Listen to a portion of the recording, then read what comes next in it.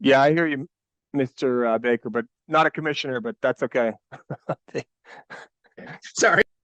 No, it's not, members of the public probably look at this process and wonder, who are all these people and what exactly is all of this? And one thing I can tell you is that having spent a number of years now in the agency and having worked for a long time outside of the agency, uh, the many questions that we ask here and resolve and the impact they have on the lives of every citizen in New Mexico, there are not enough redundancies in terms of opportunities for thought about the subjects. So it's if you ever feel like It's who are all these people, it's like, well, we're all trying to get towards what is the best answer, and there's yeah, not enough thinking that can be done about that. yeah. It's an amazing process, and the trying to balance obviously the public with the utility, with the judicial part of it, and the legislation, what they think they're legislating, and yeah, it's amazing. It is, but I mean, it's a testament to the regulatory process in this country. Like if you go to the these trainings that sometimes these public utility groups put on, like the Center for Public Utilities or out in Michigan. I heard one time someone say that the American electrical system is the most sophisticated machine ever built.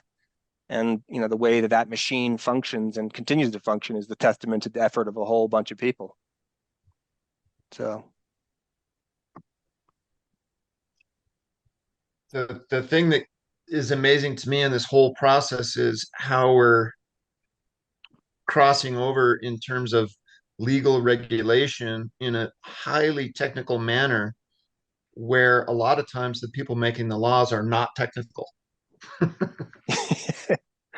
yeah, you're having lots of good insights, Mr. Baker. You're right with it. All right, it's 9 a.m. Mr. Lee, you ready? Yes, sir. Very good. So we're on the record. We are here for the supplemental hearing in case 22-00058 UT. Today is Tuesday, April the 23rd, 2024. My name is Christopher P. Ryan. I was appointed as the hearing examiner to preside over this case. This is a supplemental proceedings in which we are participating today. The initial public hearing in this case was conducted in March of 2023. Following that hearing, P&M, the applicant, was ordered to provide a benefit cost analysis, or BCA, or CBA, cost benefit analysis.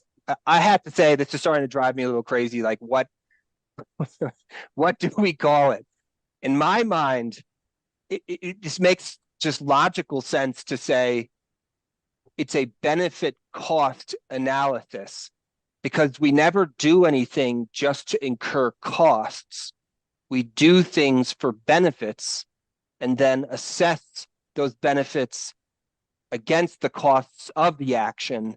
And that is the thing that we call analysis.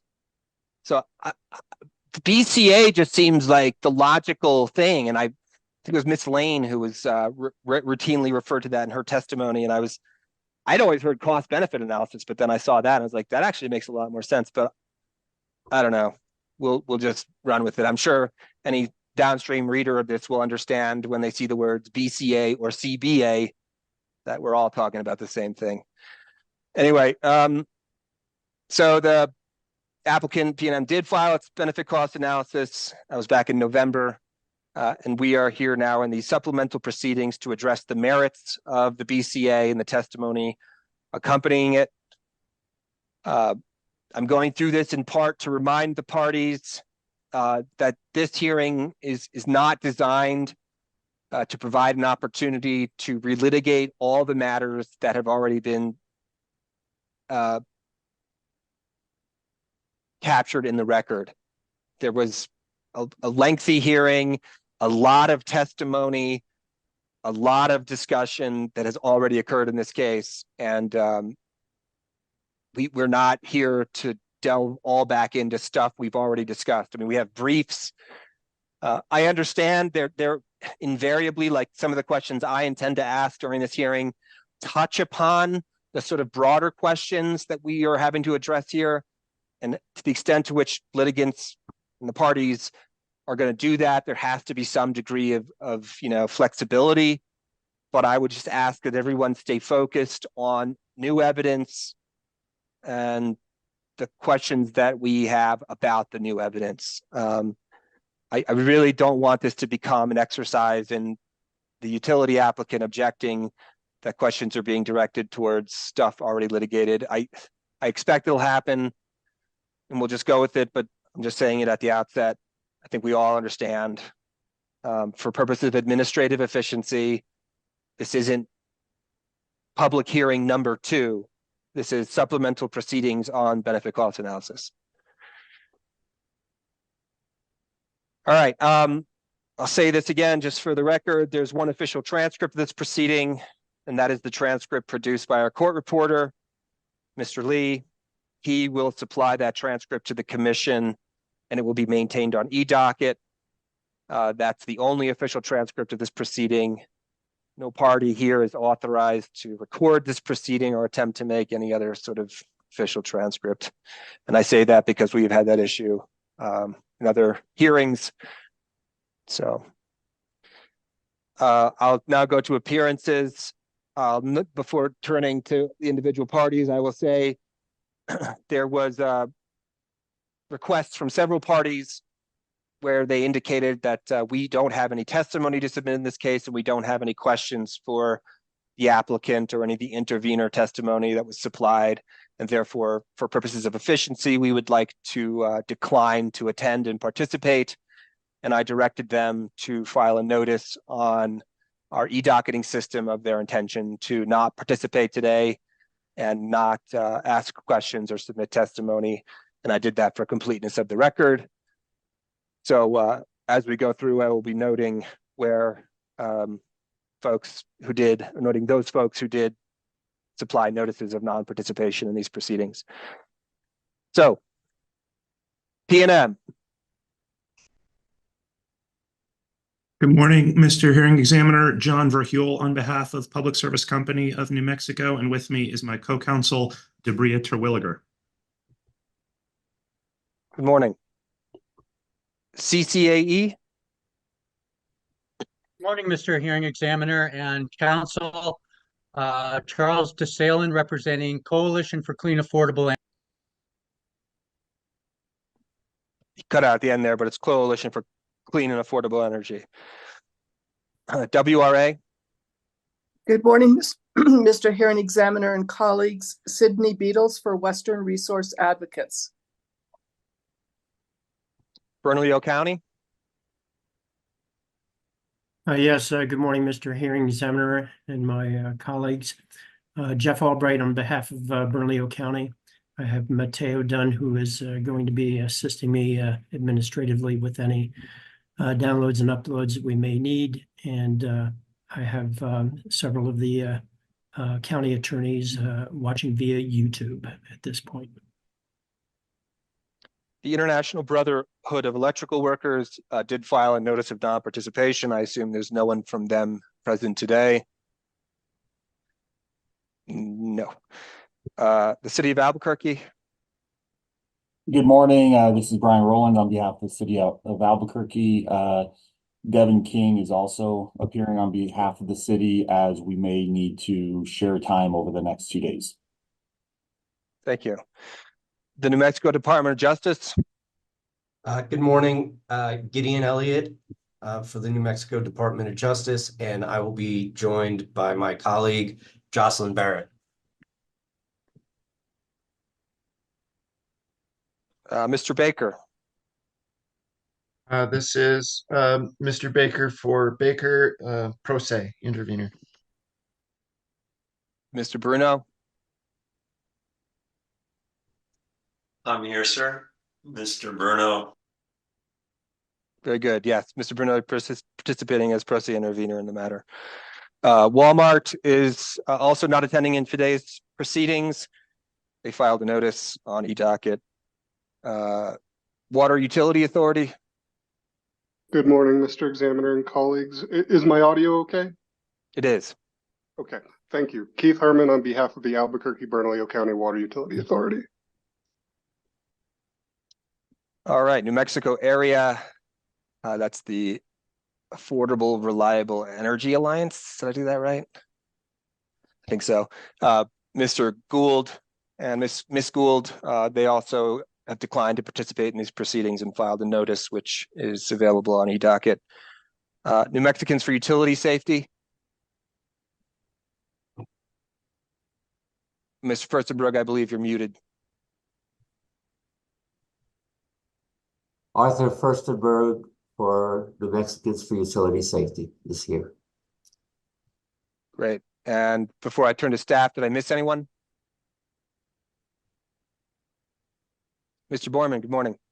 Good morning, Mr. Hearing Examiner. Bradford Borman, appearing on behalf of Utility Division staff. Okay, everybody is here. I don't see anyone who's not appeared, so everyone's present. For the record, I'm going to note something. There was an order issued just the other day describing what was discovered at the pre-hearing, and that was initially the parties requested a 2-day hearing, but then for cross times, it was clear that really they wanted a 3-day hearing. So we added a day of hearing, and that's explained in an order. I'm just noting that here for the record. And our 3rd day of hearing will be Tuesday, the 30th. And the reason these days can't be consecutive is that I have other proceedings at the end of this week. And then Tuesday was actually the earliest availability of our court reporter. So that's why it's Tuesday, Wednesday, and then another Tuesday. The commissioners and hearing examiners may have questions, or the hearing examiner may have questions during the proceedings. I did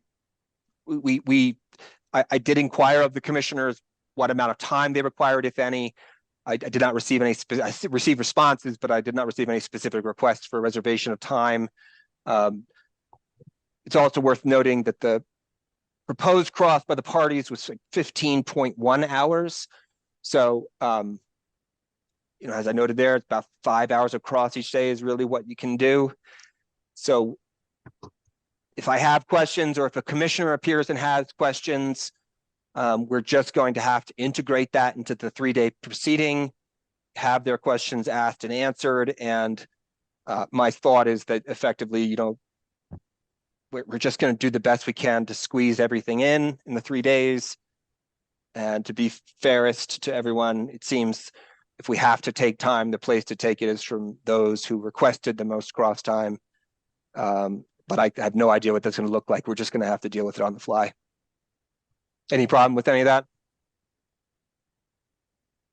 Good.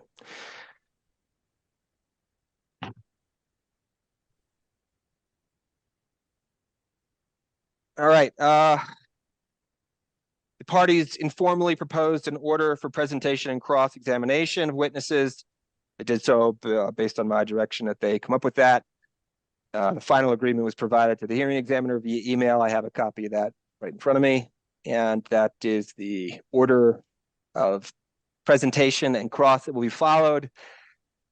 And it will also be the amount of time that each party will receive for cross-examination as specified by the party. So effectively, you guys are getting what you want. So anything further? There are no pre-hearing motions. Any that were filed were addressed. Before we turn to P&M's first witness, anything from any party?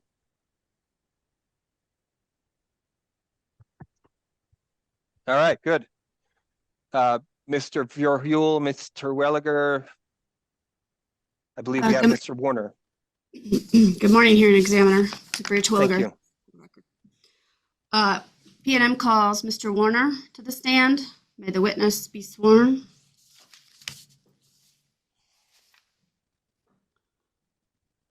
Mr. Warner, will you please raise your right hand? You solemnly swear the testimony you're about to give in the matter of opinion should be the truth, the whole truth, and nothing but the truth, so help you God? I do. Thank you, sir. Good morning, Mr. Warner. Good morning. Can you state your name and title for the record, please? Omni Brent Warner. My title is the Director of Distribution Engineering and Grid Mod for Public Service Company, New Mexico. Thank you. And do you have in front of you what's been marked as P&M Supplemental Hearing Exhibit Number 1, which is your I do. supplemental testimony in support of the CBA? Yes, I do. And was that prepared by you or under your direction? Yes, it was. And is that testimony true and accurate to the best of your knowledge? It is, with the items that were actually addressed in supplemental 2 of my supplemental testimony. Okay. So taking into account your second supplemental testimony, if I asked you the same questions in P&M Supplemental Hearing Exhibit Number 1 today, would your answers be the same? They would. I request admission for P&M Supplemental Hearing Exhibit Number 1. Any objections? P&M Supplemental Hearing Exhibit Number 1 is admitted. Thank you. Mr. Warner, do you have what's been marked? Do you have in front of you what's been marked P&M Supplemental Hearing Exhibit Number 2? I do. Is that prepared by you or under your direction? It was. Is that testimony true and accurate to the best of your knowledge? It is. If I asked you those same questions today, would your answers be the same? Yes, they would. I request admission for P&M Supplemental Hearing Exhibit Number 2. Any objections? P&M Supplemental Exhibit Number 2 is admitted. Thank you. Mr. Warner, do you have in front of you what's been marked as P&M Supplemental Hearing Exhibit Number 3, which is your testimony in response to the January 30th, 2024 bench request? I do. Was that prepared by you or under your direction? It was. That testimony true and accurate to the best of your knowledge? It is. If I asked you those same questions today, would your answers be the same? Yes, they would. I request admission of P&M Supplemental Hearing Exhibit Number 3. Any objections? P&M Supplemental Hearing Exhibit Number 3 is admitted. Thank you. Mr. Warner, do you have in front of you what's been marked as P&M Supplemental Hearing Exhibit Number 4, which is your rebuttal testimony in support of the CBA? I do. Is that prepared by you or under your direction? It was. Is that testimony true and accurate to the best of your knowledge? Yes, it is. If I asked you those same questions today, would your answers be the same? Yes, they would. I request admission for P&M Supplemental Hearing Exhibit Number 4. Any objections?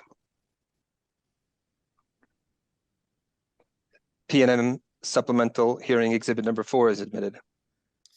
I tender Mr. Warner for cross-examination. And we have the Water Utility Authority up first for 10 minutes. And let me Thank pull you, up Mr. Examiner. see if I can get the timer up here. Just give me 1 second.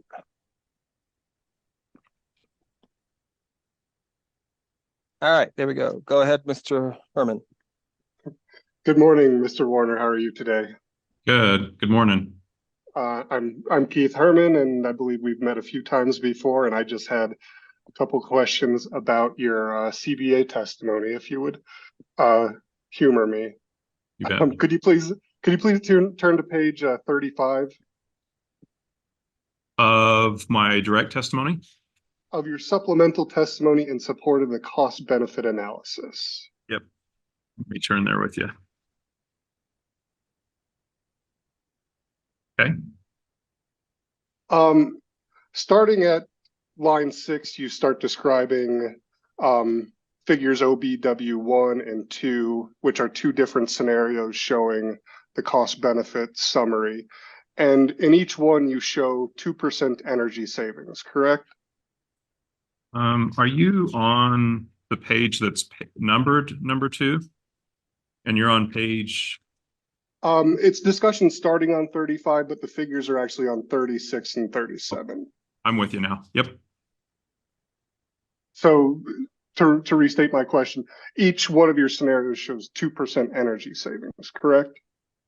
On the benefit, yes. And what exactly is there a unit associated with that 2%? Is it a dollar value or is it a kilowatt hour? We quantified our benefits in dollars. So all the benefits were quantified as dollars. What we did is we grouped some of our benefits into different categories. And so the benefit there that's being described as energy savings, it is the benefit from the grid mod investments that is categorized as an energy saving. So the benefit was actually calculated as a dollar. Okay, thank you for that clarification. And in general, that benefit was derived from reduced energy consumption, correct? That's correct. Okay. So my questions are about that, the savings associated with that.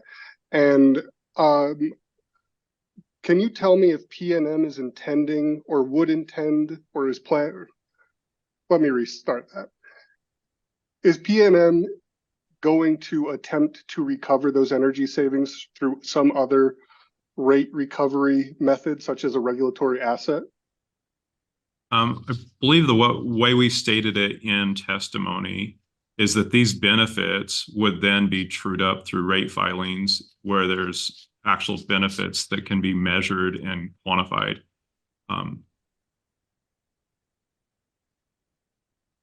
So what I'm trying to get at is PNM going to try and recover revenue that it otherwise would have made from those energy sales through perhaps a decoupling mechanism? That might be asking a rate design question, and I'm probably not the right one to ask the question about rate design. Do you know who would be the proper person to ask that question? Yeah, I would defer that one to PNM witness Settlage.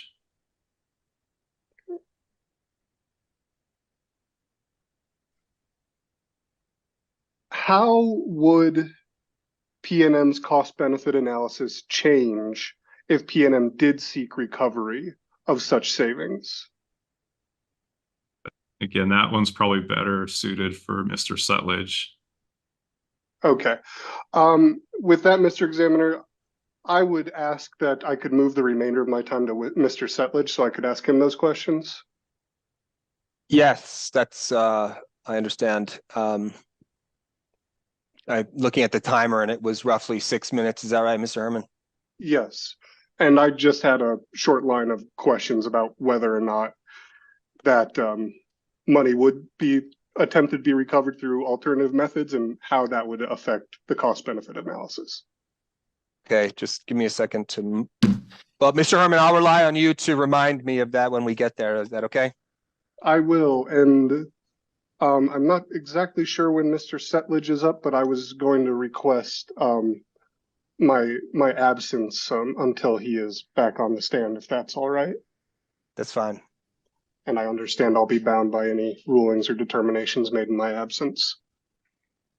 Great. Thank you much. Thank you very much, Mr. Warner. Have a good day. Yeah, you bet. You too. Sorry, Mr. Lee, did you say something? I said I couldn't hear the rest of Mr. Herman's statement. He said, I understand.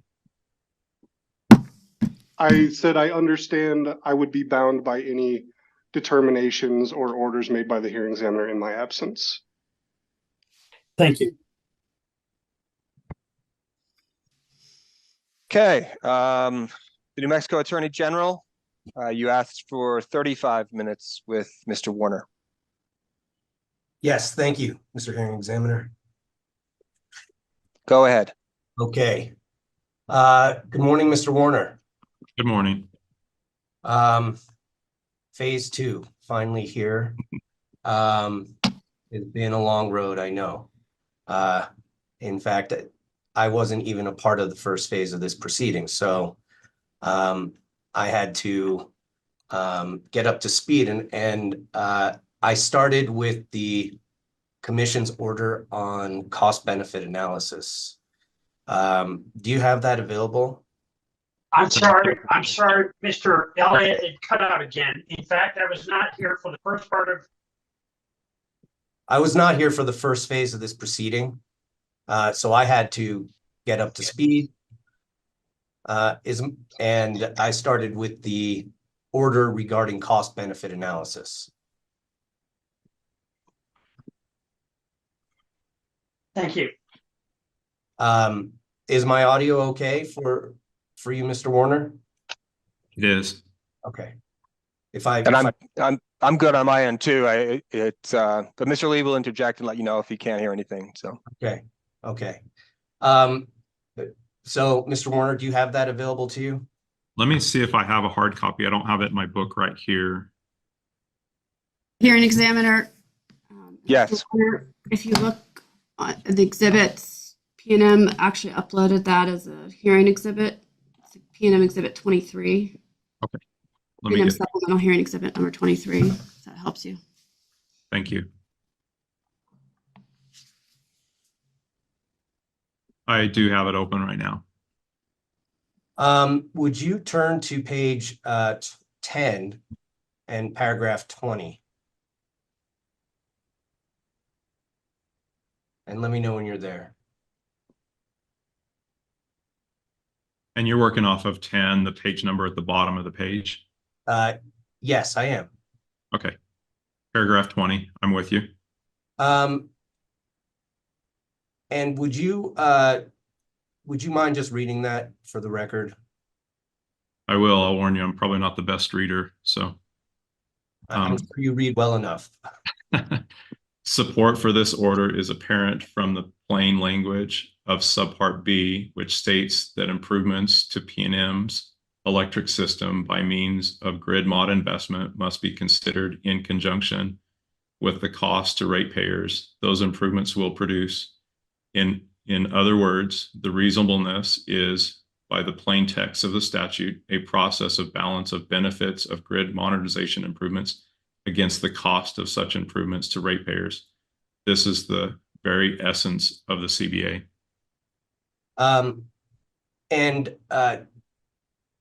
Do you agree with that, with the commission's position there? Let me look at it again. I warned you a little bit that I don't read out loud the best. I do have a little bit of dyslexia, so let me read it quietly to myself. Sure. And then I can answer your question if that's okay. Yeah.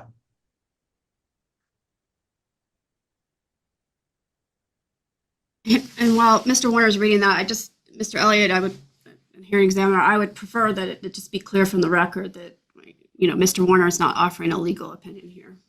Understood. Okay. Mr. Elliott, can you repeat your question for me again, please? I just wanted to know if you generally understand what the commission's saying there. I do. Okay. And then I'll read the next portion there, paragraph 21. Therefore, prior to P&M's application for approval, it should provide the commission with a CBA to establish a baseline for performance going forward and to prioritize any metrics that are established now or in a subsequent proceeding. And let me just stop there and ask you, from your conversation with Mr. Herman, is it P&M's intent to provide those metrics in a subsequent proceeding, or are they in this, are they in the CBA testimony? So we use metrics in the CBA to quantify how the projects would be deployed and the benefits that they would derive. We've been very transparent, and we've repeated several times throughout this case that we would be willing to work with stakeholders to establish the metrics that are appropriate for the grid mod investments. And so we stand by that same commitment. So they have, okay, just to be clear, they're not, I shouldn't be hunting through the testimony and filing for it. We haven't done it yet. I would agree that there's benefit to doing that with stakeholders. Okay. The next sentence there, the GMA, the Grid Mod Act reasonableness test authorizes the commission to request P&M to perform a CBA to support its application. And then I'm just going to skip to the last two sentences here of this paragraph. The reasonableness test standard demands that P&M be held accountable to deliver the value promised by these improvements. a CBA is an important tool to show when and from which combination of improvements will result in the most value, and to assess if PNM's timing and relative value of the proposed investments are reasonable. Was that something you reviewed before preparing the CBA? It was. Okay. And then I just, as I was reading through this order, it then provided a number of filings as examples of CBAs. And I just wanted to tick through these and ask you. So the first one was 21-00269. That's EPE's grid mod. Did you review that one? We looked at theirs. Okay. And 22-00178, that was SPS's. Did you review that one? I did look at theirs. Okay, and then the commission referenced in paragraph 25, witness Lane's testimony. She referred to an XL CBA in Minnesota. Did you look at that one? Yes.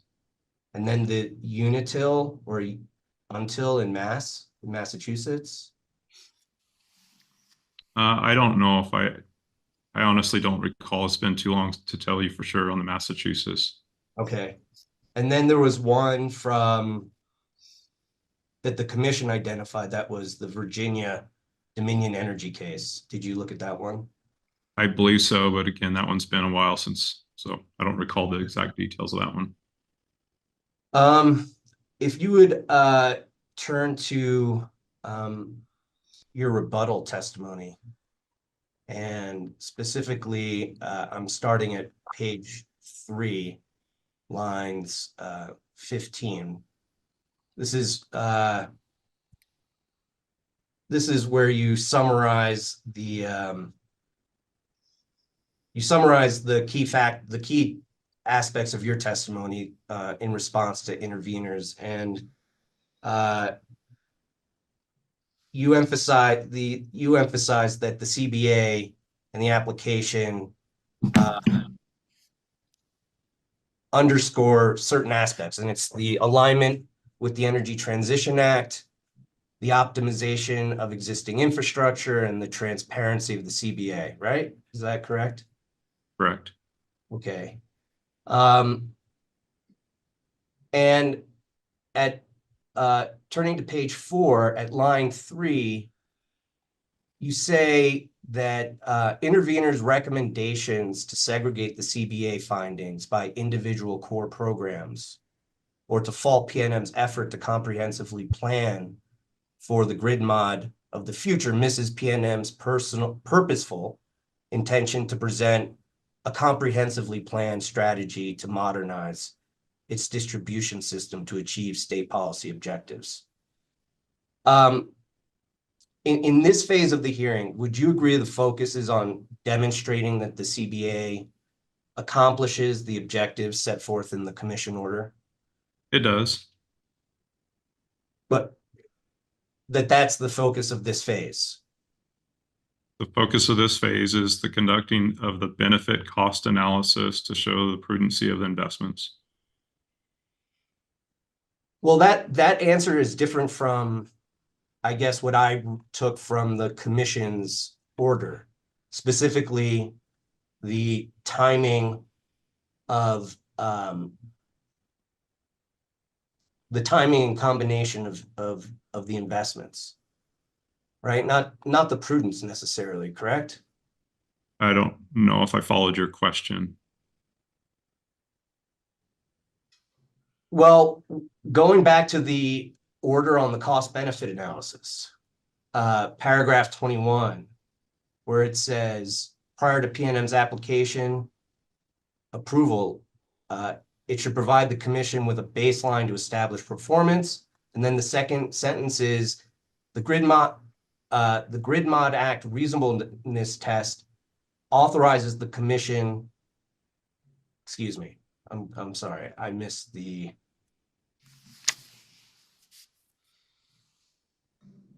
Yeah, the last two sentences of paragraph 21.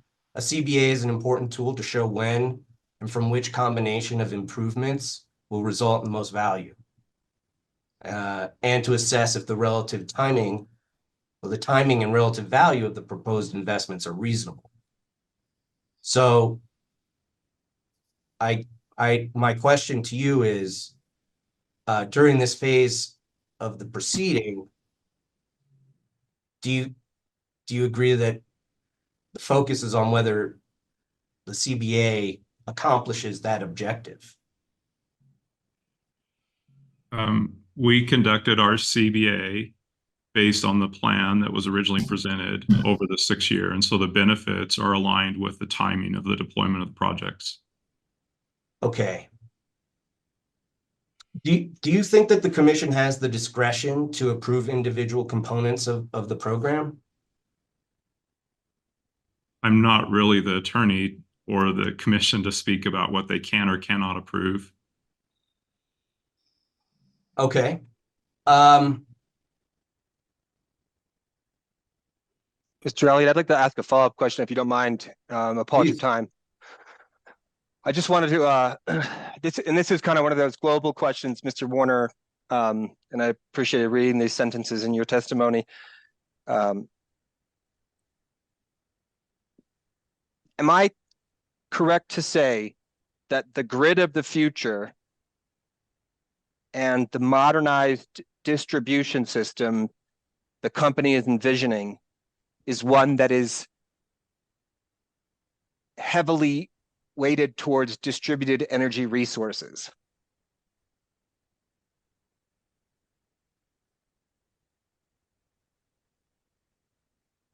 Yes, you're exactly right. And that's exactly what we tried to propose in our grid mod. And so if you got that takeaway, then you got the right takeaway. The investments that we're proposing are the investments needed to integrate DERs based on the level we have today and the levels of which we see in the future.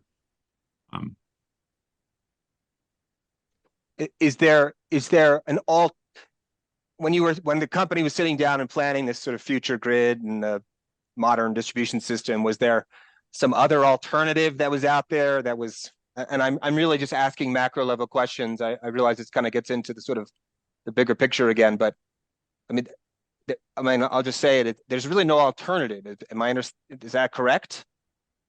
Well, the alternative becomes kind of a timing and how fast do we move? I will say that in the future, there's probably other programs that will build upon the base technologies that we've provided in our grid mod. And so those will build what really the grid of the future, or even the interactions between the utility and customers, will look like. And I guess, I'll just come right out and ask the question. I mean, I've read all the testimony, I participated in these proceedings, I've read your BCA, I've read all the testimony in support of it and not challenging it. And the question I'm just left with ultimately is, if the plan is to move towards a distributed energy resource system, I mean, isn't it, what I understand your testimony in this case, and then as just demonstrated through the BCA, is that we have to make these investments. We do. And that, in fact, what the BCA shows is making them is a wise choice for the consumer. It is. And so I guess at the end of the day, my question to you really is like, I mean, and you're not the right witness to ask this to, but what's the justification for not approving this at this point if we're all on the same page about what the future is and how we get there? Not going to object to that. It's a timing. How fast do we want to go? And how much do we want to involve the customers in the journey? And then perhaps my question's more than anything, having read all the testimony and gone through all of this, is fodder for thought for the interveners as they think about their questioning. Okay. Thanks. Mr. Elliott, back to you. Oh, correct. Okay, thank you, Mr. Hearing Examiner. Well, just following on the hearing examiner's line of questioning, Mr. Warner, would you agree rates can be just and reasonable, but also unaffordable? I'm Probably not the right one to speak to the rates. So we do have other witnesses to speak to the actual rates. So, But you understand the gist of my question, right? That we may need grid mod investments. They may be reasonable for that reason, right? And the allocation put through the rate mechanisms would be just, right? But they could still be, depending on how fast they're all added to rates, it could become burdensome for certain customers, right? For low-income customers. our goal and objective is not to overburden any one customer class. So we've worked with stakeholders. We would continue to do that on the rate design and the timing. Yes. So that just gets to I think the question that the hearing examiner was getting to, and I guess that's framing my line of inquiry here. And I do have specific questions I want to get to, but the issue for the customers is really about the timing, right? Because if things could, and you're saying they can't be from your testimony, I take it, if they could be broken apart and rolled in phases, right? If there's certain technology that the commission finds is of greater value to the customers sooner than other technology or other components of the plan, then the commission, in its discretion, might choose to approve one component versus another at this point, right? I'm not going to speak of what the commission can or cannot do. What I can share is delaying investments will only increase cost. Costs are not going down through time. And so the sooner we act, the sooner we can actually take advantage of the technology and start delivering benefits. So there's actually a benefit to starting earlier. Okay. So moving on to Ms. Lane's testimony. Her first point that you address is that PNM should have conducted an individual CBA for each of the 5 core programs in isolation. Ms. Lane identified several concerns with the CBA, including that PNM did not conduct a separate CBA for each core program, meaning that you assumed all the programs would be approved, right? Correct. Okay. And on page 7 of your rebuttal, you respond to the question, are these overarching concerns valid? And you say, no, they're not valid. Conducting a CBA that considers the core programs in isolation misses PNM's intent that all 5 core programs are critically necessary as a cohesive group to both match the pace of customer DER installation as well as to prepare for the grid for the expected future adoption of DERs. When you say, and I guess this is the point, when you say Ms. Lane misses PNM's intent, you're referring to the intent of the company in presenting its application, right? Or in conducting the CBA analysis. The intent that all of the technologies presented in PNM's grid mod plan actually work in concert, and they're required to work in concert in order to deliver the benefits. Okay.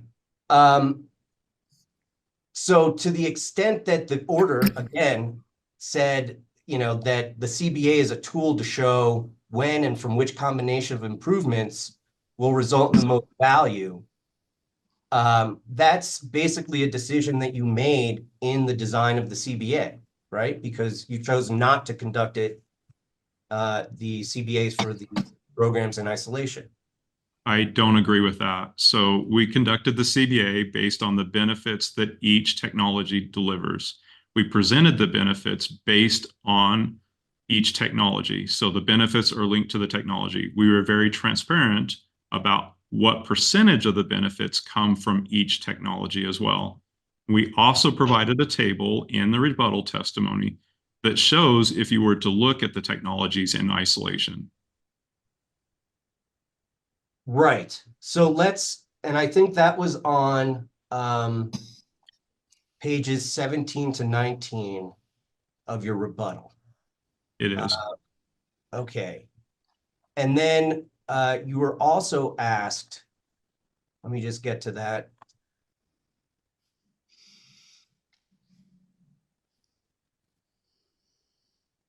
Okay. So this is where you say, despite PNN's belief that it should be reviewed as a comprehensive unit, you did conduct, you did say that the CBA can be viewed in isolation as requested by DOJ witness Lane. Do you also have responses to the NMAG's fifth set? If you'll give me a second.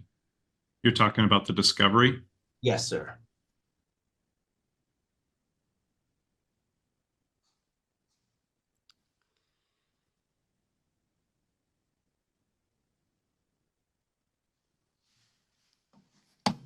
I have it open, I believe. Okay. So these questions were directed to you. The question 5.1 and 5.2, I believe. Correct. And question 5.1 refers to tables OB1 through 4, and these are on pages 18 and 19 of your rebuttal. And question 5.1b asked whether the benefits presented in OBW1 are in total dollars or net present value. And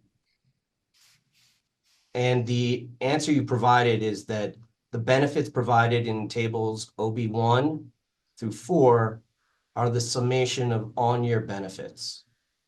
The CBA analysis discounts the on-year benefits back to the net present value, right?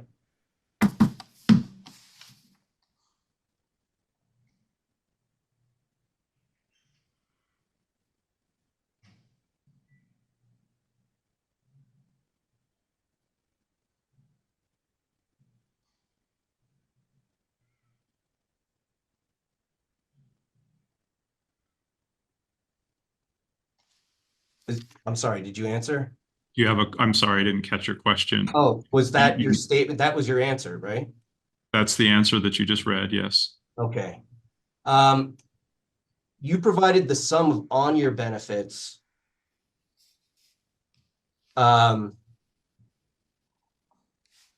provided the sum of the on-year benefits in response to Ms. Lane's recommendation that PNM conduct a CBA for each core grid mod program in isolation. Is that right?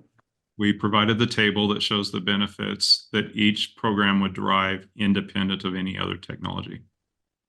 Okay. But the sum of on-year benefits, that's different from a net benefit, right? We did not. So those numbers are the value of the benefits in the year in which they accumulate, and then we accumulated over the life of the program, the 20 years. We did not conduct a NPV number and pull that back to 2023. That's not what those numbers are representing. Okay, but you took, here's what I don't understand, is you took the effort in your rebuttal to sum the benefits in isolation, but you didn't take the additional step of just conducting the CBA in isolation to calculate the net benefits. Yeah, why? All right, go ahead. Well, why is that? There was literally thousands of calculations that we went through to conduct this cost benefit analysis. So the value that we produced right there are the numbers that we had in the table. We calculated the benefits by year. When we conducted the cost benefit analysis, we did that exercise in the Copperleaf tool. Like I said, there were thousands of calculations we went through. So it wasn't a simple mathematical to be able to just pull the NPV on those numbers right back. That's not something we produced in the original calculation. Okay. So let me just ask a question, and this is sort of just my own trying to understand here. so looking at IVVM, right? This is the voltage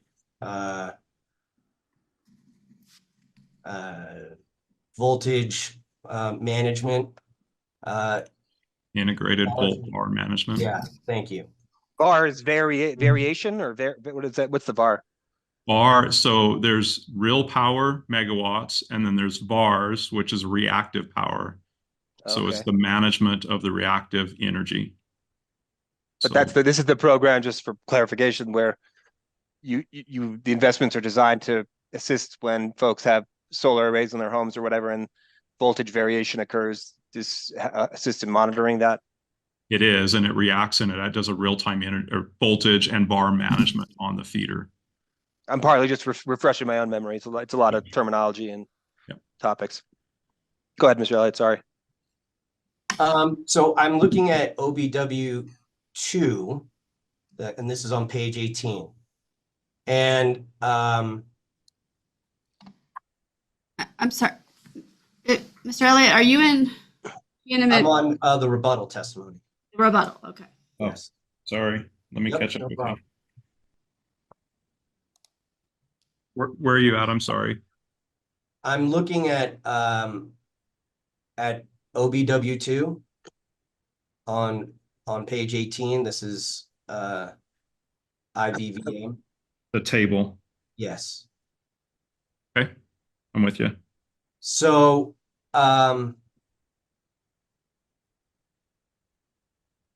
here I just want to understand. So IVVM, can it be deployed outside of a grid mod? So these technologies can be deployed independently. There's nothing that stops that. The So benefits that are captured are based on how the programs are operating. So let me just ask. So I see the benefit with dependency column, right? Increasing DER hosting capacity, DER carbon offset, and maintain power quality. Those benefits with dependency are the dependency there is DERMS, distribution planning tools, FLISR, right? And presumably AMI. The benefits for IVVM are linked or directly correlated with distribution planning. So that's benefit with dependency, correct? Correct. Okay. Then you have benefit in isolation. So that's reduction in utility energy requirements, reduction in customer energy costs, and avoided capacity requirements. But we don't know, for example, what the benefit might be if you just combined IVVM with, say, distribution planning tools. Well, IVVM combined with distribution planning are the benefits that are captured in the benefits between those two tools. And so I would sum the benefit. How would I determine that? They're the benefits we presented in our BCA calculation.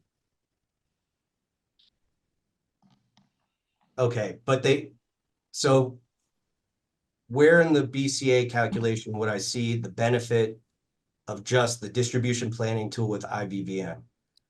Those are the benefits that are presented. So IVVM and distribution planning, they operate in concert between 30% DER penetration up to 60% DER penetration. So those benefits are shared between those two tools. And one way to think about it is distribution planning is necessary for us to plan the grid. And in that planning process, we will determine that there are areas that we need to correct the voltage on our system. So if we only invest in distribution planning, we're going to know there's problems on the system, but we cannot do anything to fix them. So the fix the issues comes through IVVM. IVVM is then deployed to rectify the voltage issues that are found through the distribution planning. Those two tools or programs work in concert with each other. Okay. I understand your response. Let's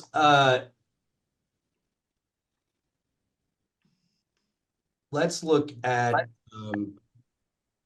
page 20 of your rebuttal testimony.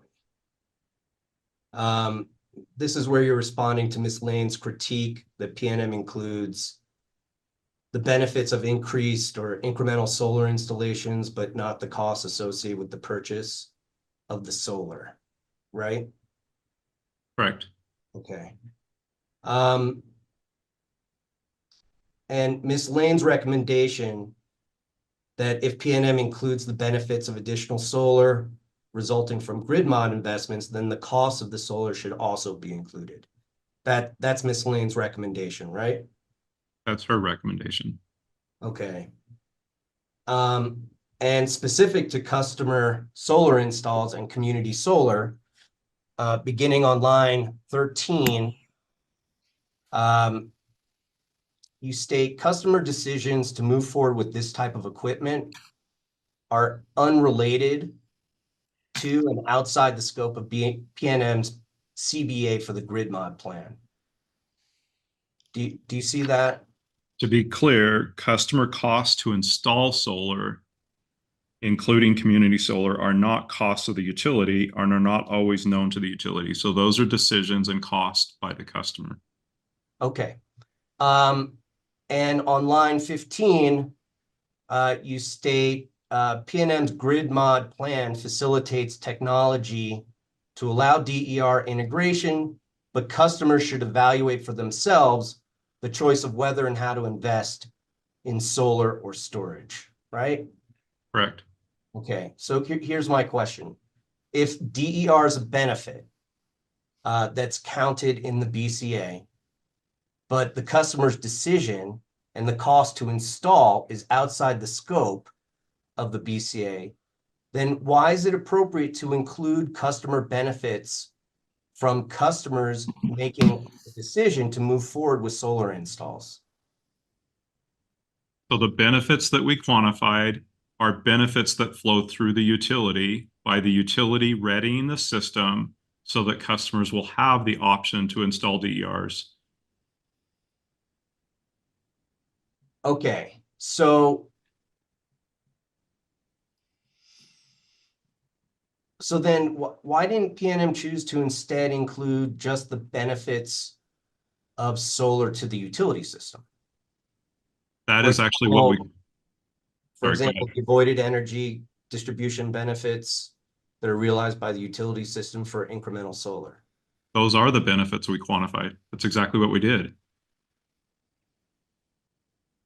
But you're also including benefits. So you're saying the benefits are flowing through the utility to the customer, right?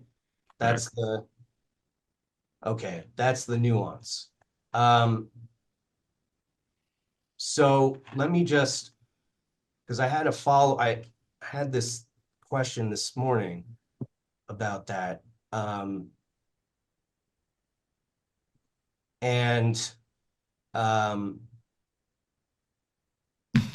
So if you would,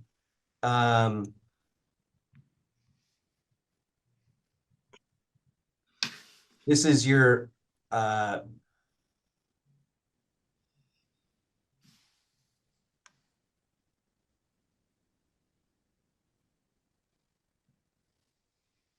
so in the CBA, you have a category that's direct customer benefits, right?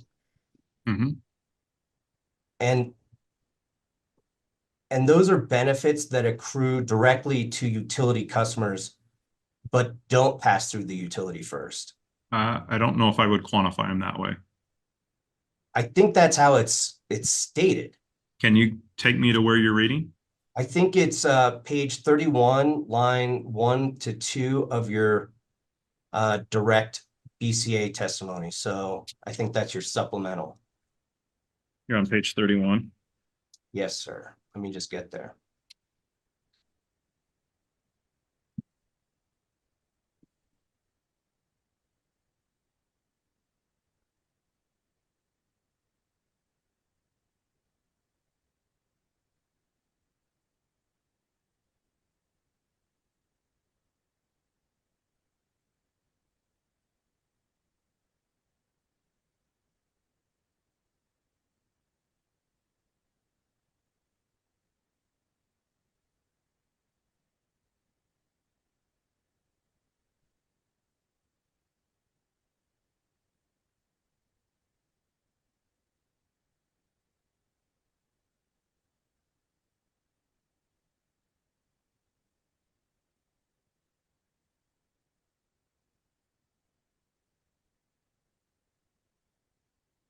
No.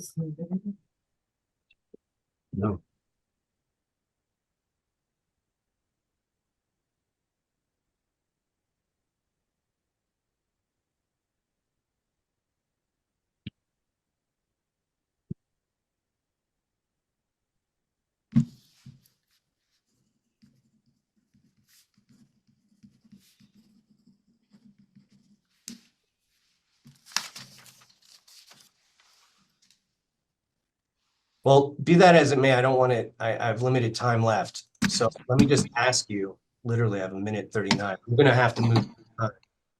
But so you don't agree with the characterization that that direct customer benefits flow to the customers outside the utility? They flow through the utility. Okay. So all benefits in this instance flow through the utility. They flow through the utility because we were preparing the system to be able to accommodate the DERs. Okay.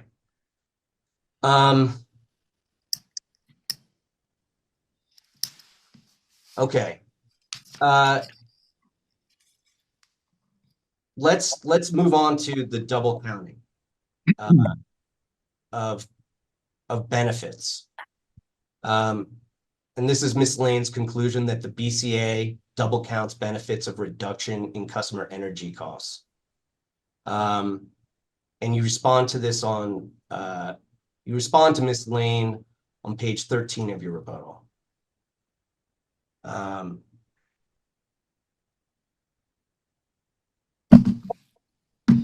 You turn to page 13 for me? Let me know when you're there. Yep.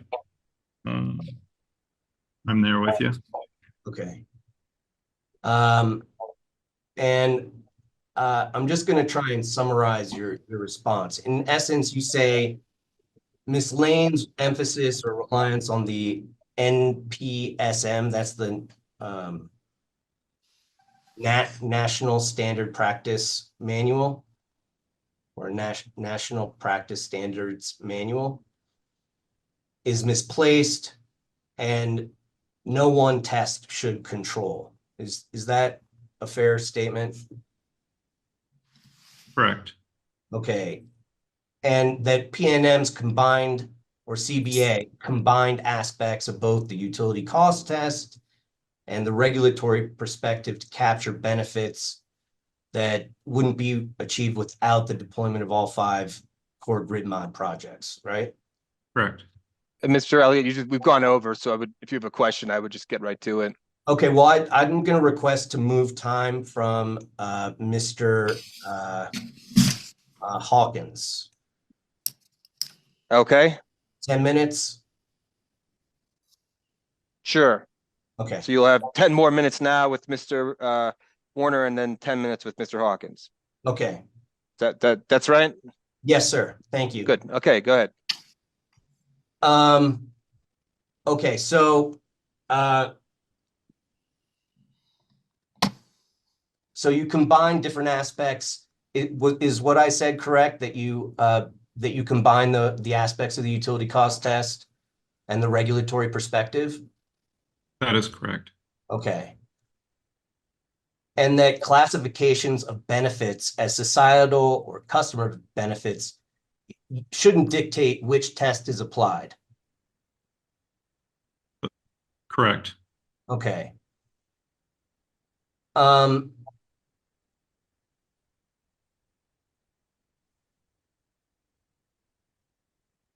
So, and then in fact, on page 14, you say that PNM CBA isn't evaluating the cost effectiveness of the deployment of customer DERs. Is that also correct? Correct. We did not evaluate customers adopting DERs.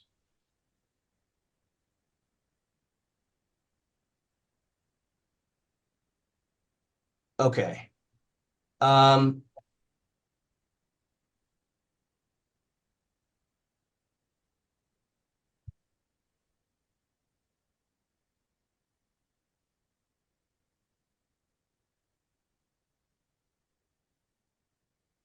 So let's look at I think this is page 23 of OBW1. This is the CBA for the IVVM.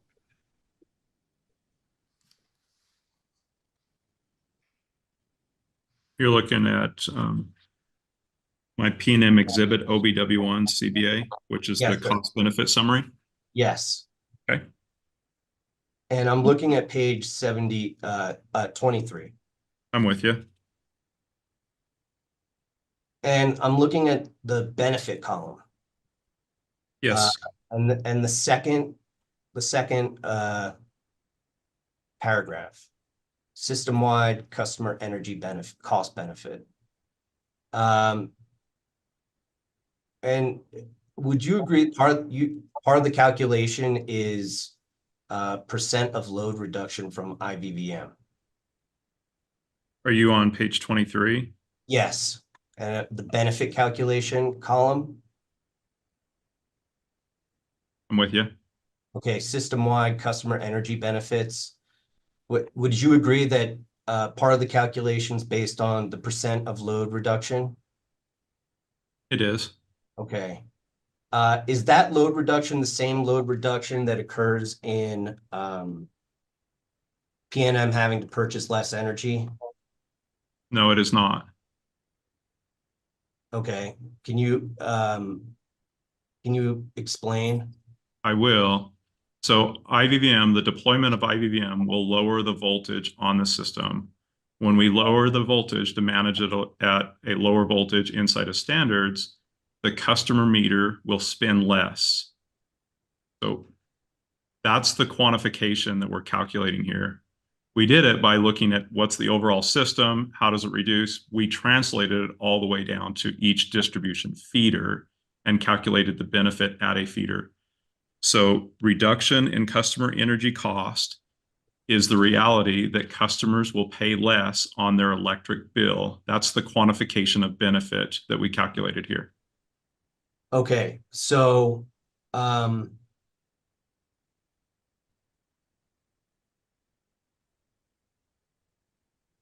these, and of course, these are the savings that ultimately flow through to customers. Correct. Is this the same way that PNM conducts a CBA for energy efficiency measures? I did not conduct the CBA for energy efficiency, so. Okay. So you don't know if PNM counts both the reductions of customer energy and the reduction in utility energy requirements? I didn't conduct the energy efficiency cost benefit analysis. Okay. So just as a follow-up, there isn't like a standard methodology that PNM uses internally for CBAs? We followed the practice that was actually outlined in many manuals, including that referenced by Synapse, where we aligned the benefits to the programs in which we're being deployed. I don't believe that one specific standard applied is the right approach because it may not align to the use of the technology. Okay. So I just wanted to ask you one other question. If PNM receives federal funding for any of the proposed investments, would that necessarily reduce the cost to customers? If PNM was, I believe your question is, if we were to receive funding from the federal government to fund the programs that are proposed in PNM's grid mod, would we apply those to the capital costs? Yeah. The answer is yes, we would. Okay. Have you applied for any funding through the DOE? We have applied for funding. Do you know if you applied for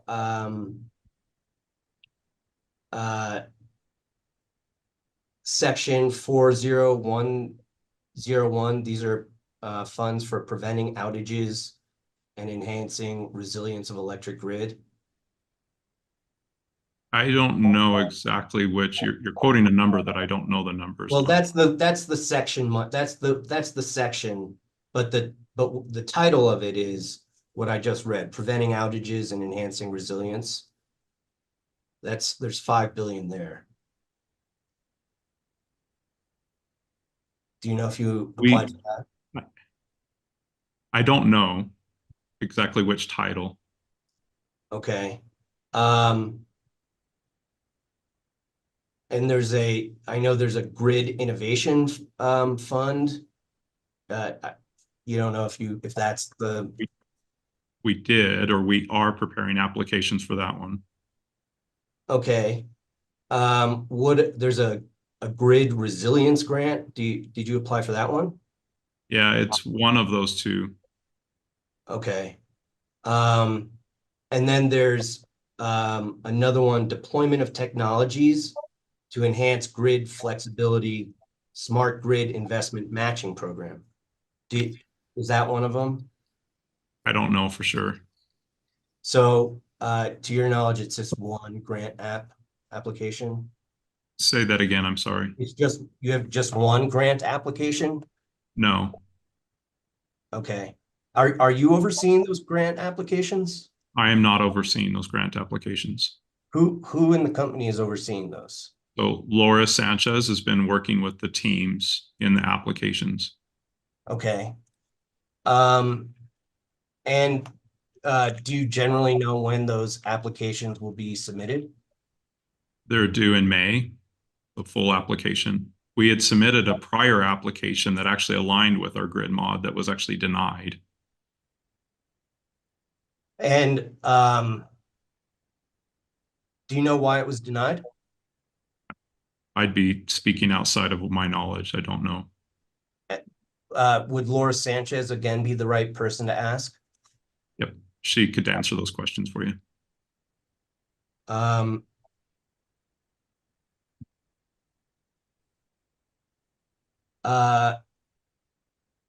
Just one last question, since I do have a minute and 25 seconds. I noted in your rebuttal testimony, I have to find the specific citation, but it's on page 4, line 10 to 15.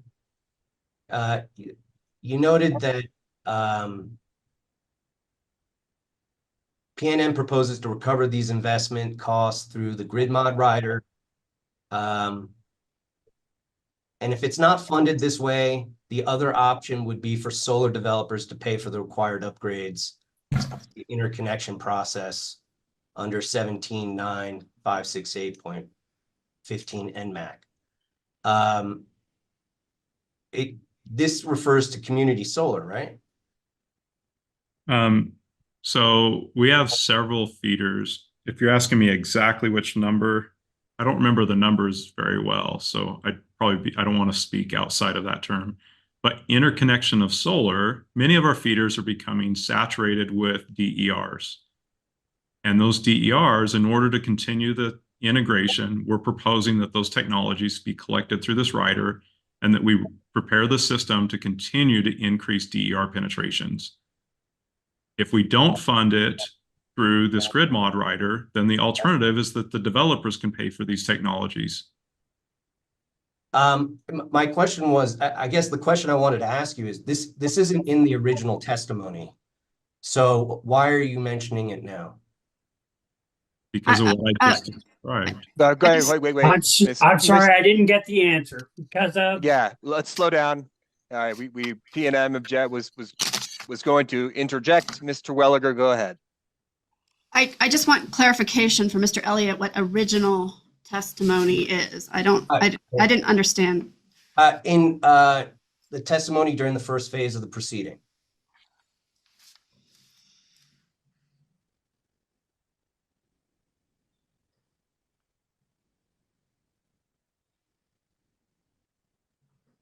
Maybe Can you ask the question again? Yeah, with that.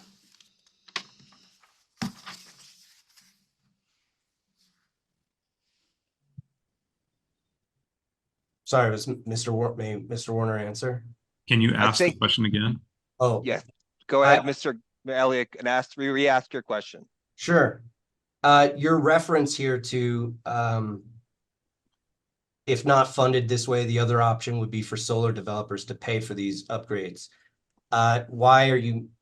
It wasn't in testimony during the first phase. Why do you mention it now? trying to bring clarification. So there's multiple ways we could modernize the grid. There's multiple ways costs could be recovered. We're just presenting this as one of the alternatives.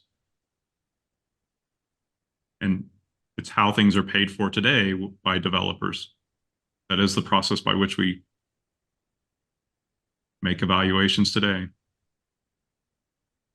Okay, so it just, nothing new happened between what phase 1 and phase 2 that you decided to make this additional observation.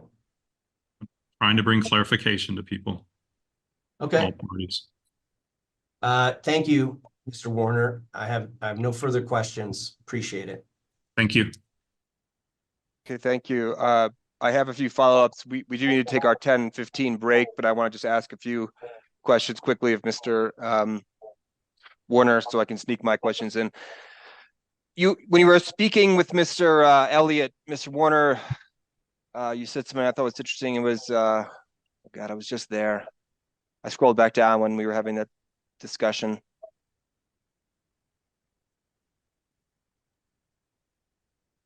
Oh, you told him, correct. We did not evaluate customers adopting DERs. And so I just want to try to understand something. The distribution system is being modernized to accommodate all these DERs. But on the utility side, the position is to the extent to which people are going to embrace rooftop solar, those costs are for them to deal with. Those are their personal decisions, yes. Is there any, I mean, when I hear that, it sort of strikes me as a major disconnect. It's like, wait a minute, we're going to have a whole distribution system that's purpose designed for distributed energy resources, but then make the individual ratepayer bear costs associated with putting solar on their houses, and that's expensive, right? There's a cost to install solar. All right. So the benefits that we calculated are benefits that are seen across the system. And, you know, one example we can just speak to is like distribution planning. By planning the system in an effective way, we lower the overall cost of building the system out. Another one is integrated volt VAR. We're managing the voltage at a lower level. All customers will reap the benefit of managing voltage at a lower level. Those customers that have solar and those customers that do not. But those are the benefits that we attempted to capture in our benefit cost analysis. Yeah, I understand. I guess the question I'm asking ultimately is there some, I mean, is there a missing piece to this puzzle in the sense that if we don't make it affordable to throw solar on your house, all these investments are kind of worthless? But there's many customers making that decision today. And so what we aligned on our cost benefit analysis is we looked at our IRP numbers, which are projecting another 500 megawatts behind the meter by the year 2040. Those are the numbers that we used for projection of benefits. And it's a 6.5% growth. So we just worked off of the numbers and the trends that we're seeing today. Okay.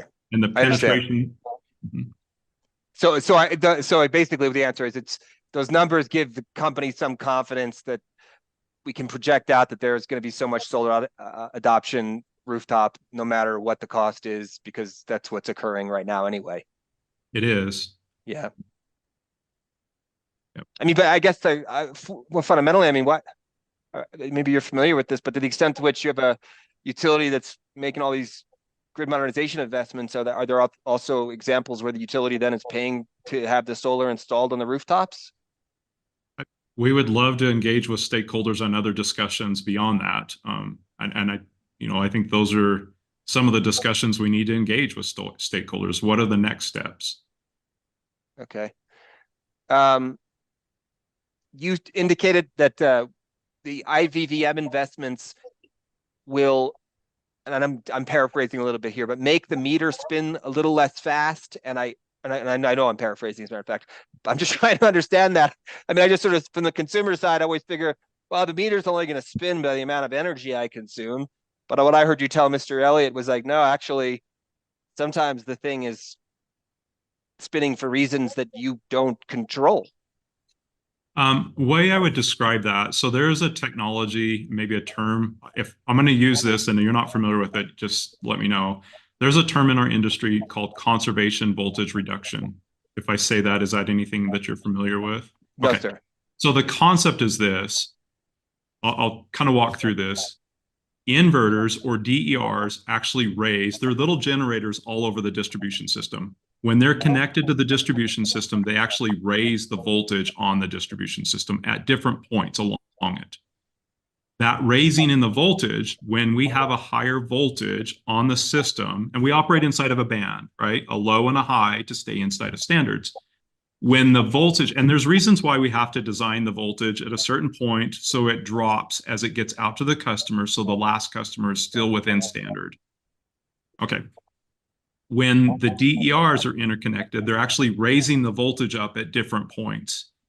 That raise in voltage actually equates to more megawatt consumed at a customer meter. And the concept of conservation voltage reduction, which has been used in the industry for years, it's been demonstrated. And that's really what integrated volt VAR will allow us to do, is manage the voltage at an optimal level. It will lower the voltage, which lowers the overall kW consumed at a customer premise. And that's the concept, that their meter will actually rotate less. I've heard all the words and I understand generally. It sounds like all a bit of magic to me, frankly. But no, it was an interesting point you made, and thank you for explaining that. Real one final question here before we go to our break, and so at a practical level, can you explain how? I'm familiar with the fact that, in your testimony you described there's two different scenarios with AMI, and if the customers shift more load, then there's going to be greater benefits to AMI. How does that work exactly? Can you explain? Is it just as simple as to say, well, if the customers respond more, they're going to consume at different times, and it'll be less expensive for them, and that's a greater benefit to them? Is that what that's about? Let me try to explain that for you. I know that there's a lot to that one, so I'll try to hit the highlights, and then I'll offer that PNM witness Mike Setledge can offer even some more details, but I'll hit some of the highlights for you. So in the AMI, we actually worked with stakeholders, and it was suggested from stakeholder during our outreach meeting to incorporate the TOD benefit into our cost benefit analysis. So we brought it back. And in that process, we said, well, how are we going to quantify benefits? What we did was we went again to our IRP model. In the IRP model, we have an assumption of a full TOD deployment. The TOD deployment will lower the overall peak. Okay. By lowering the peak, that means we need to build less generation resources to serve those customers. It's the same peak that we lower. So the low AMI scenario and the high AMI scenario is the same megawatt reduction. The benefit difference is there's different portfolios, generation portfolios, in order to serve the customers, the new peak. And the delta is the cost increment less than if we did nothing, if there was no TOD deployment. Okay. I have to just ruminate on that. I understand the words you've said, and I just sit and absorb it. Thank you, Mr. Warner. That's all for the moment. We will take our 15-minute break, and I don't know, Commissioner Ellison, if you had any questions for Mr. Warner, would you like to ask them when we come back, or? I'm fine with asking them after the break. Okay, great. So we'll do that. We'll take our break and then come back, and Commissioner Ellison will make his questions. We'll go off the record and be back at 10:22 now. Let's just call it 10:40. We'll just come back at 10:40. Okay, thank you. Great. Thank you.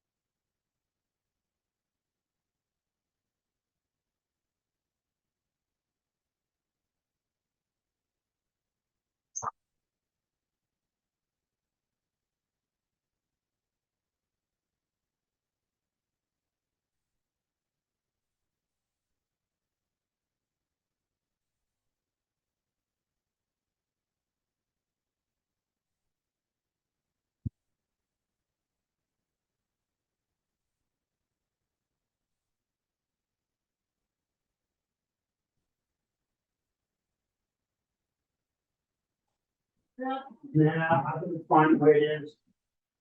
Are you on break? Yeah. You didn't want to come and give me a kiss anymore? I just.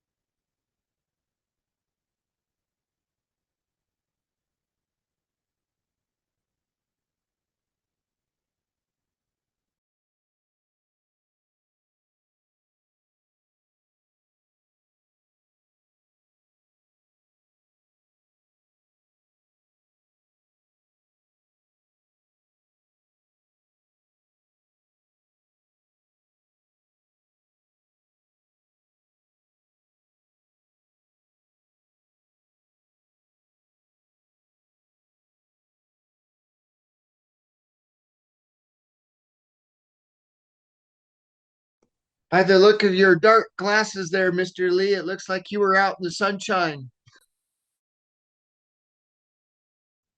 Yes, sir. It's pretty nice out, huh? Yes, sir. Are you in New Mexico? Yeah, I'm here in Santa Fe. As am I.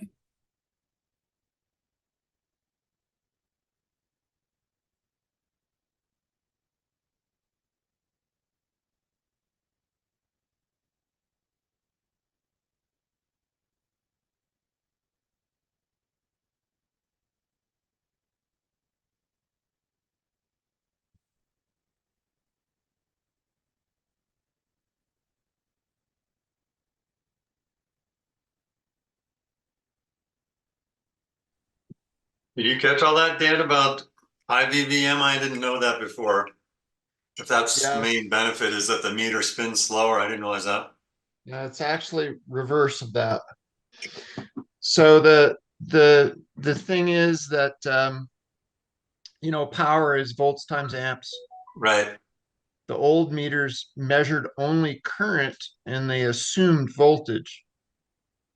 So at a higher voltage, the meter spins slower, so P&M loses revenue.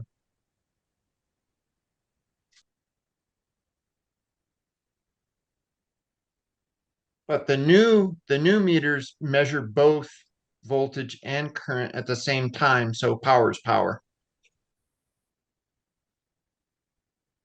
Well, interesting. I mean, I was thinking that what he said obviously isn't true across the board, because if you have I mean, like, if you have an incandescent bulb, it's going to be slightly dimmer if they drop the voltage. So it's hard to call that a benefit. But then current goes up. So it just depends on whose benefit, right? But it depends what kind of light bulb you have. An incandescent bulb, there's nothing going to make the current go up. But if it's a LED bulb, then you're right, the current will go up. Or if it's any kind of nonlinear. No, the current does no. So the whole thing is solar. So when you put solar generation online, it increases the voltage. Right. So if you had an old meter that only measures current and you have solar and your voltage goes up, your meter spins slower, which is bad for P&M, but good for you.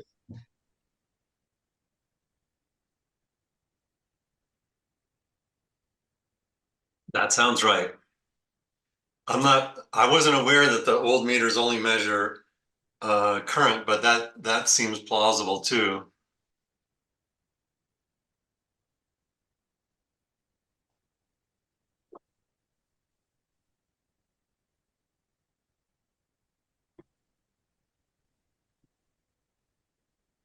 Just wait for the witness to reappear and P&M.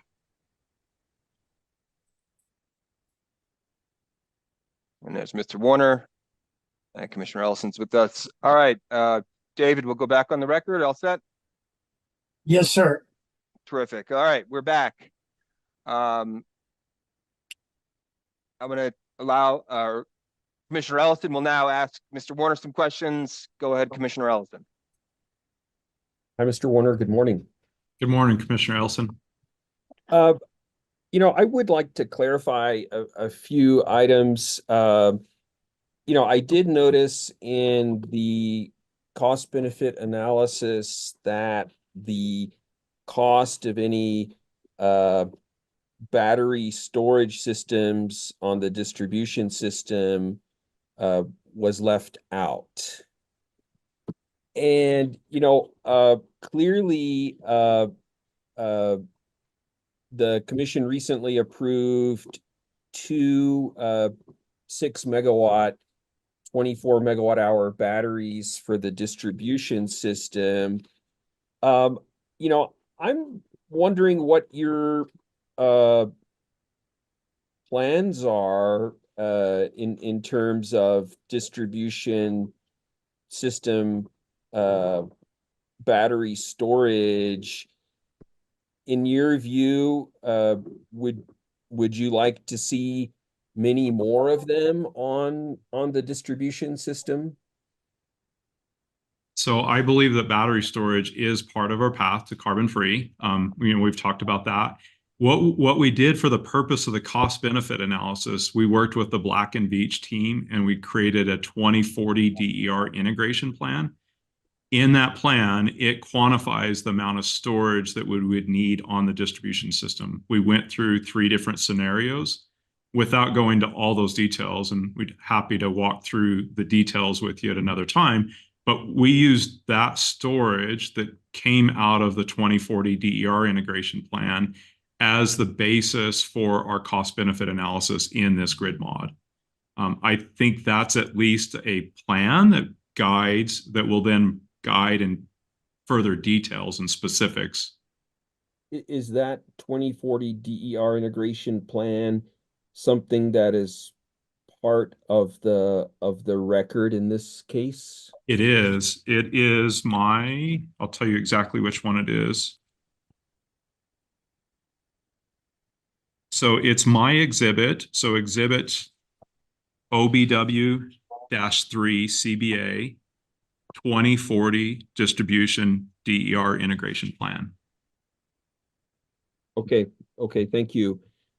And so, that obviously is, I'm assuming it would be quite an extensive build out as compared to the 2 units that have been approved.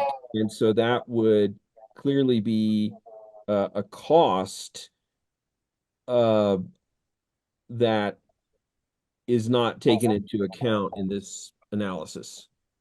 It is not, because as you're very aware, the costs and the recovery of storage actually go through a CCN process. Right. I understand. I sort of think about it as part of a overall grid modernization effort to reach a goal, even though certainly there are these different vehicles for cost recovery. And would it be the DERMS system is what is primarily concerned with those batteries? The DERMS would be optimizing the distribution batteries, whether the utility owned or customer participation. And so if you didn't have those distribution level batteries, you would not need the DERMS? So the way that we quantified it in our grid mod application was linked directly to the distribution batteries. Beyond that, and some of the benefits we did not specifically quantify in this, is there's opportunity for customer participation when we start talking about things like a virtual power plant or how do we aggregate customers' resources that might be behind the meter. And again, we did not quantify those level of benefits because those are programs that are not developed or But not again, being proposed. If you had just a couple of batteries, would you need a full-blown DERMS system to operate them? I think we need a system to be able to operate them. To what level and what scale? Like the functionality is very similar functionality.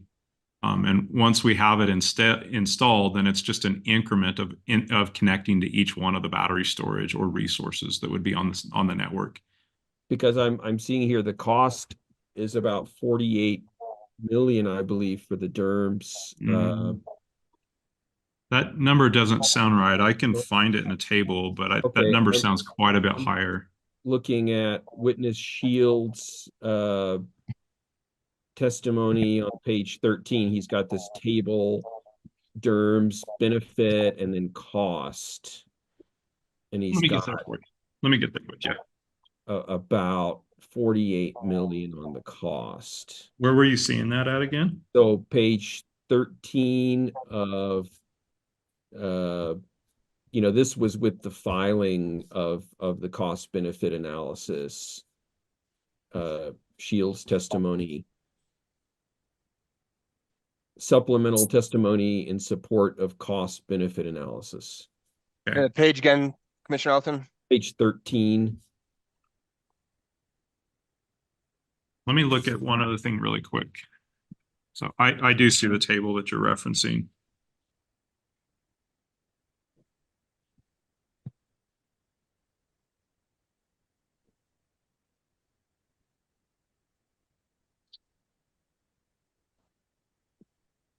So I guess my point would be here, if, you know, I can't recall exactly what the cost was on those two 6 megawatt,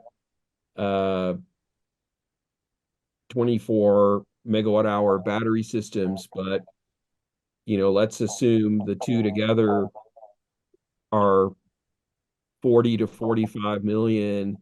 You know, it would seem pretty expensive to have to pay 48 million for a system to operate those two batteries. So we went through the cost benefit analysis, and the benefits on the DERMS as a whole, when we integrate it with the battery storage, the benefits do outweigh the cost. 11% of those benefits were assigned to the DERMS, which means that 89% of the benefits were reserved for the battery storage.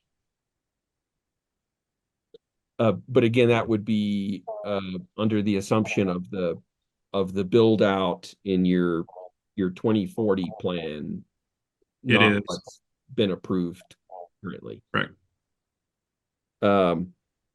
Okay, and I guess a larger question, you know, this cost benefit analysis, I mean, it feels a little bit like a black box to me, because, you know, we get sort of the output of this copperleaf model, but it, you know, from reading the you know, the cost benefit analysis report itself, it's hard to get a sense of the assumptions used. Is there some document where you've got you know, some of these assumptions outlined? There is. So if you go to P&M exhibit OBW1 CBA, which is a CBA for benefit summary.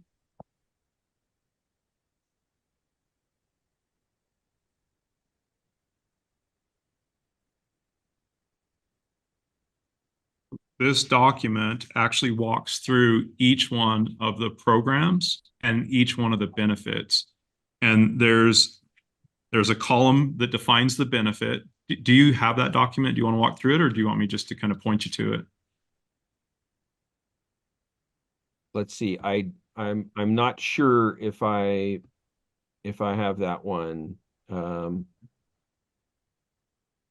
I can do is let's pull it up on screen, and so that way we can it's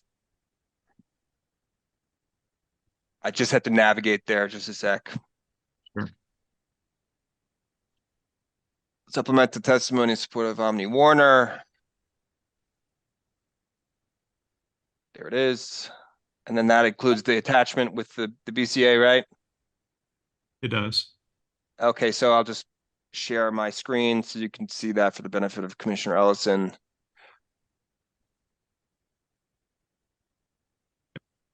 So this is, I'm just trying to go back to the first page. Okay, There we go. and is this on our e-docket system or just on Yes, that? this Yeah. is correct. And it was admitted as P&M supplemental testimony exhibit number 1. The what is effectively the direct supplemental testimony of Omni Warner, and then this is the attachment, one of the attachments to that document. Okay, well, you know, obviously, you know, I'm not going to read through that here. I need to examine this more closely offline, and I just don't know if it's got the level of detail that, you know, really lets you understand, you know, what's under the hood with this copperleaf model. Can I describe a little bit for you? And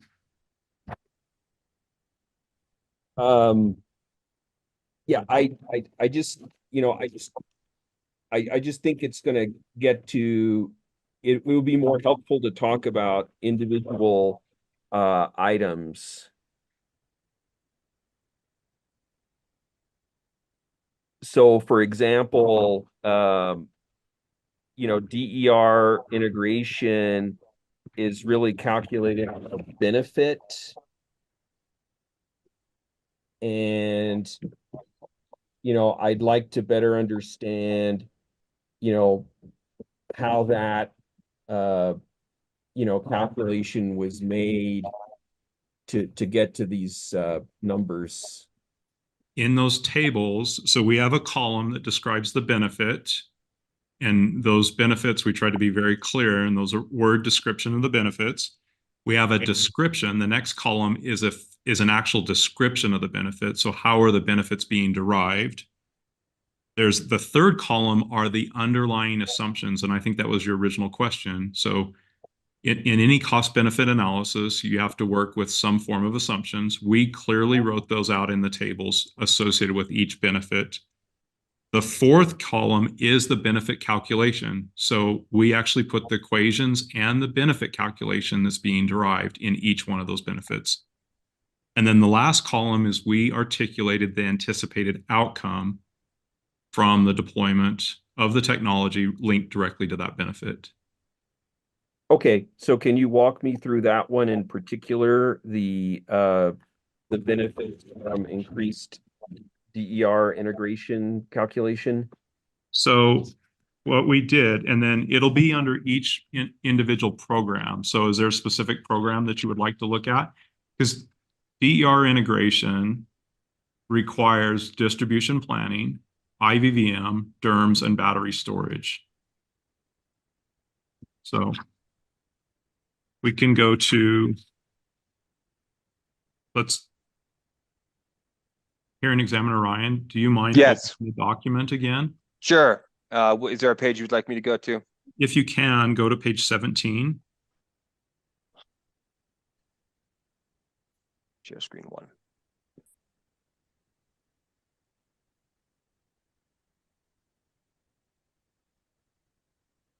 $17? Yes, thank you.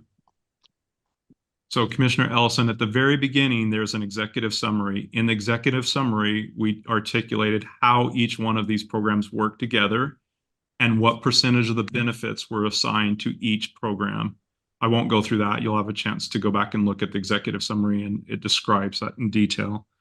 But this is the calculation then. So increasing DER hosting capacity is going to be on all 4 of those programs: distribution planning, IVVM, DERMS. Okay. So the description, I won't read that because you can read it, but there's a description. Go ahead. Yeah, the benefit calculation is really what I Yep. want to examine here. Okay, so the benefit calculation is forecasted additional customer production. What we did, and that we went to the 2040 DER plan, and the amount of DERs that are forecasted in our IRP model, we used that forecast as the calculation here. And then in the case of distribution planning, 30% of the benefit was applied to distribution planning, 20% would have been applied to IVVM. So you see the forecasted additional customer PV production, and that equaled the NPV forecast. And we said that distribution planning and IVVM, you'll see this in the DER forecast, are required to increase the hosting capacity when DERs on a feeder get between 35% and 60% of the feeder rating. And then the reason we then multiplied that by the number of clear days. So there's an industry data that we referenced, and those references are footnoted, so you can go look up the sources. Number of clear days in New Mexico times the number of peak sunlight hours times the rate that those customers will receive.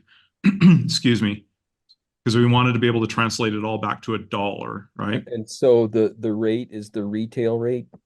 It is. It's the rate that's being proposed through the TOD pilot.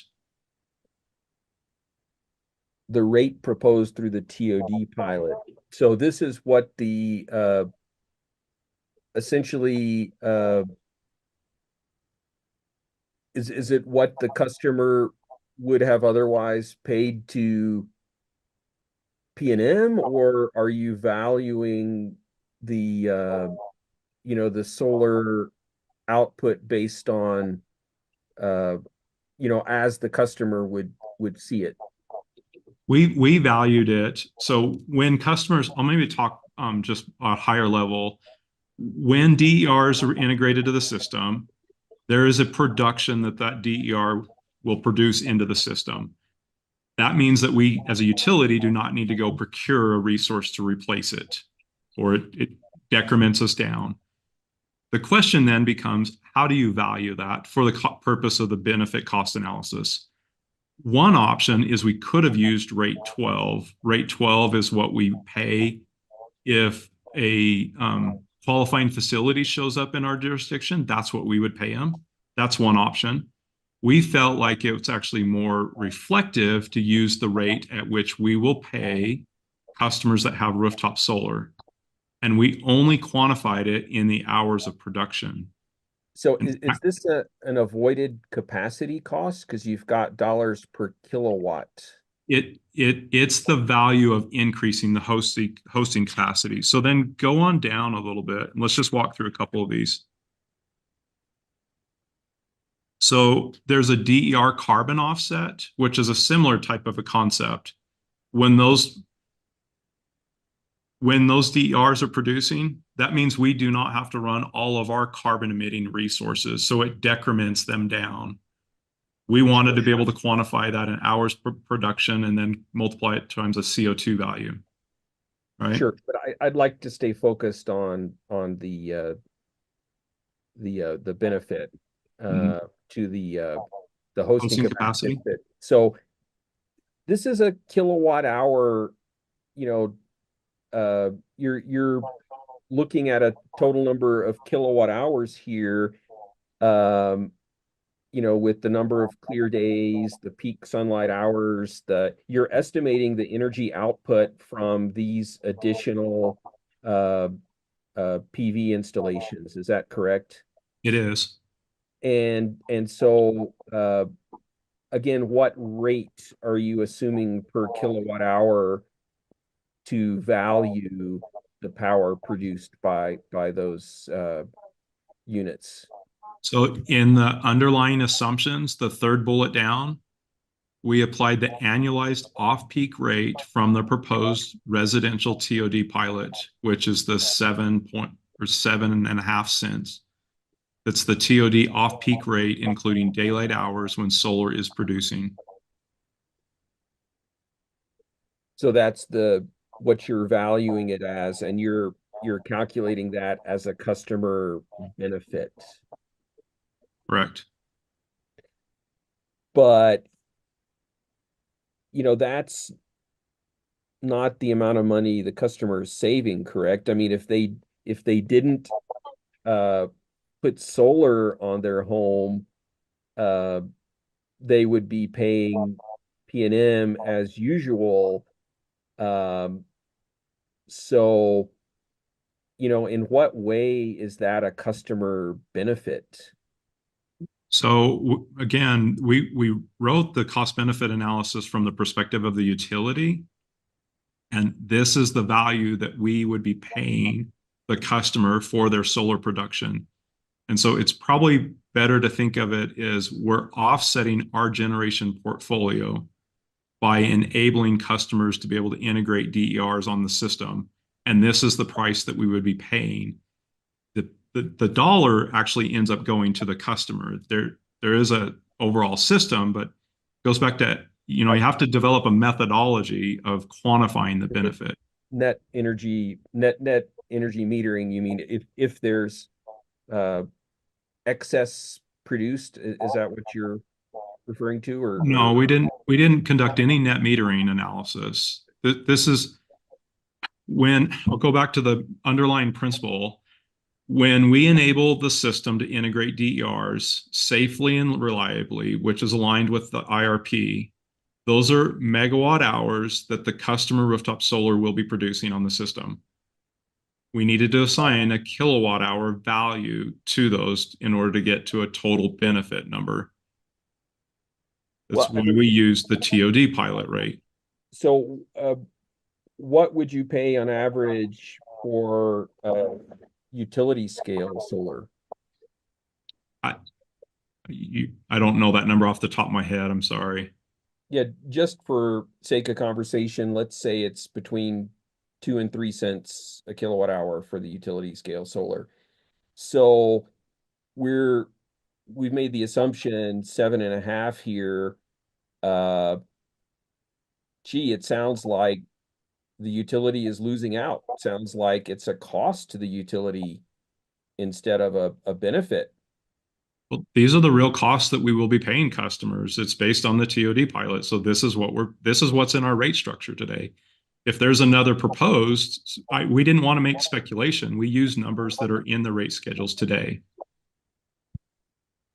Sure. But I mean, isn't another way to look at this that, a lot of this, grid modernization that you're talking about and increasing hosting capacity is actually it's a cost to accommodate potential future solar adopters, correct? And I'm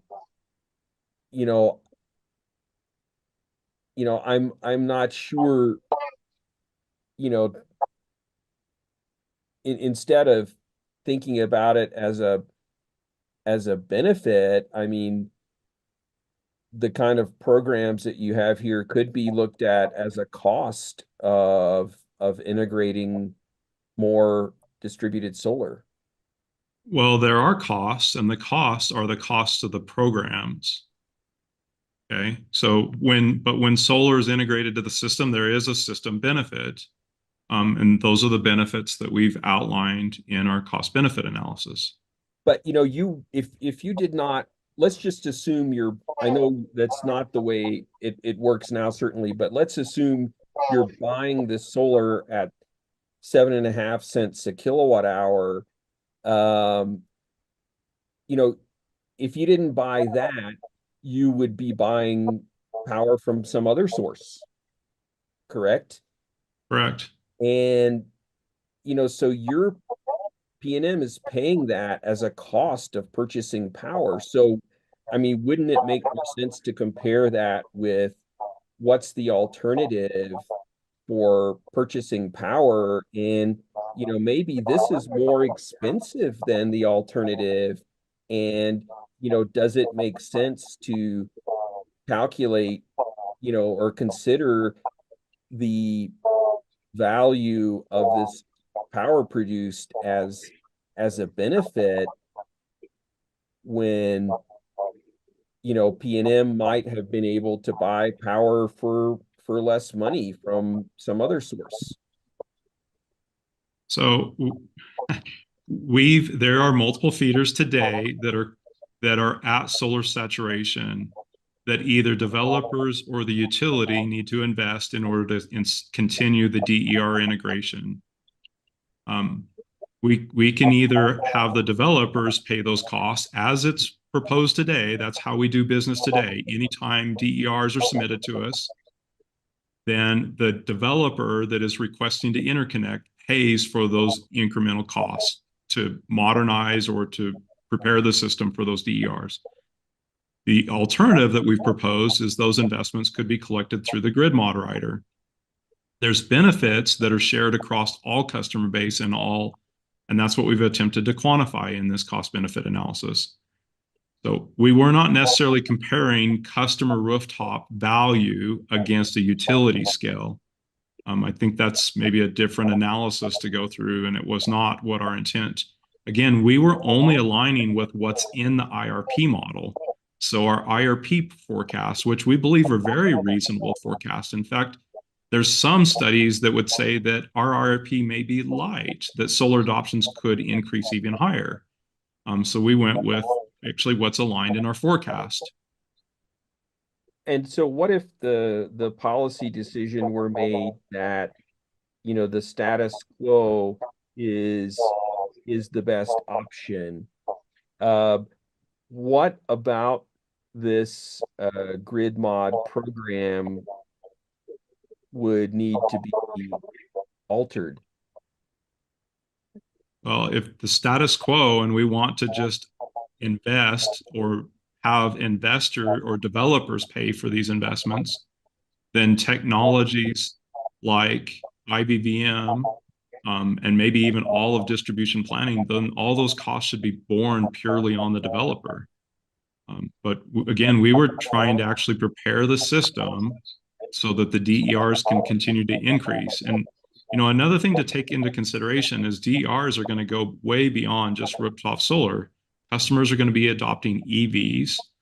There's going to most likely be more adoption with storage. Right, right. So it would be, you would say the IVVM and the distribution planning tools would not be needed. DERMS, you could also argue, would not be needed. And so you'd be down to the metering and the flisser, is that right? We have to plan the system. So I don't know that I would necessarily take any of those out. And to be really clear too, we have 25 feeders today that are beyond the solar saturation point that need investments on those. No one developer has paid for those investments. The system is actually advanced beyond those penetration, and those investments are required on 25 of our circuits today. So, I mean, essentially, you know, you're setting the goal of, you know, really going beyond what is possible today on those feeders, and you'd like to spread the cost of those upgrades to the entire retail base. The benefits that flow out of the CBA actually flow to all the customers.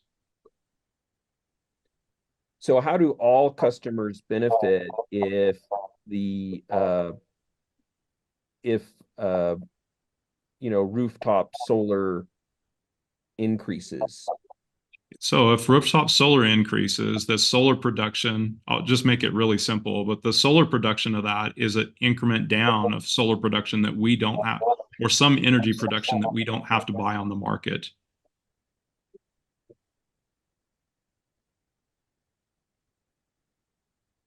Right. So if I install solar on my home, then PNM as a utility does not need to supply me the energy. I'm self-producing. That's an increment down that the utility is required to have in reserves or to have in its portfolio. Right. And so right now, the customer is getting full retail credit at, you know, let's say, I don't know, 15 cents a kilowatt hour for that power they produce. And, you know, you could have a utility scale solar plant producing it at 3 cents a kilowatt hour. You know, I just struggle to see, you know, how customers overall are benefiting from that, you know, from that trade. And so I guess what I'm wondering is, what are the consequences of saying, you know, we're sort of happy with the situation as it is. If a feeder is saturated, it's saturated, and that's it. I don't know that the public has given us that opinion, and I don't know that other stakeholders have given us that opinion. I think we've been criticized for not finding ways to integrate more DERs on the system and for having feeders that are solar saturation. I think that's been one of the intents of the 568 rulemaking process, is to try to find ways to increase DER penetration. So what we're saying, even in the 568 studies, is they came out with the exact same conclusions, and that was partnered with Burns and McDonald, NREL, and staff had individuals that were on that study with us. They had the same findings. So if there's a different signal out there, I'm missing it, because the signal we're receiving is that we need to prepare the system to integrate more DERs. Like, that's what we keep receiving from stakeholders. Well, I understand completely that there's a cost to it, though. And I think we're talking about that right now. It's not a free of charge upgrade. And I think it's an open question who should pay.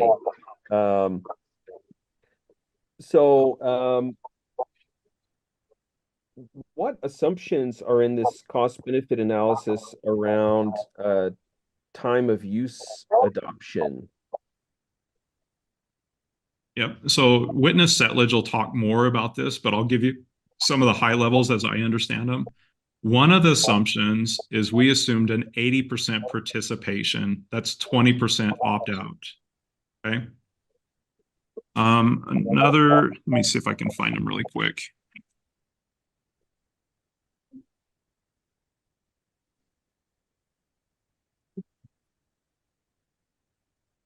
Shoot. Let me get there.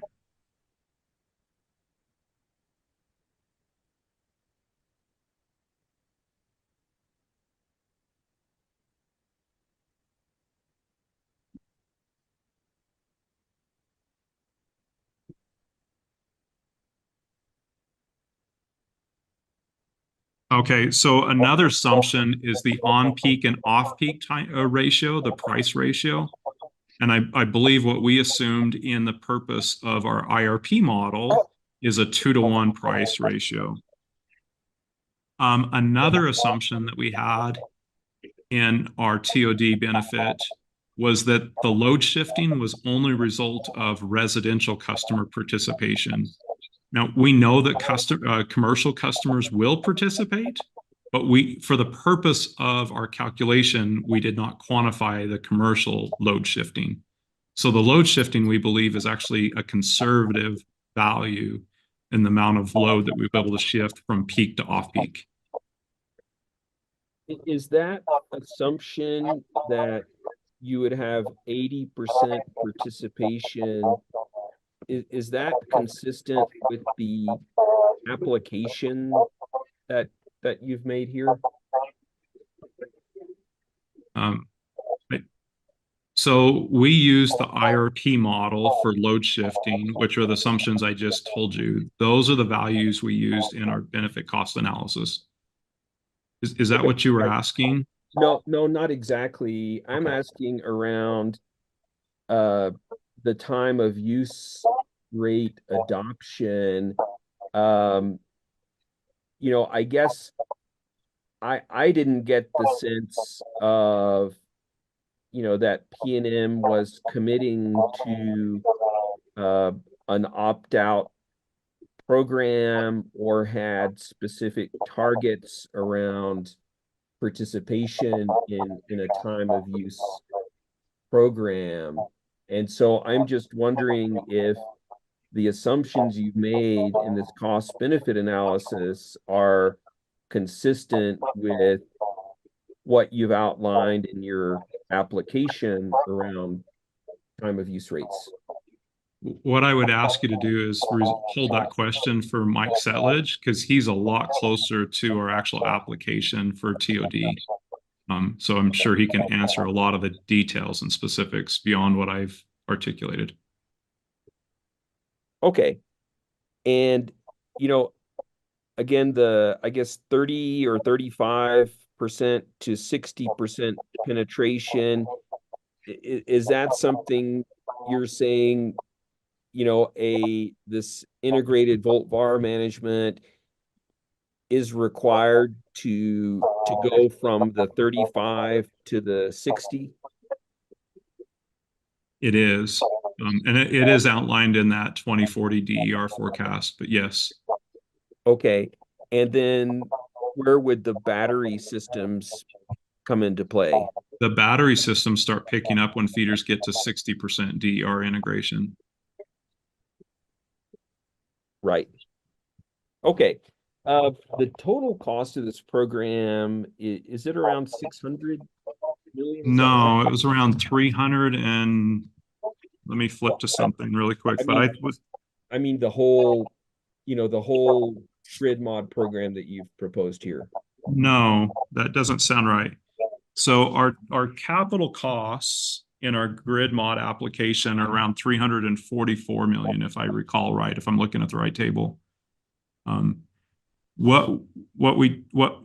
So then we have an O&M element in our original application, and I believe that was around 85 million.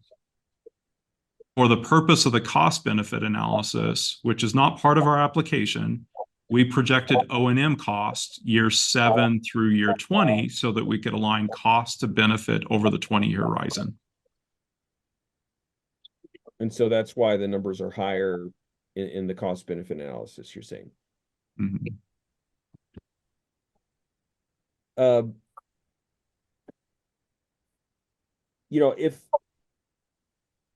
If it were determined that, the costs are just too large, what element of this program would you cut? I don't know that I would cut. I think all of the elements are required. If the commission has concerns, there can be discussions around timing and how fast do we want to encourage customer DERs. So if we want to discourage it or continue to close circuits, but again, we aligned the projections with the current pace. So our investment follows customer adoption rates.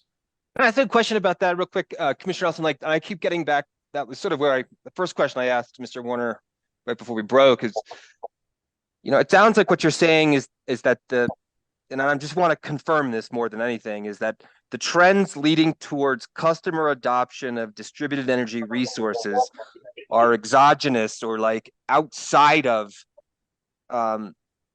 your program, the proposals here, because consumers are just doing this whether the commission does anything or not. Is that the company's position? It is. I mean, customers are making this decision to adopt solar today, and so we were just aligning our investments so that we could continue that adoption rate. Is that because there's incentives that exist that are saving customers money, or are they just doing this without really having examined what might be the most cost-effective strategy for them? You're asking me to project customer decisions, which maybe not the right person to do that. Okay. I think just gets back to Commissioner Elson's question, which is like, is this in fact the most cost-effective way for customers to move towards distributed energy resources, which gets back to that question of like, why is that our grid future and must it be? And if a policy decision is made by the policy makers, well, hey, we'll just follow our marching orders. But maybe that's the question Commissioner Elson's asking. So.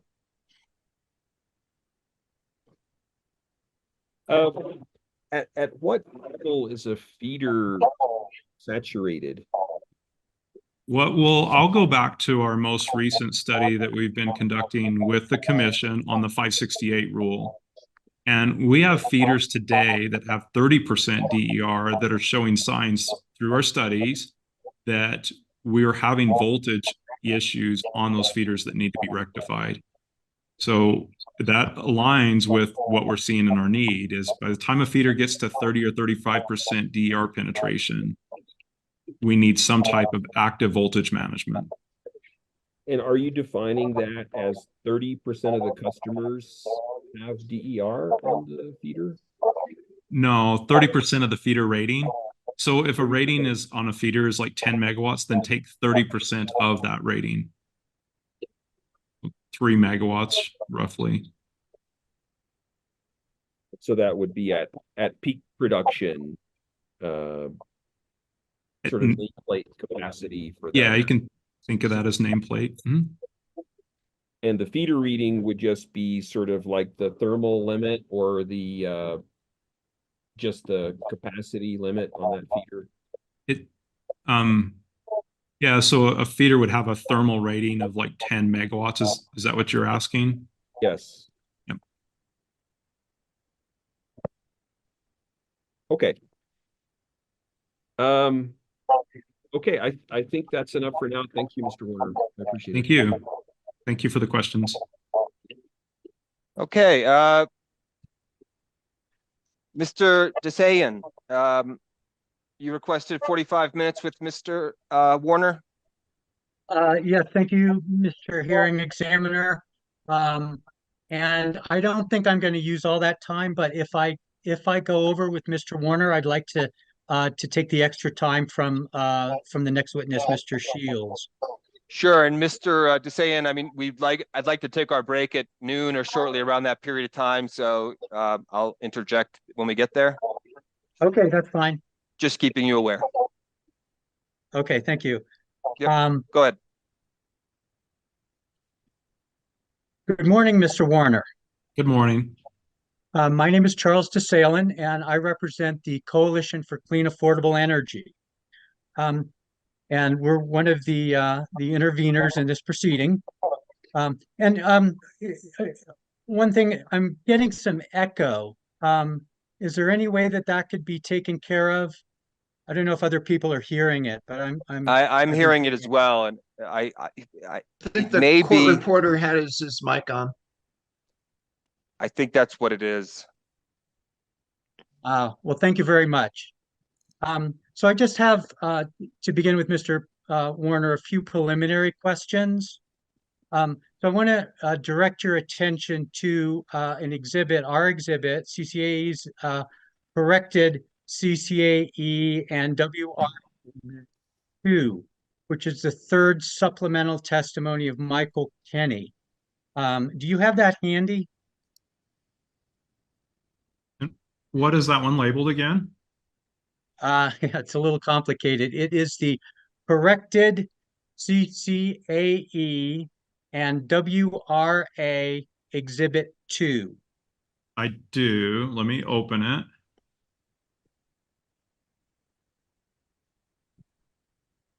What page are you on? I'm just referring you to the exhibit, and I just want to ask you if you have reviewed it. I have. Okay, and so is it based on that review? Is it your understanding that in this proceeding, CCAE supports the cost-benefit analysis that PNM has performed, and would like to see the grid modernization projects move forward expeditiously? That is exactly what I understood. Okay. And let me just ask you on that, in that respect, if hypothetically the commission were to approve the cost benefit analysis and the grid modernization projects, let's say on June 1st, how quickly after that would PNM be able to start implementing the grid modernization projects? So I'll go back to our original application, which goes all the way back to October of 22 when we filed the original application. But we had a plan that we proposed, and the first year of our grid mod plan was a planning period.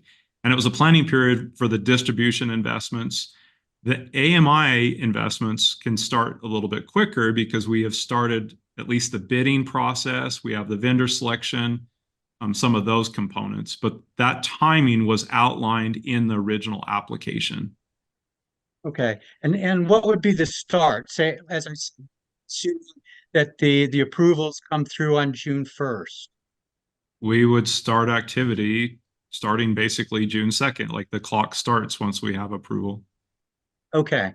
Now let me direct your attention again to the corrected CCAE and WRA Exhibit 2. Now attached to that is a letter dated October 6th to Brian Buffington, So if you scroll down, it would be after the actual testimony. Okay. Do you see that? I do. Okay, and have you seen that document before? I don't know if I have. Okay. So as far as you're aware, PNM did not take that document into consideration in preparing the cost benefit analysis? It's been too long. I don't know if I read it or not, or how long it's been. Okay. Now I'm going to ask you some questions about the cost benefit analysis, and just to sort of set the stage, my focus is going to be on the benefits, and in particular, the benefit that is gained from reducing greenhouse gas emissions, or in other contexts, it's referred to as carbon offsets. And many of my questions are going to be simple clarifications. So first of all, in the cost benefit analysis, you looked at 5 core programs. That's correct? It is. And I'll just go through them quickly here. It's advanced metering infrastructure, or AMI, distribution planning tools. Number 3 is integrated volt VAR management, or IVVM. And for the court reporter, volt VAR is spelled VOLT-VAR. And then the 4th one is distributed energy resource management systems, or DERMS. And the final one is fault location, isolation, and service restoration, or FLISR. Did I get those right, Mr. Warner? You did. Very good. Okay, and then I'm going to be focusing again on these 5 categories. And these programs, they establish the benefits. Would you agree with that? They do. Okay, and I'm going to try my questions to use words here rather than abbreviations and acronyms. I know it's tough, but I'm going to ask you if you can do the same. Yes. Now let's start with the advanced metering infrastructure. So we're talking about smart meters here, right? We're talking about advanced metering infrastructure. Okay, and a common term for that is a smart meter. Our industry uses a lot of different terms, so I'll use the term that we refer to it as. Okay, that's fine. I was just trying to clarify. Now, as I understand it, smart or advanced meters can be read remotely. So there's no need for meter readers to drive around checking meters. Is that right? That is correct. And you may also need to send out fewer service trucks because advanced meters can help to pinpoint the problems remotely if you have an outage, for example. Is that correct? That is correct. Okay. And so as a consequence, there are fewer miles driven if you have an advanced metering infrastructure system in place. Is that correct? That is correct. And that means lower emissions of greenhouse gases from PNM vehicles. Is that correct? That is correct. Okay, and that's how you, I mean, those were the assumptions that went into how you calculated the benefits for, or at least some of the benefits for advanced meter technology. Is that correct? Correct, for the carbon reduction. Mhm. Yes, right. Okay, and so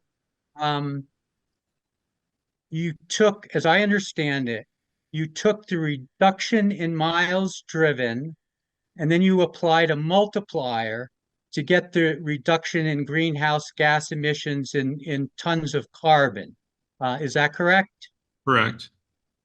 And that multiplier, I believe, is 400 grams of carbon dioxide per mile driven. Is that correct? Well, you're going to make me look at an actual number. So, Yeah, you probably can find it more quickly than I can, but it is in um, It'll be in your the benefit. exhibit, Warner 3, your summary.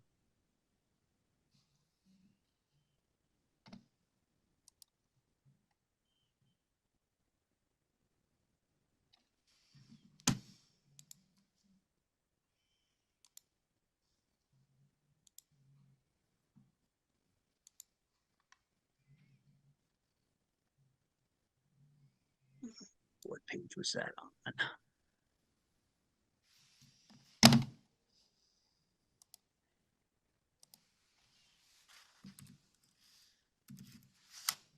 What page were you on again? Yeah, I apologize. I'm trying to find it. I thought I had it, but I've moved around a little bit in this document, and now I believe you're on I'm page not 14. finding it.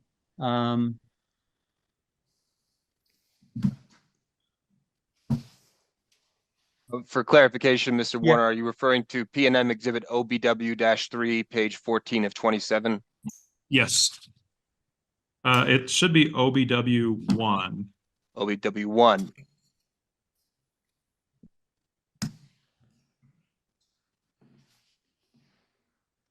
Yeah, I think that's right. Page 14. Yeah.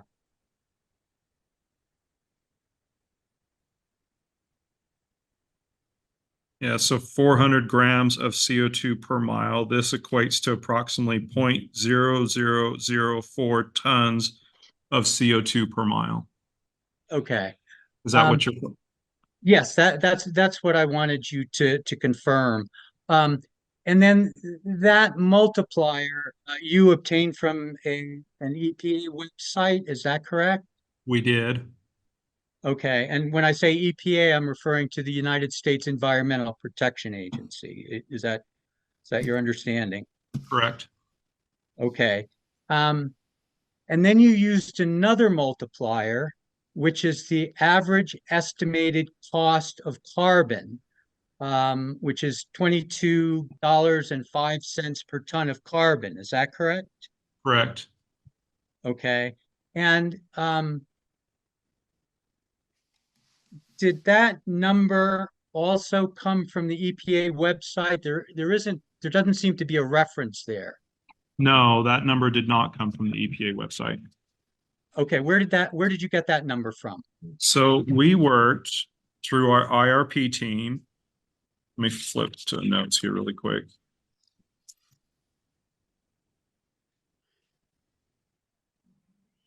We worked with our IRP team and we did a forecast based on our 2045 objective of being carbon free. And assuming that there would be similar values placed on carbon, so almost like a carbon tax, we worked with a consultant and this was presented in our energy efficiency filing. So the numbers come out of the energy efficiency filing. And there's a value of the carbon year over year out to 2045.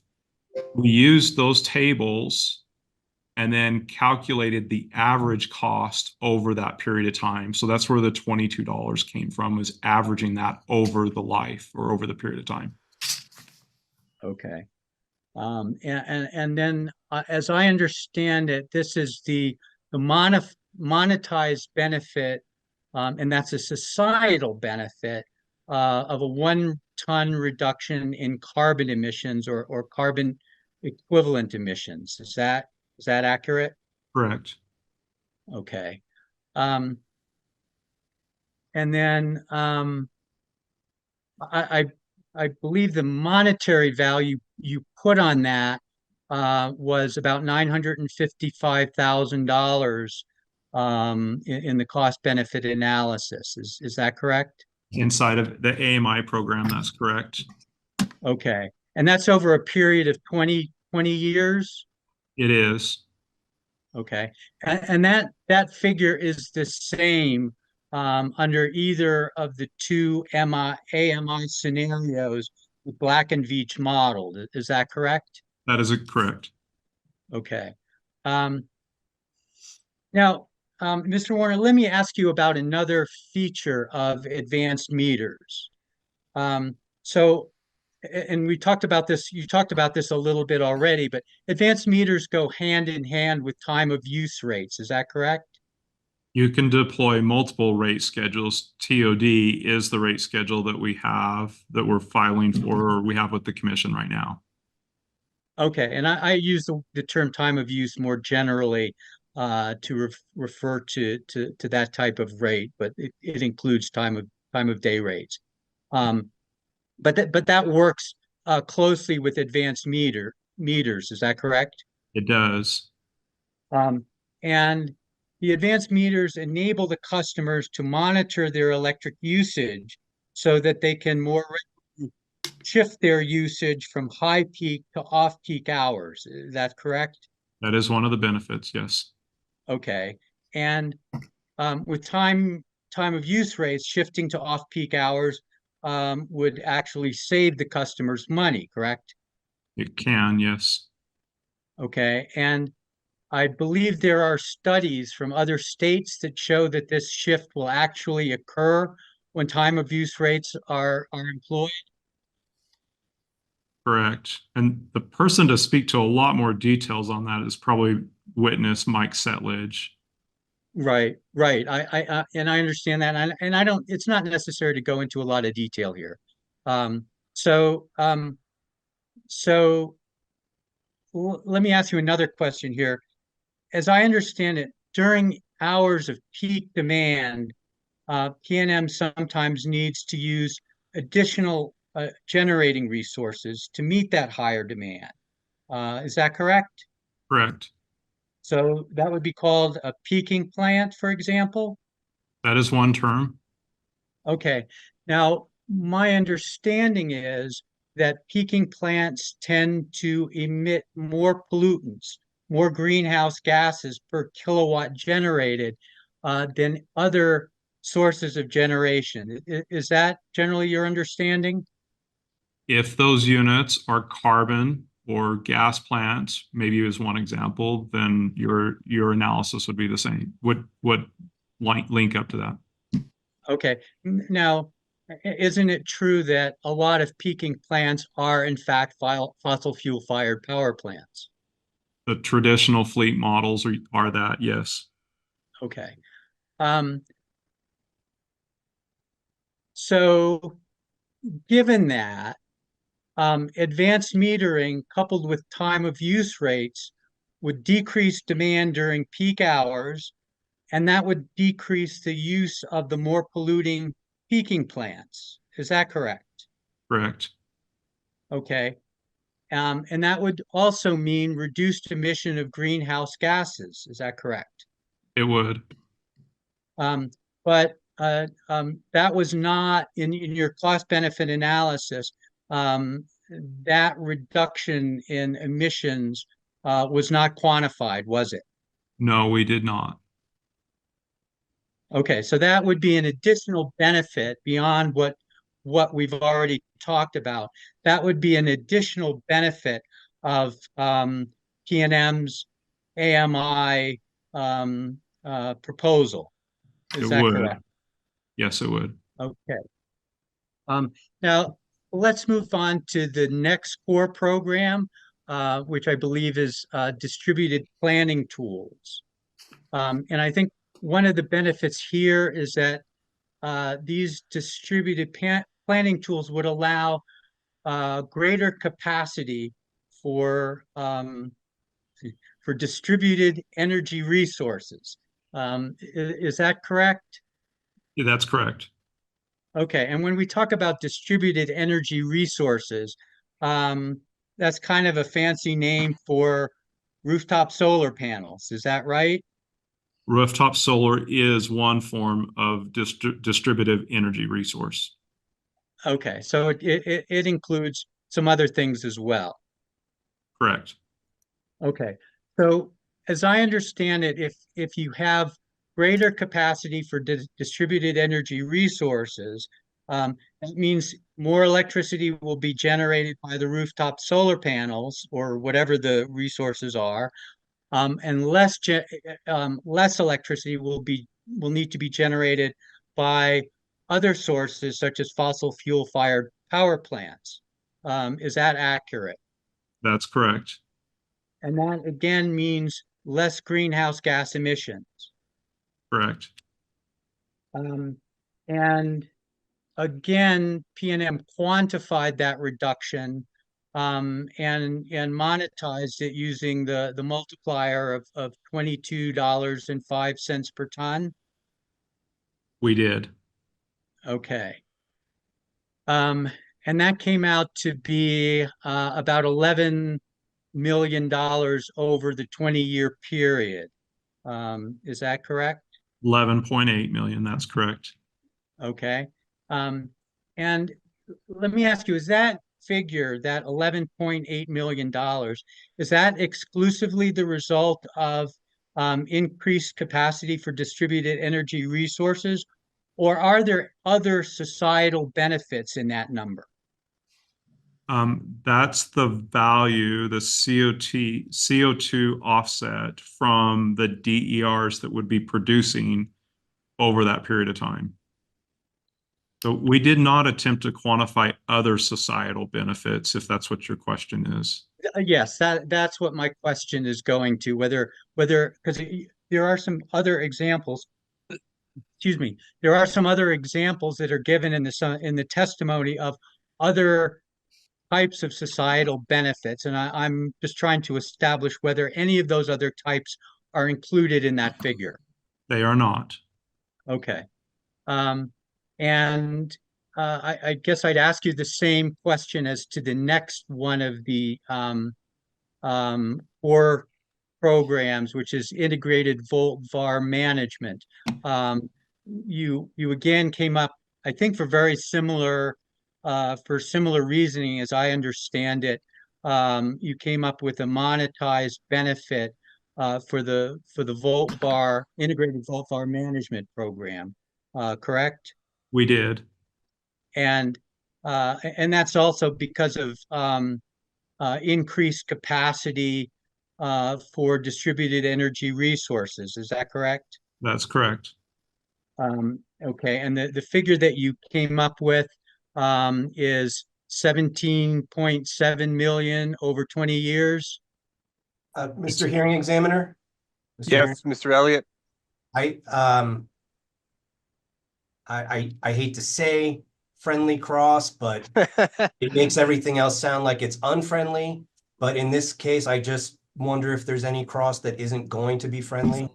I was having the same thought in my mind, Mr. Elliott, and waiting for someone to say something. So, Mr. DeSayan, I tend to agree. Mr.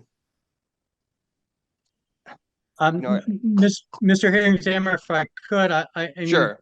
Part of what I'm trying to do here is clarify how these benefits were arrived at, and to clarify in my own mind what the benefits include and what they don't include.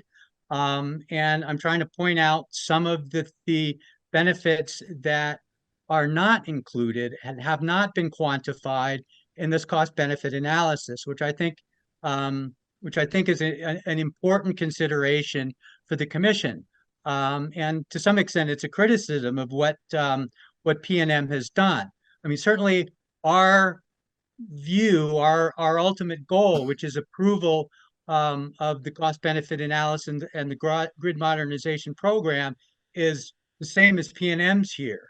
But I think the details are different. Yeah, Mr. Elliott, do you have anything to say to that? Mr. Hearing Examiner, we would join with the AG. This is Mr. Albright with the county with regard to this being friendly cross. Yeah, but I think there is a point to be made to say that if CCAE's position is effectively that there's benefits that aren't in fact captured, and the commission should know about that. Yes, I agree that they're aligned in their ultimate objective, but it is in fact showing that there's flaws in the methodology, even though they point in the same direction. So I'll allow it.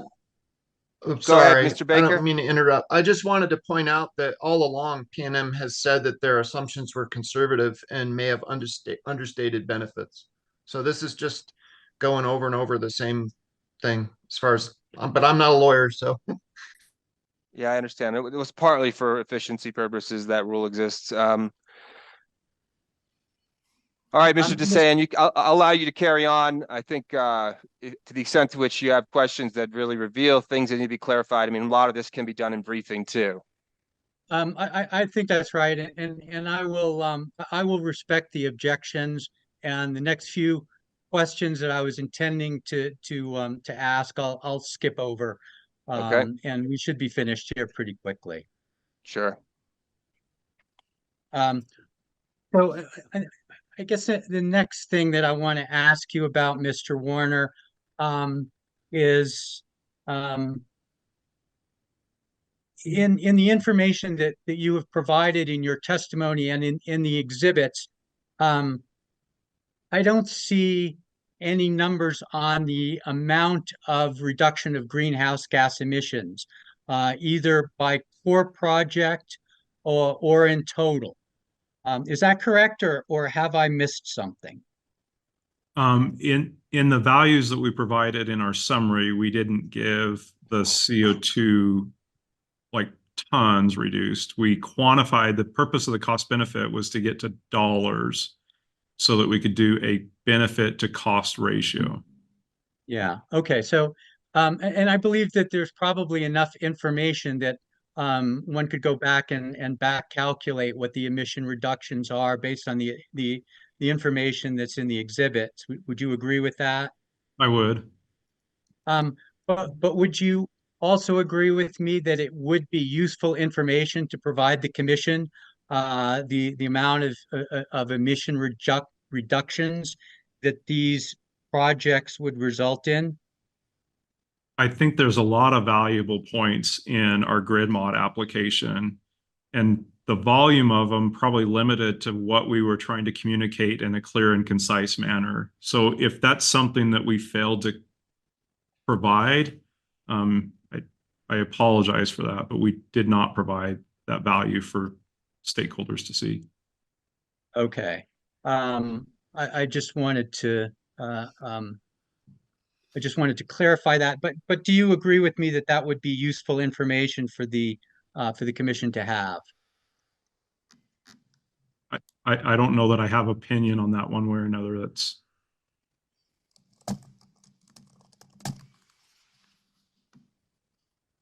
okay.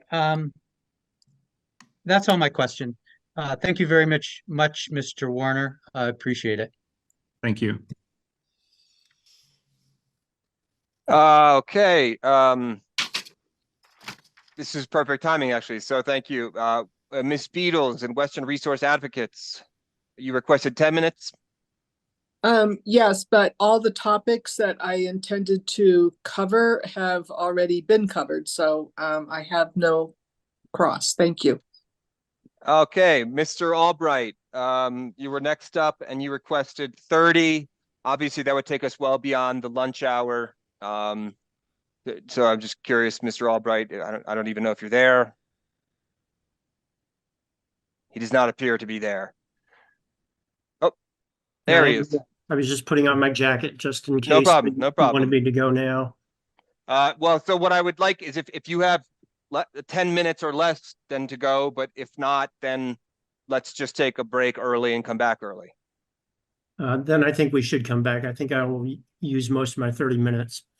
Okay, so let's then break now and come back at 10 to 1, where Mr. Albright will commence his questioning of Mr. Warner. Okay? Thank you, sir. See everybody at 10 to 1. We're off the record.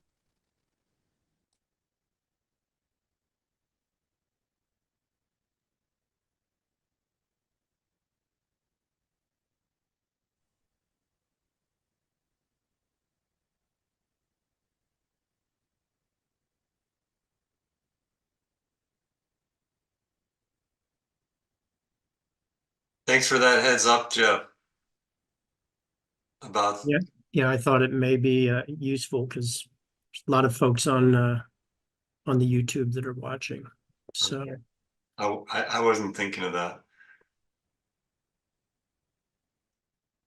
on both, on all three sides of the issues. Not being a lawyer, it's a little hard to know all the rules. And it's an interesting dynamic these days, doing it via Zoom.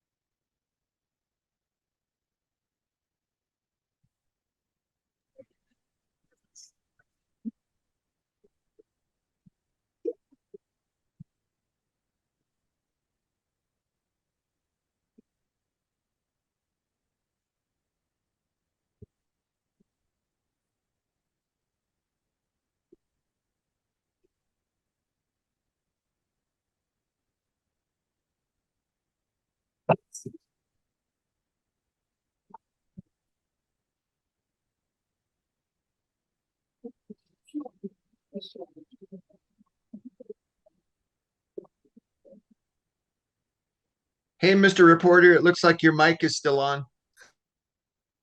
Yes, I'm just telling the judge I'm ready when he is.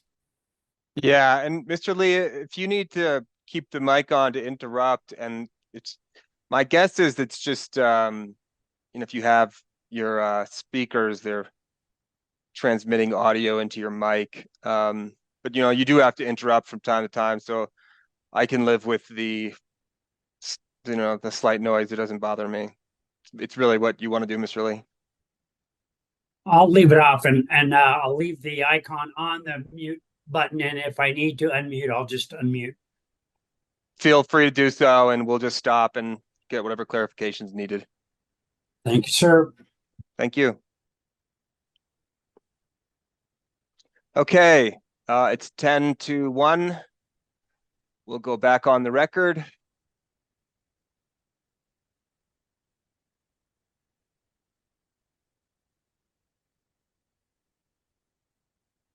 And we were going to have Mr. Albright perform cross-exam or do his cross-exam of Mr. Warner.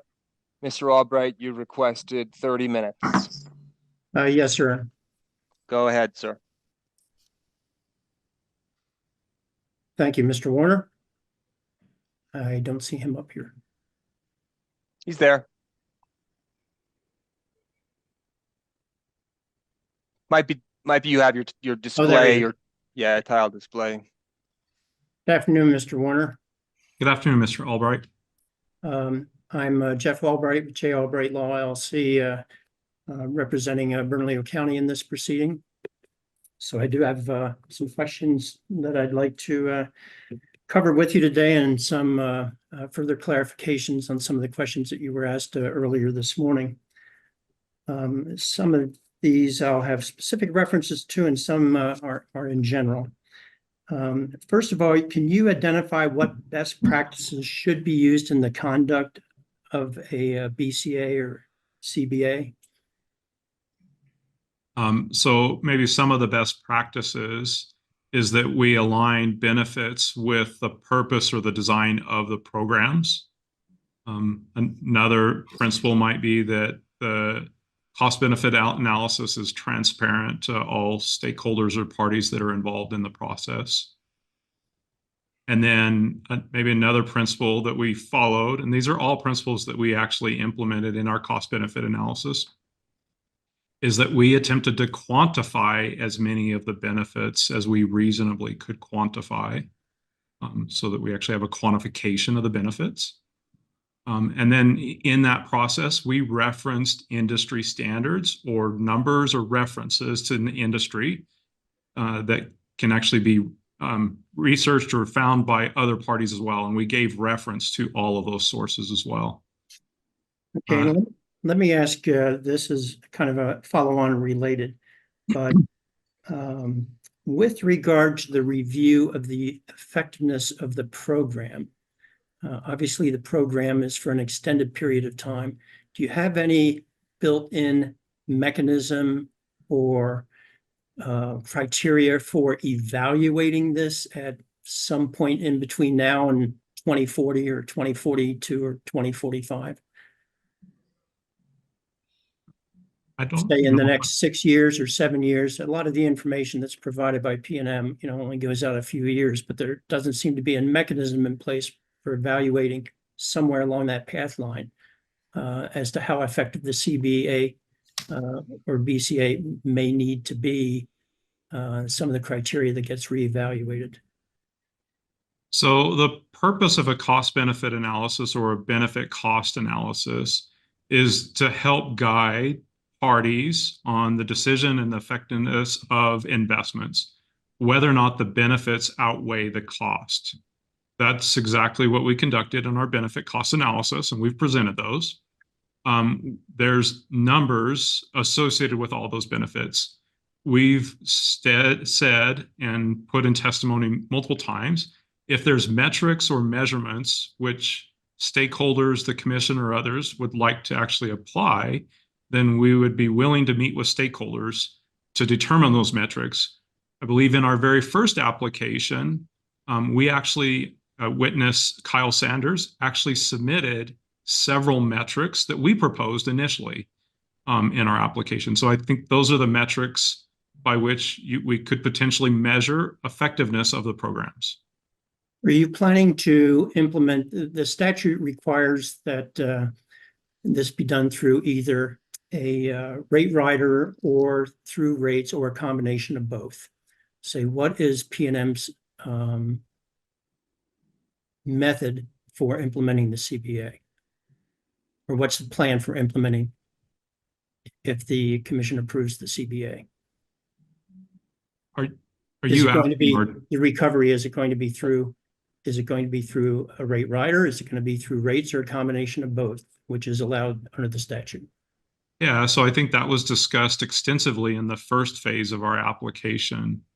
And I wasn't the one that led that, but my understanding is that all of those costs were being proposed to be recovered through the rate rider.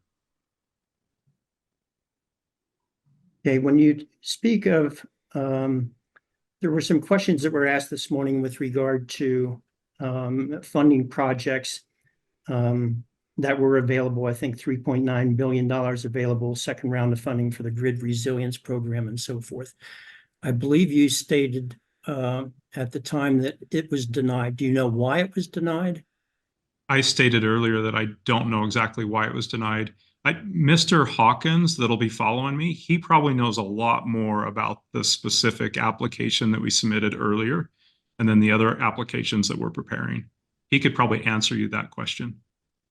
Do you know if it were to get approved, funding from the federal government, do you know if PNM would be entitled to a return on equity on the funding that would be provided? Any amount of funding that would be provided? You're asking me something that's probably way outside of my league on recovery. So fair enough. You were also asked some questions about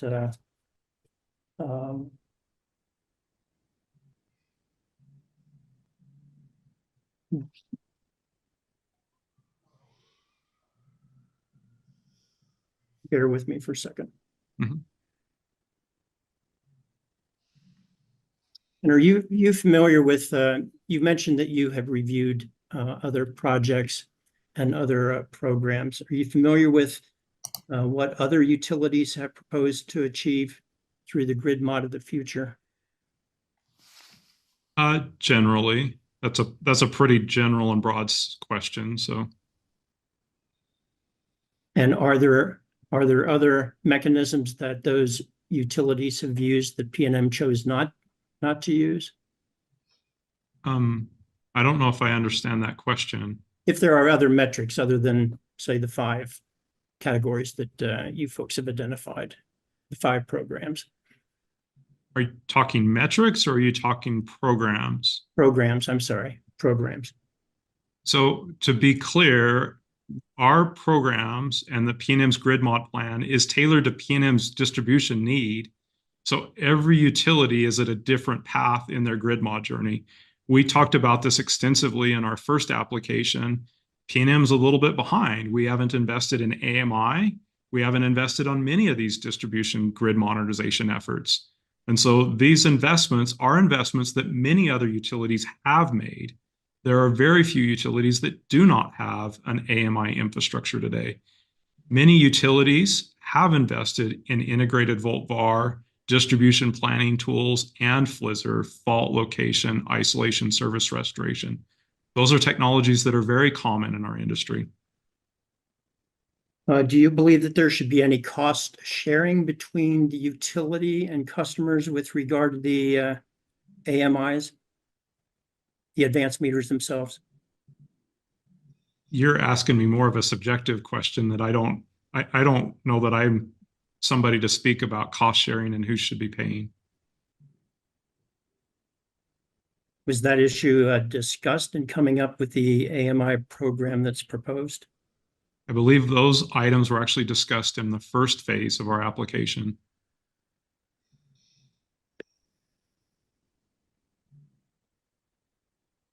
And with regard to the cost benefit analysis that we're looking at now, is it true that 100% of those costs for the meters themselves will be borne by the customers?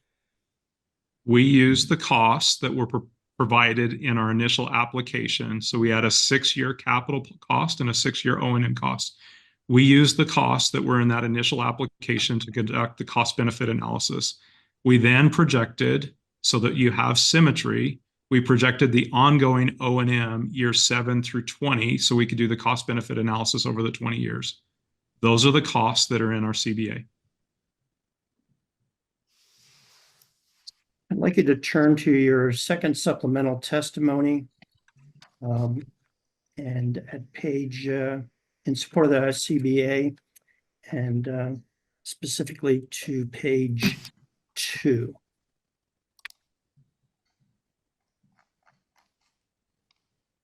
Okay. Okay, and if we look at P&M table OBW-1, and then really through page 3 and page 4 to table OBW-4,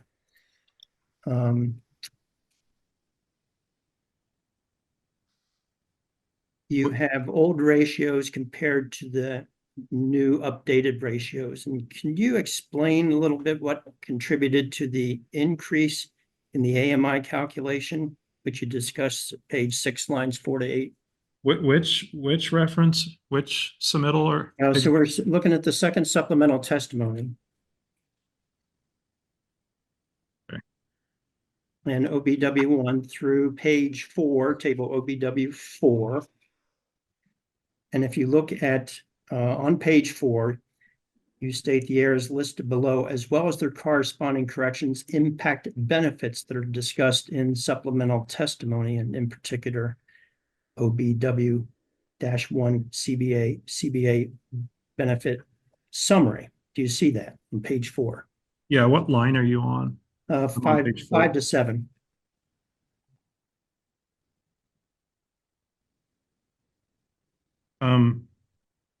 So, Mr. Warner, it's P&M supplemental. I'm not sure if you were confused as to where we are. Is that what you're going to say, Mr. Warner, or you know where we are? Yeah, I'm trying to. So, are you actually on page 4 or on page 2? Well, So I he's started on on page 2, but it's P&M supplemental supplemental hearing exhibit 2, and then it's the second supplemental testimony which appears in that document, and then on page 4 on that. Okay. and on page 4, you discuss the errors below. Yes, You see that? Okay. I do. Sorry about that. All right. And so my question is, what contributed to and then at page 6, moving to page 6, on the AMI calculation, lines 4 through 8, you state the weighted average cost of capital, WACC, and discount rate was incorrectly entered for AMI and has been corrected to match the WACC, weighted average cost of capital, and discount rate used for the 4 other core technology types. Correcting this error slightly increases the BCR for AMI in both scenario 1 and scenario 2. Do you see that language? I do. Okay. So my question is, which WACC and which ROE are you referring to? So P&M's weighted average cost of capital, or WACC, is the 7.2. That's the calculation that we used in all the programs. When the number was initially put in to the calculation for AMI, it was input at a little bit lower number. And where does that 7.2% arise from? It derives from our approved weighted average cost of capital that the commission has approved us for. And when you say approved, are you referring to the 2016 stipulated case? So we worked very closely with our financial group, and we got these numbers from our financial team. And that's what I was looking for. Is there someone else who can provide details on that? I can get you the details. I don't have it at the top of my mind right now. Wouldn't it be more appropriate to use the weighted average cost of capital of the recently approved rate case? Well, so remember the timing of these. We conducted our cost benefit analysis and we filed this cost benefit analysis in October of 2023. Those were the numbers that we had at the time that we conducted this analysis by. And my question is, wouldn't it be appropriate, though, that the current weighted average cost of capital and the ROE that's been approved in the 270 case and which has gone into effect since the grid mod case has not been approved yet, wouldn't it be appropriate to use those numbers instead with the 270? And this is all relative and reference. And if the numbers are consistent across, then the math works out the same and you end up at the same answers and solutions. We conducted the cost benefit analysis in October of last year. Those were the numbers we had in front of us. And I'm not arguing with having those numbers in front of us, but with regard to the cost benefit analysis for the benefit of the consumers,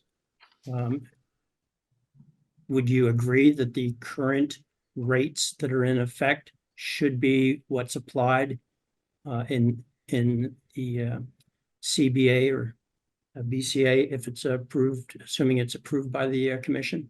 Objection. I mean, this has been asked and answered a couple of times. I think the witness is trying to answer it, to the best of his ability.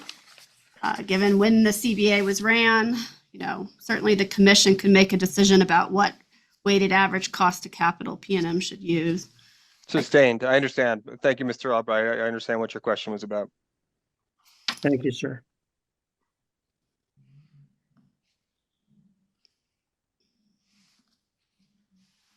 So back to the related question on the tables, what contributed to the increase in the AMI calculation, other than perhaps the ROE or the weighted average cost of capital? Or was that it? Bear with me for just a second. Sure.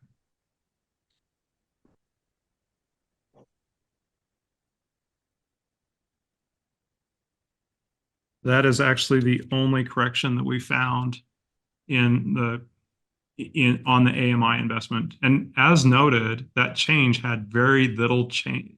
It had no material change on the output or the results.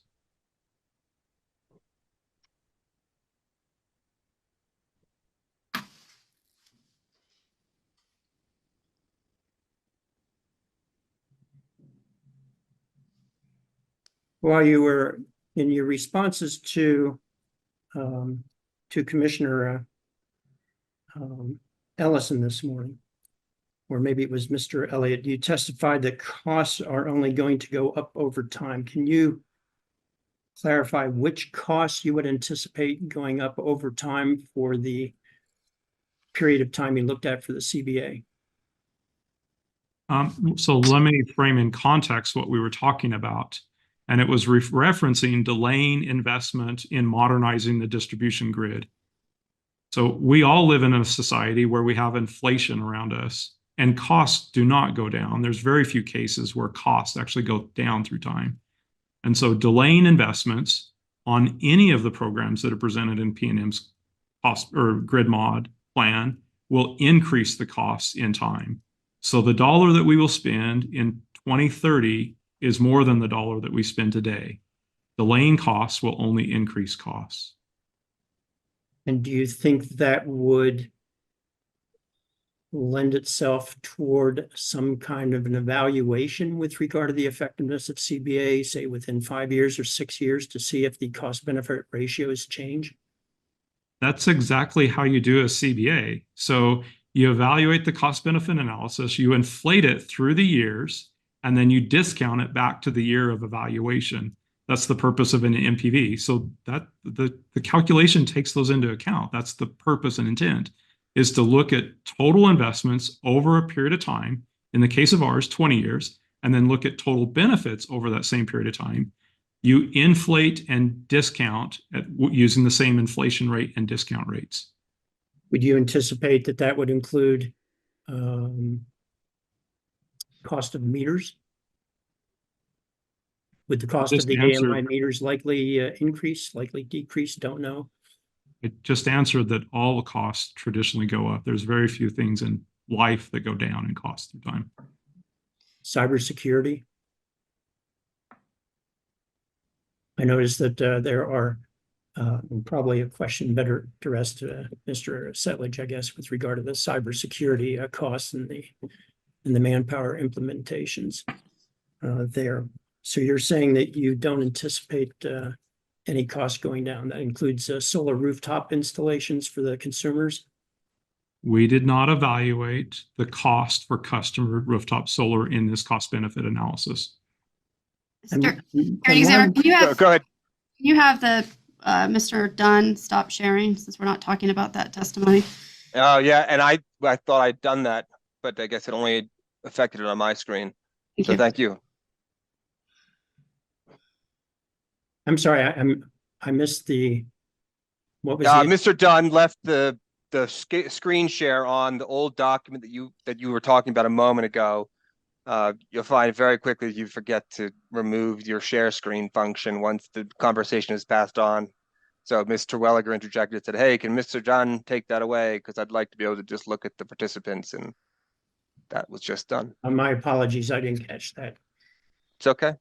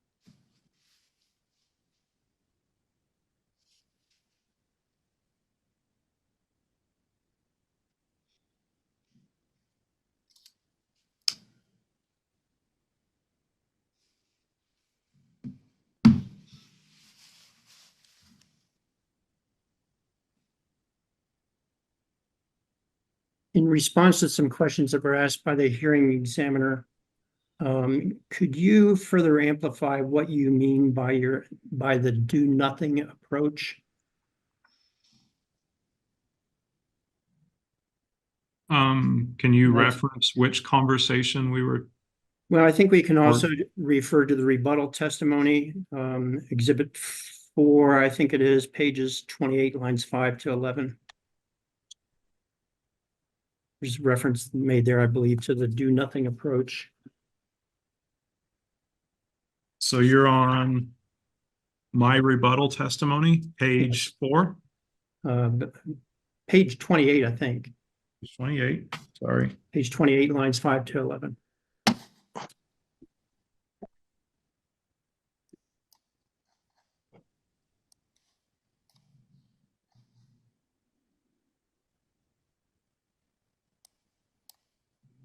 Yep.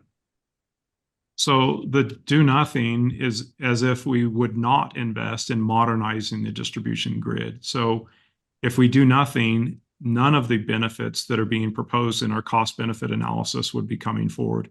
So you can almost look at the benefits as an incremental add to benefits to the system, to customers in each one of the areas that we quantified benefits. So let me understand. So you're saying, you're saying that that's what would happen with the do nothing approach, or are you saying if not approved, you wouldn't do anything? So a do nothing approach would be that none of these investments occur, none of the benefits occur. I'm not talking about when or how we would recover them, The do nothing is assuming that none of these investments or programs would be invested in or integrated into the system.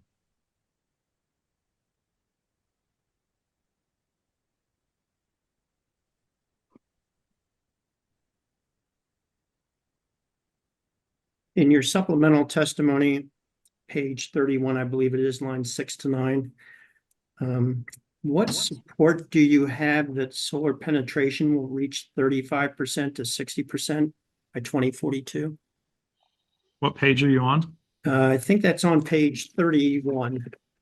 Notes are correct. Should be in the supplemental testimony.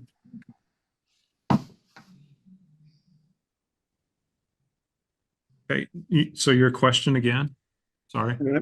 Yes, my question is, what support do you have that shows the penetration would reach 35% to 60% by 2042? So if you go look at my exhibit, OBW-3 2040 DER integration, this is a detailed analysis that we worked with Black & Veatch, and we used the numbers that are in our IRP forecast for solar penetration. We increased that solar penetration on each one of the feeders, incrementing up each year by 6.5% growth. That's the growth that we have on our system today. We continued that forecast all the way up to 150%. That would be the max that a feeder could carry.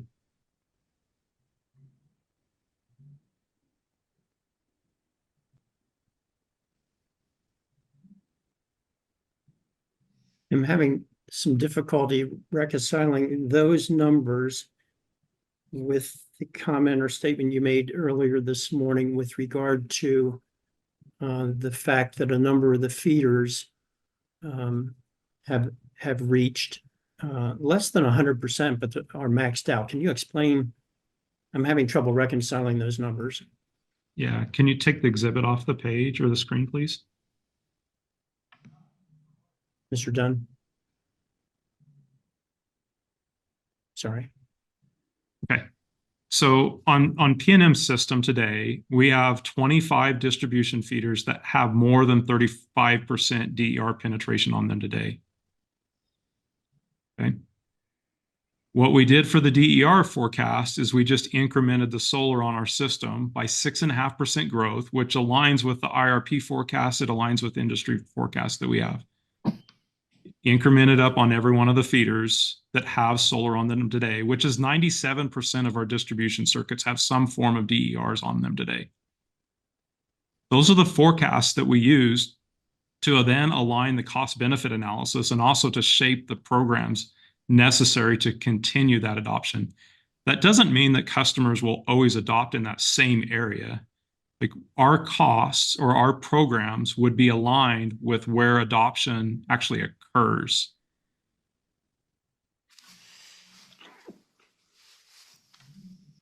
Do you expect that the low-income folks will change their behavior as a result of the implementation of the time of use and the AMIs?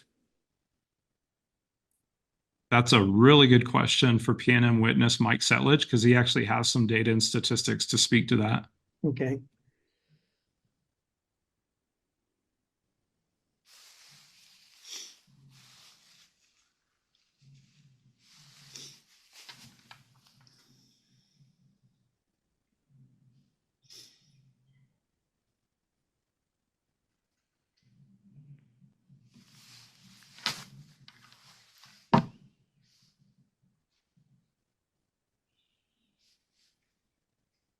And I'm just checking through my notes.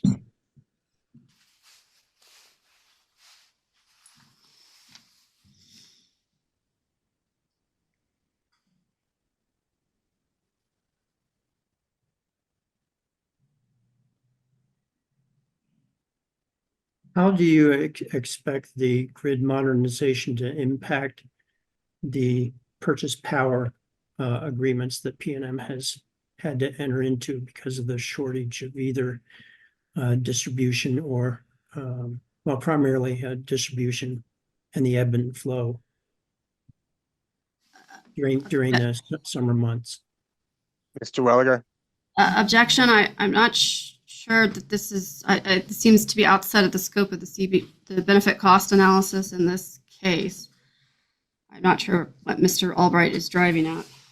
Maybe he could. It's related Yeah, to. I'm not sure I understand. So I'll just say I don't understand the question, Mr. Albright. So maybe you can clarify what it is you're trying to ask the witness. And what I'm trying to get to is that currently there are purchase power agreements that go out and buy on the market, either as a fixed purchase or as a contingency basis. And my question is, how will the grid mod implementation affect those purchases? And do you object to that question, Mr. Welliger? I do, based on relevance. I'll sustain it.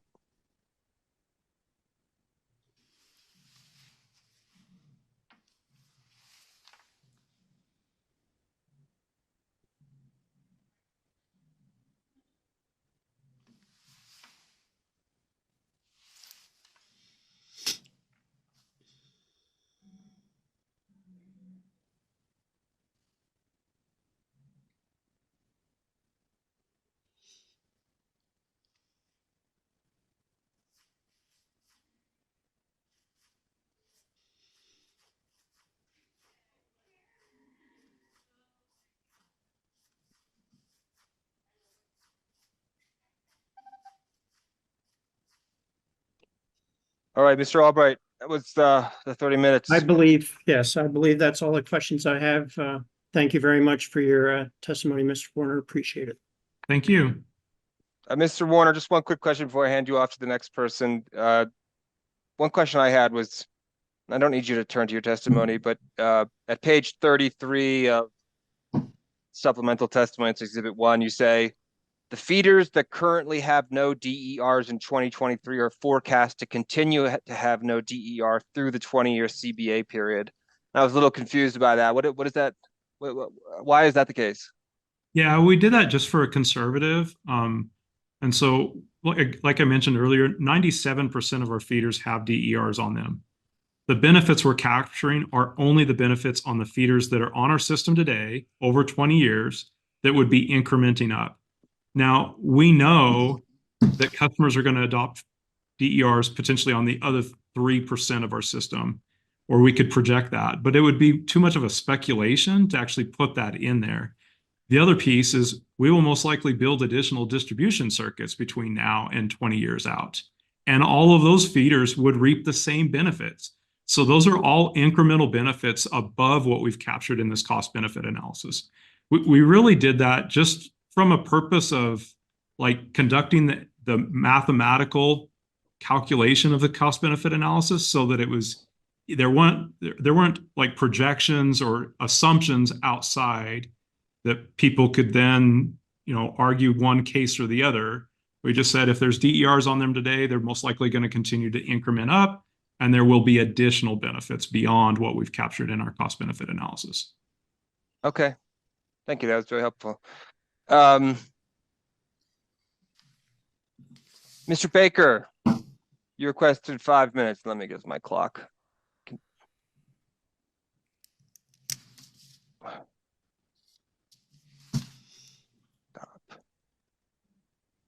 Go ahead, Mr. Baker.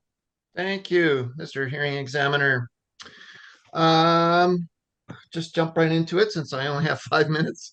Mr. Warner, in your direct testimony, which is PNM Exhibit 1, on page 10, beginning in line 5, you offer the opinion that my testimony is out of scope for this phase of the hearing because my observation that alternative cost scenarios were not included in the CBA because they are, and I quote, not grounded in utility best practices nor known tested technology, in that it focuses, it being my testimony, focuses on the choice of technology proposed rather than the CBA, correct? Do you recall that?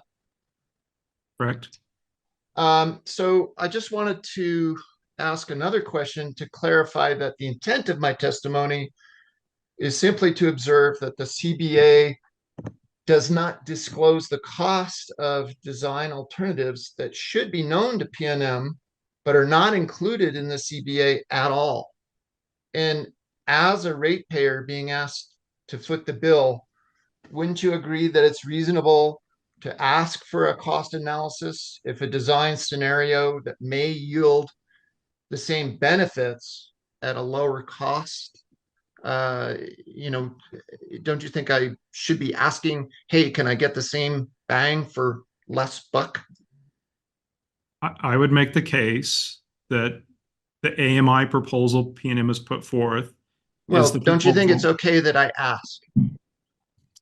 You can ask anything you want. I'm not going to stop you from asking anything. Okay.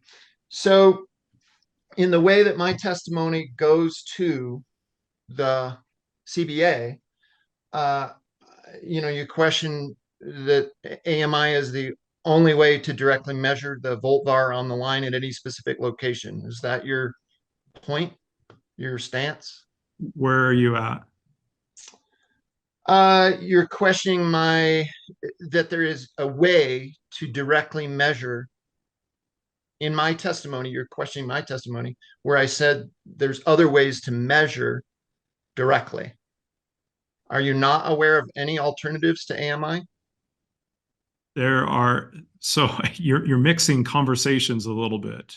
Maybe I'll be really clear on this. So AMI for the purpose of meters and customer deliver many customer benefits. Okay. And those are quantified in our cost benefit analysis. Yeah, I got that.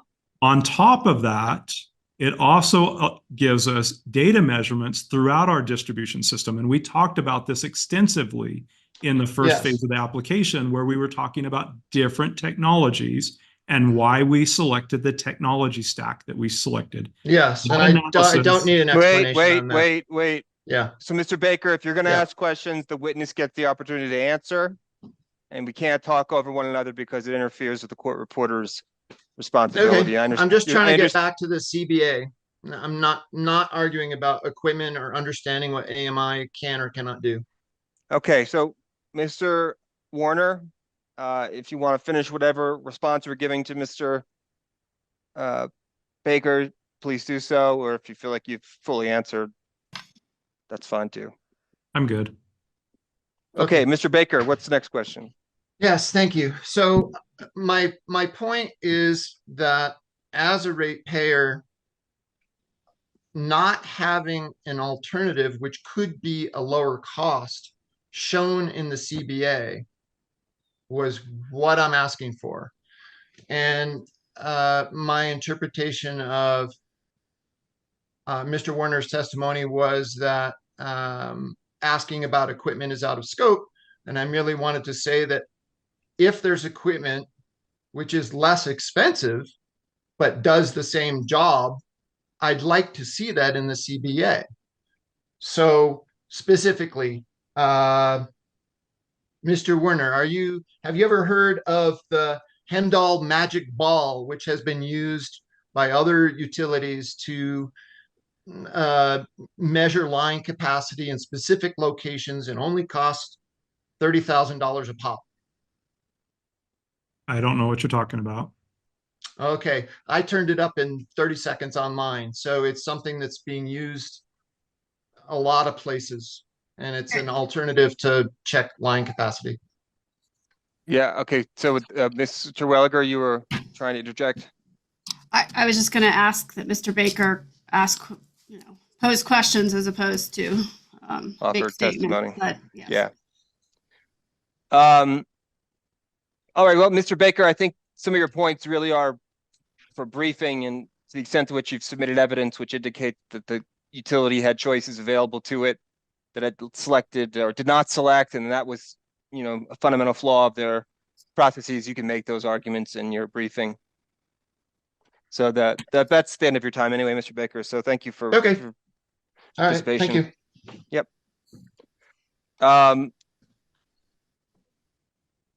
Mr. Bruno. You requested an hour.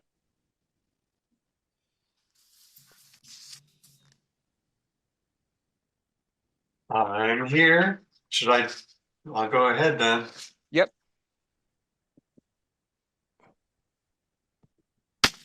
Okay. Can I ask a clarification? I thought maybe Mr. Bruno shifted some time to Mr. Shields. Yeah, actually, Mr. Hearing Examiner, could you please change it to 30 minutes, and hopefully I won't even use that much, and save the rest for Mr. Shields. Yes, thank you. And that's correct. You did send me that email and I asked you to tell me that before you started here, but that's fine. Mr. Welger did that, so good job. 30 minutes, and the other goes to Shields. Is that what that was? Yes, sir. All right, let me reset this clock. You can start asking. Go ahead. Okay. Good morning. It says good morning. It's afternoon. Good afternoon, Mr. Warner. Did any New Mexico licensed engineer in responsible charge of P&M's grid modernization project sign or submit any document stating that all costs associated with the project have been included in the CBA? Pretty sure we covered this in the first phase. So there is no design and there's no sign off on cost by a professional engineer. So no. Thank you.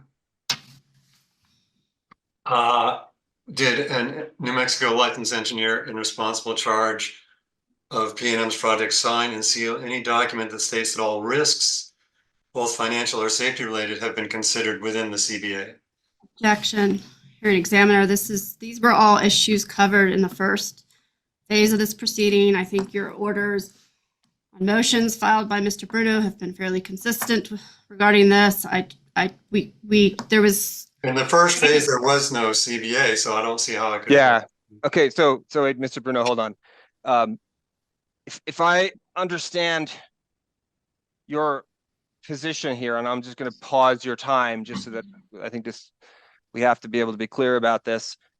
If your intention is to pursue the line of inquiry about the responsible engineer and then the relationship of that matter to other statutes or rules or whatever they are that govern what it is engineers must or must not sign off on, I mean, effectively what you're making is that, I mean, the answer he just gave you answers that entire line of inquiry. And then you are asking effectively a legal question. Is that somehow fundamentally problematic for their application?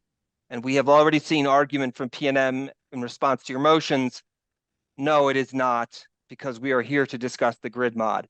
And I'm not sort of answering any of those questions. What I'm trying to describe to you is it is unnecessary for you to further inquire about that subject with Mr. Warner, because the answer he just gave you answers every question that you could ask on the subject. You're making a legal argument, and the facts are clear that you understand there to be a requirement that they did not fulfill, and therefore the application is flawed, and that's a question, that's a matter of law.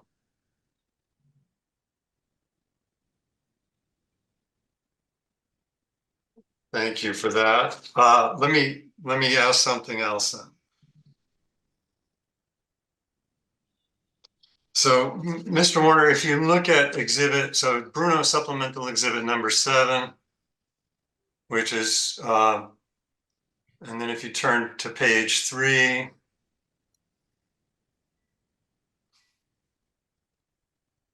you have that? I'm getting there.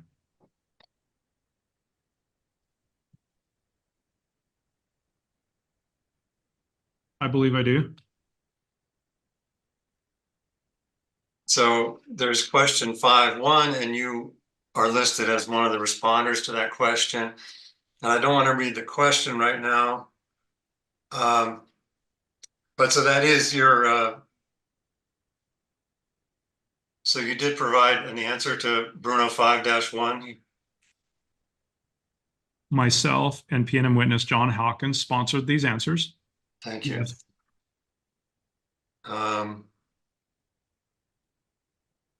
And then there was also a supplemental response that was let's see. That was provided after the first hearing in this case. Is that correct? You got to direct me as to which one. I don't know exactly what document you're referring to.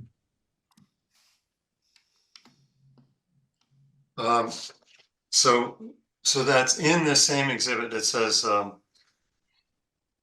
so if you, at the very bottom of page 3, excuse me, it says supplemental objections and responses to Bruno -5 just says -5. The formatting is a little confusing. I'm sorry. And then if you go into page 4, there's a supplemental response. It's not clear who gave that. But would you be willing to read that supplemental response? So that's on the beginning of page 4. Why does everybody want me to read today? Well, I'll read it for you if that's better, and then you can just verify that I read it correctly if you'd like. Or we could just not read it and give Mr. Lee a break and tell the witness that he can familiarize himself with what is said there, and you can ask whatever questions. Well, I would like it to be in the record one way or the other. Do you intend to admit this as an exhibit of yours, Mr. Bruno? Probably not with this witness, but yes. All right. Well, I'll let you read it then if that's your position. But so go ahead, and if you want to read it, Mr. Bruno, go ahead. So it reads, without foregoing the above objections, P&M provides the following response. I'm sorry, Mr. Bruno, if you could slow down and start again. Yeah, okay. Without foregoing the above objections, P&M provides the following response. Please see P&M's response to interrogatory Bruno 2-6, parentheses, quote, the work being proposed in P&M's grid modernization application has not yet been approved by the PRC, period. P&M therefore has no final work product for APE to stamp if such stamp is required, close quote, close parentheses. For the AMI meters themselves, P&M is purchasing a product that has been certified and tested to industry standards. So P&M will not be stamping or sealing these meters. So did you see all that in there, Mr. Warner? I do. Okay. Now I have to flip this page. So your assertion in that answer is that in your profession, no planning or project evaluation documents ever need to be signed and stamped. Is that what you're asserting? Objection. I think as covered by the hearing examiner, this calls for a legal conclusion. Yeah, Mr. I mean, I think it's really clear, Mr. Bruno, like what I understand what you're trying to ask him. I mean, and if you're making a legal case to say your application is inadequate for failing to have an engineer to stamp these things, and they have a response to that, which isn't necessarily have to come from a witness, because the company's position is that that is just not a legal requirement that exists on us at this time. So you can make all of those, arguments. I mean, there's no question as this. I mean, I act as the fact finder here for the commissioners, right? I understand where you're going. The ultimate resolver of this is the New Mexico Supreme Court, and they don't afford that. Well, I mean, that's the basic. That's where you'll go. I mean, we'll decide this here, obviously, as a matter of law. But then your right to appeal would be to the New Mexico Supreme Court, who has the ultimate say on questions of law that this commission must follow. So we can take a stab at the legal questions that you're raising. But the evidence as to it, I mean, asking Mr. Warner these questions, I can assure you as the fact finder functioning here, I'm well aware of the fact disagreement that you and the company have. I fully understand your view of the facts and what that means as a matter of law. And I fully understand P&M's view of the facts and what they mean as a matter of law. And all I need to do is go to the keyboard and type that all out as a legal resolution. which will be addressed in the recommended decision, for which you will have the opportunity to file exceptions to the commission. And again, there's no real, the factual dispute's clear. I know exactly what you're saying. I know exactly what Mr. Warner's going to answer. Well, I would love it if you would tell me what I'm saying, because I don't think the factual dispute is clear.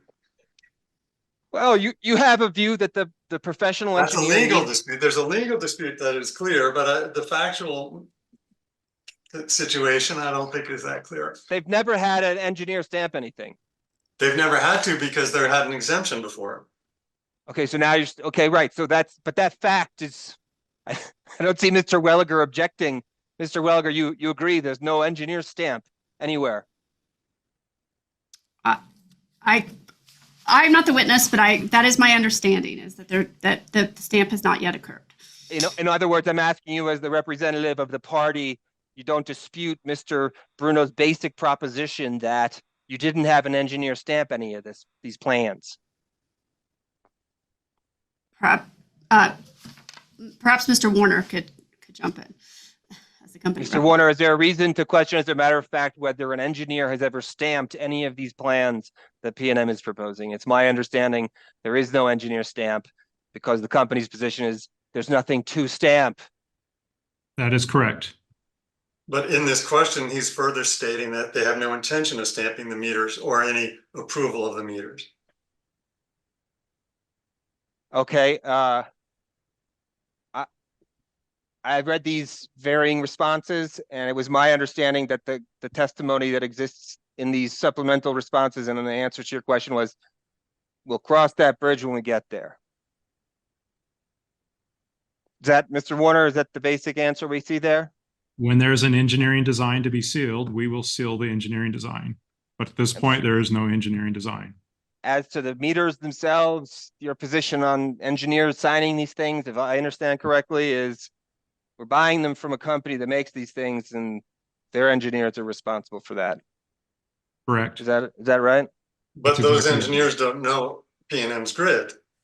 Okay, so now we're off into like, then it becomes, what is the legal obligation of the company to establish anything? I mean, the Engineering and Surveying Act is very clear that it's the responsibility of PNM. what is the applicability of the Engineering and Surveying Act in the context of this grid modernization proceeding? And it's a legal question for which you can brief the matter post-hearing. There is no factual dispute. And I don't agree, though, Mr. Bruno, and we should clarify this point. I mean, Mr. Warner, a moment ago, Mr. Bruno said that it is the company's position that it will never stamp anything, or I'm exaggerating perhaps a little there.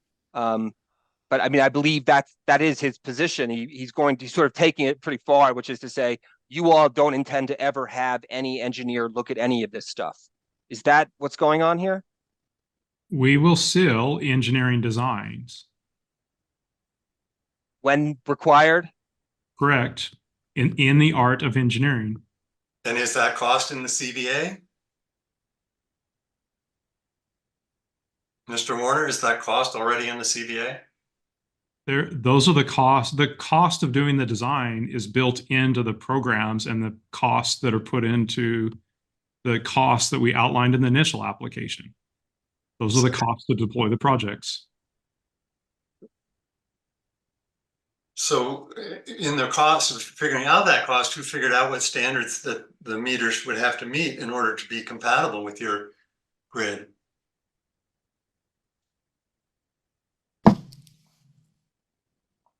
What was your question?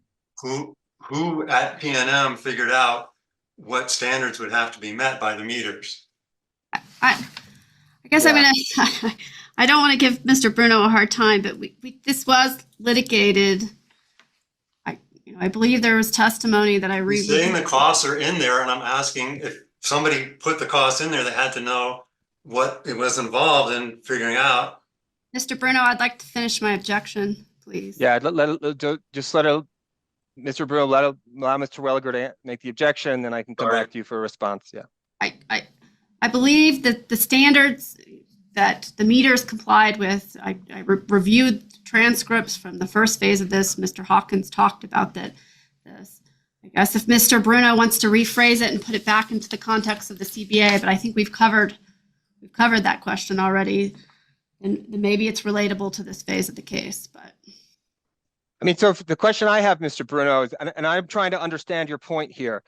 So you're saying that we can't know the actual cost of these proposals because they are specific to this unique grid, and that we would have to have, you know, a workforce of engineers understanding the unique demands of PNM's grid to like really understand the costs of integrating AMI and all these other proposals.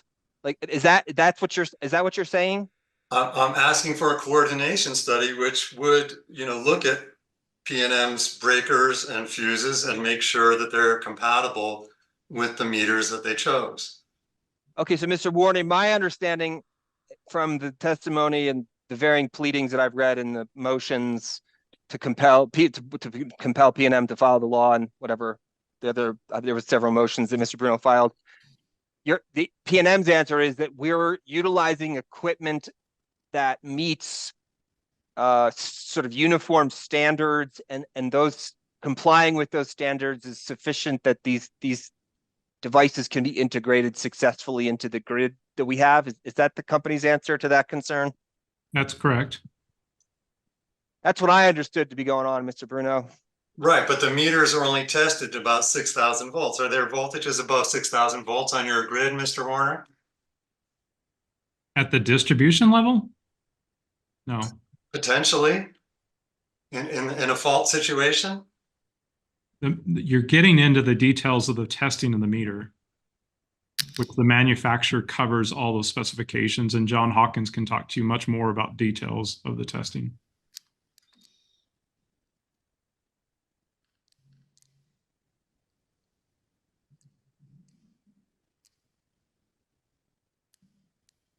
All right, I want to shift gears. I'm going to ask you about, so we have scenario 1 and we have scenario 2 in your testimony. And I understand that there are differences, that they're both correspond to portfolios in the IRP. What's the real difference in terms of the things that are in the portfolio that makes those scenarios so different in terms of their cost benefit ratio? Yeah, we talked about this question earlier, and PNM witness Mike Setledge can talk about even more detail than I can share. But I'll be really brief on it. The difference is the difference in the generation portfolio in order to meet the peak demand that is reduced by the full deployment of TOD rates. What generation portfolio we pick has not been selected yet. So we ran a high and a low scenario that clearly gives the commission and all stakeholders a range of potential benefits of the TOD deployment. How did you know? Wait, sorry, Mr. Bruno, but let me just interject and understand one thing. Mr. Warner, am I correct to understand that the way AMI plays into that sort of cascade of thoughts that you just described there is that the customers themselves will have the best understanding of their energy usage with the AMI, thus leading to greater load shifting, thus pointing towards the cheaper generation portfolio? Is that correct, or am I mistaken? You're right all the way up to the exact until the very last point. So the Okay. generation portfolio is something that we work through stakeholders in the commission through the IRP process. And it's going to be a stack of generation resources. Maybe it's a percentage of long-term storage, short-term storage, percentage of rooftop solar, wind. That mix can be a varying type of mix, right? And that's the detail that the IRP team goes through. Now, when you start stacking up all the potential resources that we could build or have to supply customers, there's variability in the costs of those resources. Is that I think I understand. But I just, the way the AMI proposal and the way that gets us cost reductions, I'm just trying to link those two things together. And as I understand it, the company's position is effectively AMI is the best way for the customers to understand their actual real-time energy usage, and thus the best way for them to respond to price signals, because they'll have a conception of how they're using energy most effectively. Yep, that plays exactly to the AMI and the TOD linkage, right? A full-scale TOD program requires AMI so customers can participate in the load shifting. Right. Because if you don't know where your energy usage is actually going, as I don't, I have no idea how much energy I use at any point during the day. It would be actually really useful for me. So okay, sorry, Mr. Bruno, go ahead. So scenario one has more storage. Is that likely to be true? I'm not going to speculate what's in the scenarios. I'd have to go back and do more details. Again, we were just doing that to get the variability of potential. What generation portfolio is eventually picked, that's going to be in the future. We were using purely the IRP models that are already on record with the commission as the scenarios by which to capture the benefits. But you're saying that scenario one is the worst possible scenario in terms of the benefit of time of use billing. Is that your position? No. We have a variability of benefits, lowest potential to the highest potential benefits. Aren't there 7 portfolios? Is that the number in the IRP? We ran 4 different generation mixes associated with the time of day. In those scenarios, we picked the low and the high, again, to give scale so that everybody could see a low and a high on the potential benefit range. Why did you only pick 4? Objection. These are really questions that are related to the IRP, because those picking of 4 was done as part of the IRP process. Mr. Bruno, it sounds like you wanted to respond. I think he's saying that they only used 4 of the 7 portfolios in the IRP when they did the analysis for the CBA. Is that true, Mr. Warner? No. I'll now allow the question. So overrule the objection, and then Mr. Warner, could you just give your answer again? No, that is not true. So there are only 4 portfolios in the IRP. Is that what you mean? When you said you did 4? I'll go back to what I stated earlier. So we went to the IRP. In the IRP model, they had 4 different generation scenarios that were associated with the TOD program. We used the high and the low from those scenarios. I see. Thank you. Okay. So, but isn't it true that if you added more storage, that the value of the time of use billing would decrease beyond the portfolios? If you took a portfolio and then added even more storage, eventually time of use would be worthless. Isn't that true? If you added enough storage? I'm not going to speculate on that. How could it not be true if you could store power, then why would it matter when people used it? You don't have any. Sorry? I think there's a lot of other questions to unpack in that question on who pays for it and where the storage is installed and where it's physically located.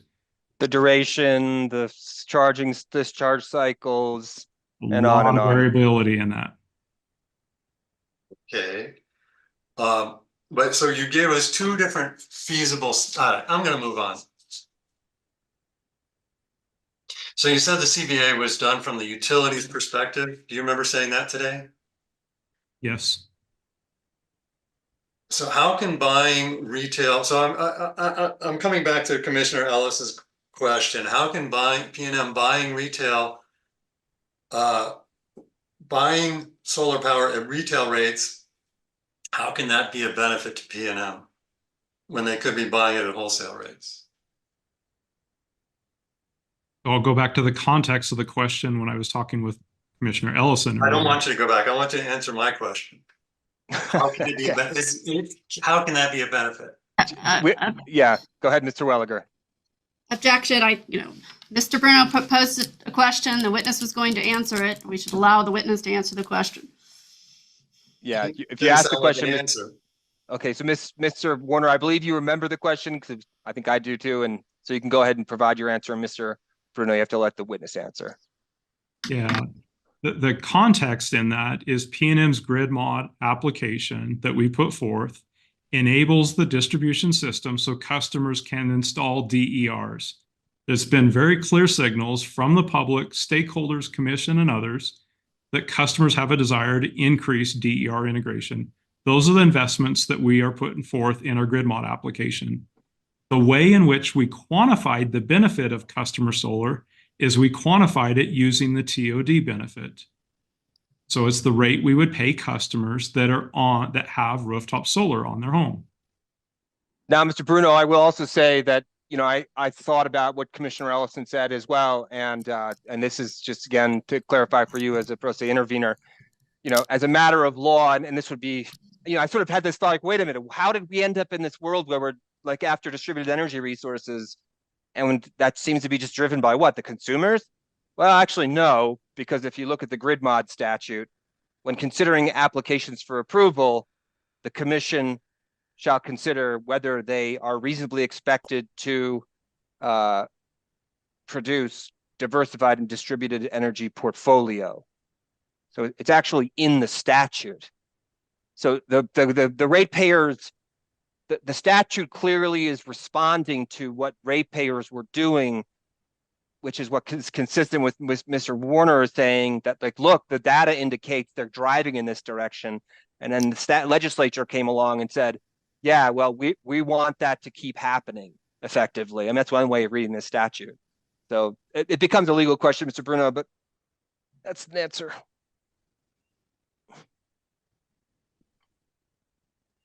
I'm not sure Mr. Warner answered my question. I mean, so are you saying it's a benefit to P&M? So you're saying, first of all, that there is a benefit to P&M because one of P&M's goals is to have more DER. I understand that. And then you didn't know what value to assign it, so you just plucked this number that you already had that's totally irrelevant and use that to calculate the benefit. That's not at all what I said. To be very clear, we used a cost and a rate that's been filed with the commission that's been very transparent, and that is the cost that the customers will receive. So right, but we're asking about your benefit, not the customer's benefit. We're asking about the P&M's benefit, not the customer's benefit. So it's really, it should have gone on the books really as a cost to P&M, not a benefit. Do you see that? No. Can you imagine that this is bad for P&M to actually have to pay retail prices on something they could get wholesale? Do you see that that's a bad thing for P&M financially?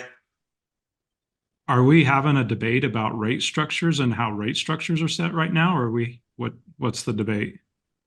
The debate is about whether the CBA is reasonable and whether it's possibly registering a cost as a benefit. Those are benefits that will flow to the customer because well, I'm not asking about benefits to the customer. It's about benefits to P&M, right? You said it was from the from the utilities perspective. I don't care about the customer. Well, let's hold on, Mr. Bruno. Wait a second. Yeah, Mr. Welliger, you're trying to interject. Go ahead.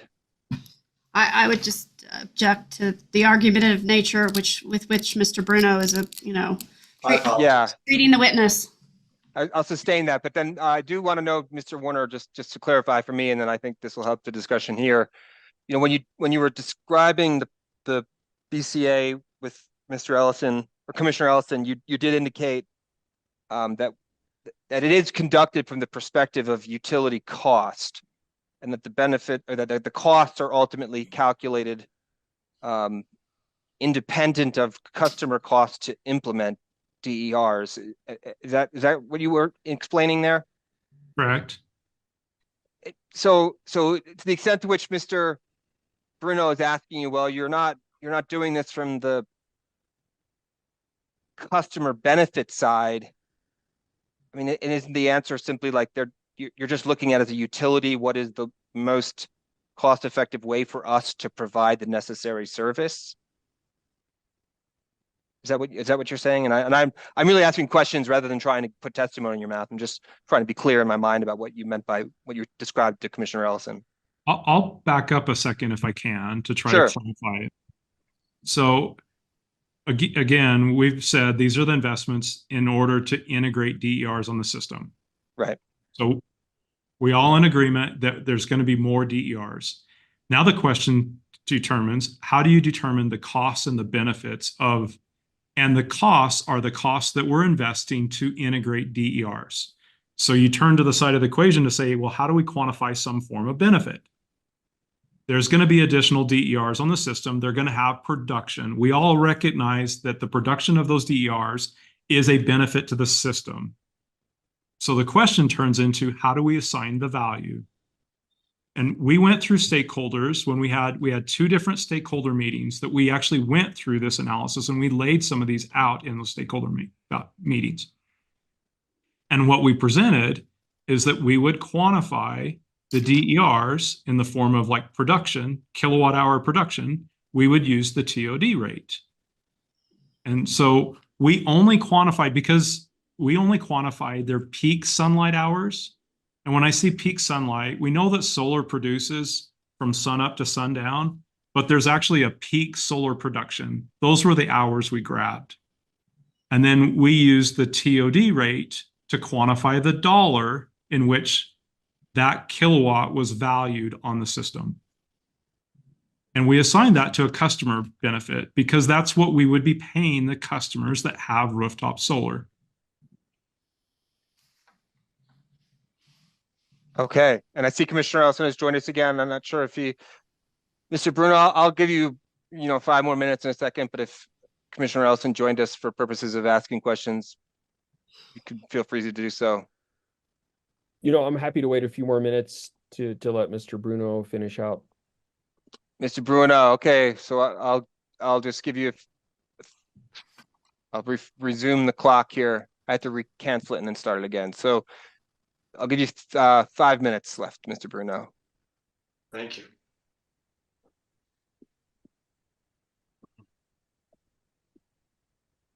Well, when you say stakeholder meetings, were those the 2 meetings that I went to? One of them, I was there at PNM headquarters with you. Was that one of the meetings? I believe it was. I believe you were here in person. So, I mean, I feel, well, so was it your impression at that meeting that all the stakeholders agreed with you? We shared the process by which we were quantifying benefits with the stakeholders, and we received feedback from them. Some of those feedbacks were actually integrated into our plan. The TOD benefit was feedback we received through the stakeholder outreach, and we incorporated the TOD benefit as was suggested in that stakeholder meeting. Do you want to say which stakeholder suggested that treatment? I don't have it right in front of me right now. I'd have to go look it up.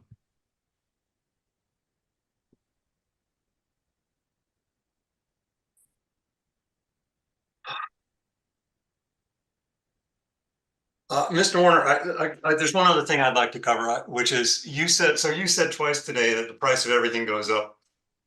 Can you think of anything in your industry where the price is coming down?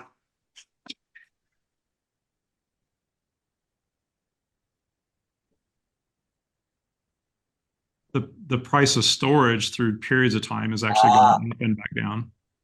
Thank you. So in fact, I have an exhibit on that, but we don't, if you agree with me, then I think that's fine. So the price of storage is coming down. If that price keeps coming down, as is predicted, storage will be cheaper and maybe the time of use rates will have less benefit. Do you think that's possible? I think that our system in the future is going to have more storage to make it through all hours of production or all hours that the customers need load or need generation resources to serve their load. But you didn't answer my question about whether that would make time of use billing less valuable. Objection. That component of the question was already asked and answered twice. Yeah, I'll sustain it. He said no. Thank you. I'd rather save my last 2 minutes for the next witness, for Mr. Shields.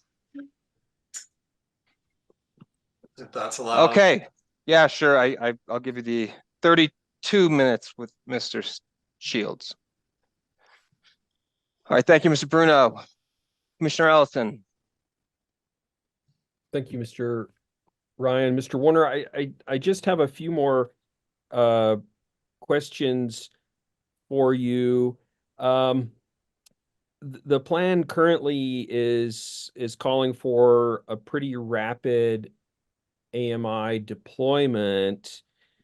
You know, I wanted to discuss briefly the merits of having a more phased in approach, such as, you know, when an analog meter reaches its end of lifetime or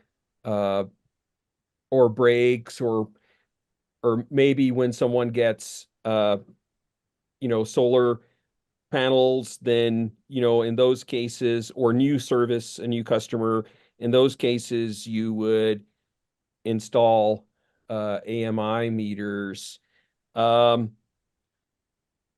If AMI meters were sufficiently distributed throughout the system, wouldn't you have a decent picture of in terms of reliability? You would still have a pretty good picture of, you know, whether a given feeder is out. So we value each customer the same, and we might know if a feeder's out, but really the value becomes knowing what customers are out. And the AMI deployment actually would show us that. I can touch a little bit too on the costs, and maybe. Well, I guess I was asking more about, you know, let's just, you know, I'm not asking about AMI deployment itself. I'm asking about if we had a more gradual approach, and let's say, you know, you started out with a scattering of meters throughout your distribution system, as opposed to each and every customer having a new AMI meter. Wouldn't you have a much better sense than you do today of outages? So it would increase our outage notification. The cost, the overall cost, will actually go up, because if we have to run an AMI system and we run our traditional analog meters, we have to maintain both systems, and you would have to maintain the O&M components of both of them. And once you have the capital infrastructure on the back end, the deployment of an individual meter is only an incremental cost. So to get to the full benefits, the quicker we deploy AMI, the quicker we realize full cost, and actually the lower overall cost of the transition. Well, I mean, there is a legacy meter undepreciated balance, correct? I mean, when you remove perfectly good analog meters from service, the company is going to want to, unless I'm mistaken, is going to want to recover the undepreciated balance on those meters, correct? And I believe that was covered in the first phase by Mr. Settlage. I think by Kyle Sanders, PNM witness Kyle Sanders. I believe he talked about all of that detail.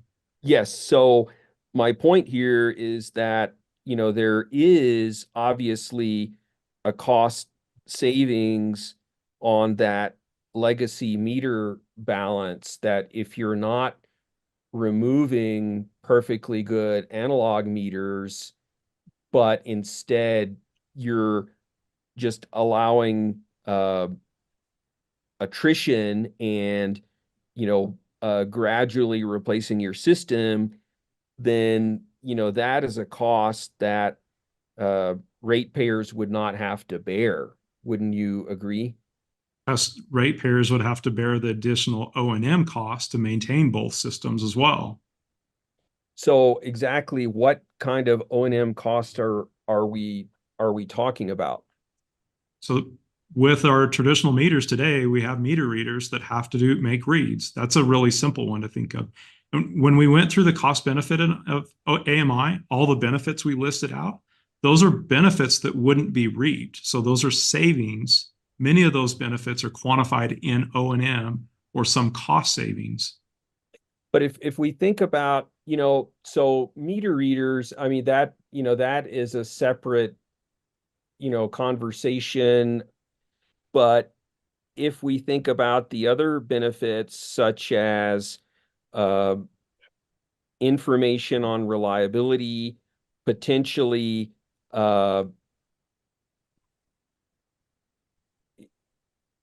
faster response times to outages, and in terms of hosting capacity analysis, would you really need an AMI meter on every single customer in order to do a decent hosting capacity analysis? If you had, say, a smattering of customer data across feeders, I mean, wouldn't you be able to do a hosting capacity analysis with that information?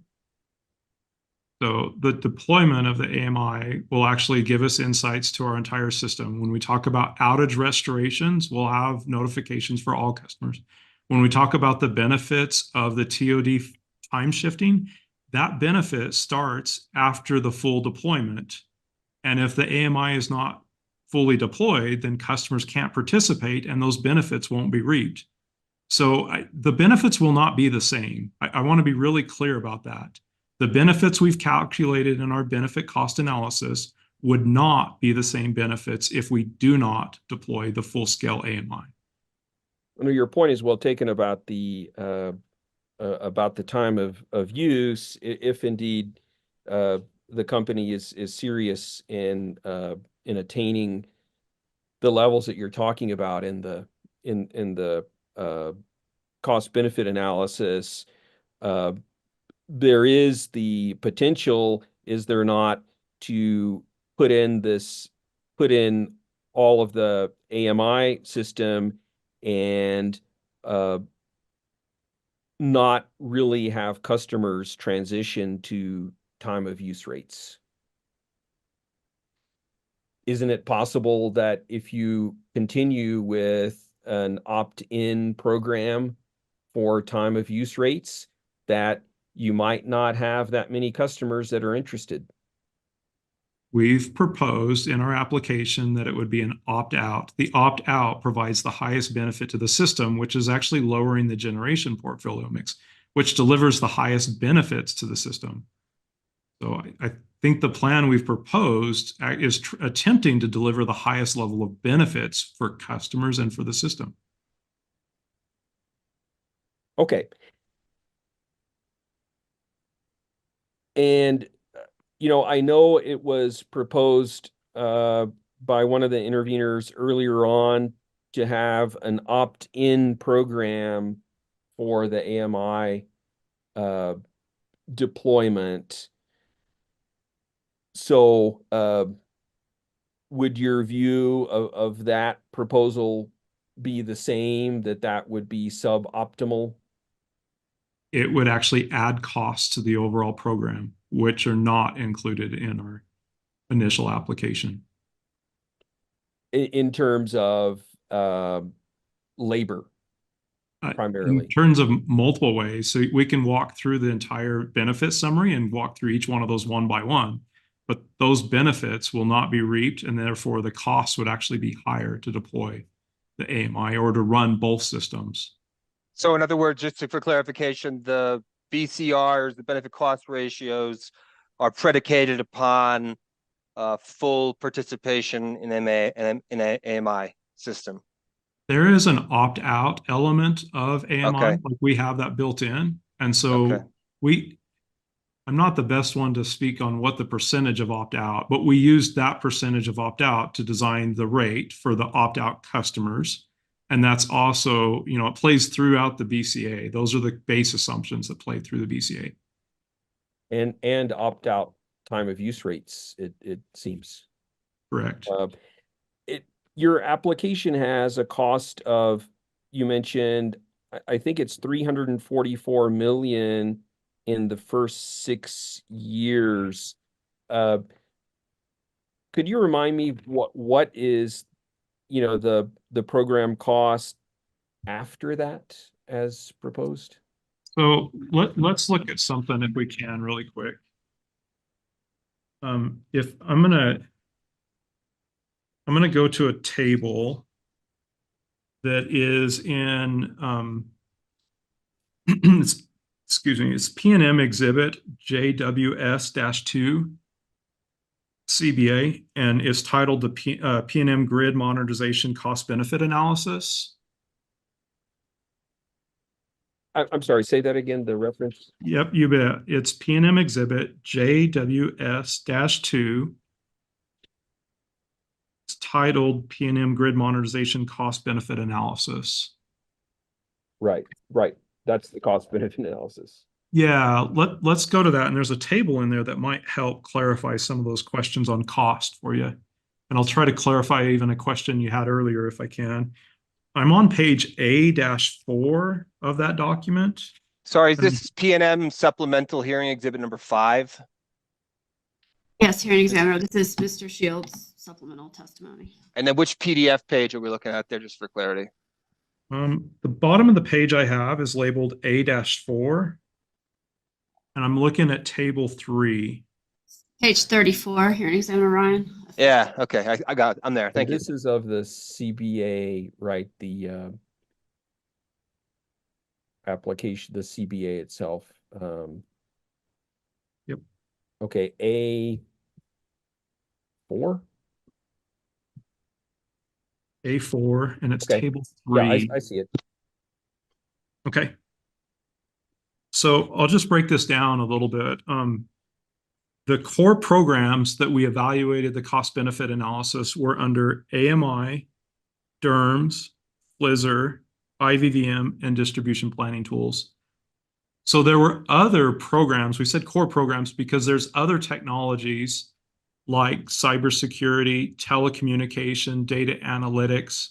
Remember some of the other core programs we talked about in the first phase. They are supportive of these 5 core programs. So the first column in there is the core program capital costs. Those are the costs for the program, the core of that program. The second column there is the foundational program capital allocations. So things like cybersecurity, telecommunication, data analytics, the other underlying investments that are needed to support the core. Those are the cost allocations. Those are all capital costs. And that's primarily the communications backbone, is that? That's correct? one of them. That's one. Cybersecurity is another one. We have a data analytics tool. When the data comes back to our system, we want it to be consistent across all of our different platforms and tools so it can be leveraged across for optimization. So there's items like that we talked about in the first phase. So the total capital cost is the 344. You see that? Yes. That was in your original application. So going back to DERMS, and I'll use that one because we were talking about it earlier. The capital investment for DERMS is the 7.7 million for the DERMS platform, and then it's 17.5 million for the cybersecurity, telecommunication, the data analytics, as that's spread across all those programs. So if we pull DERMS out of it, we still have to invest in a telecommunication, in cybersecurity, in the data analytics. That 17 million would then need to be allocated to one of the other core programs if for some reason we took DERMS out of it. I understand. And what is the communications backbone cost by itself? I'm going to ask you to defer that one to Witness Hawkins because he's the one that helped us put those costs together, and we could walk through that. So the total capital costs and then the O&M year 1 through 6 is 85 million that we've asked for Right. in this filing. Right.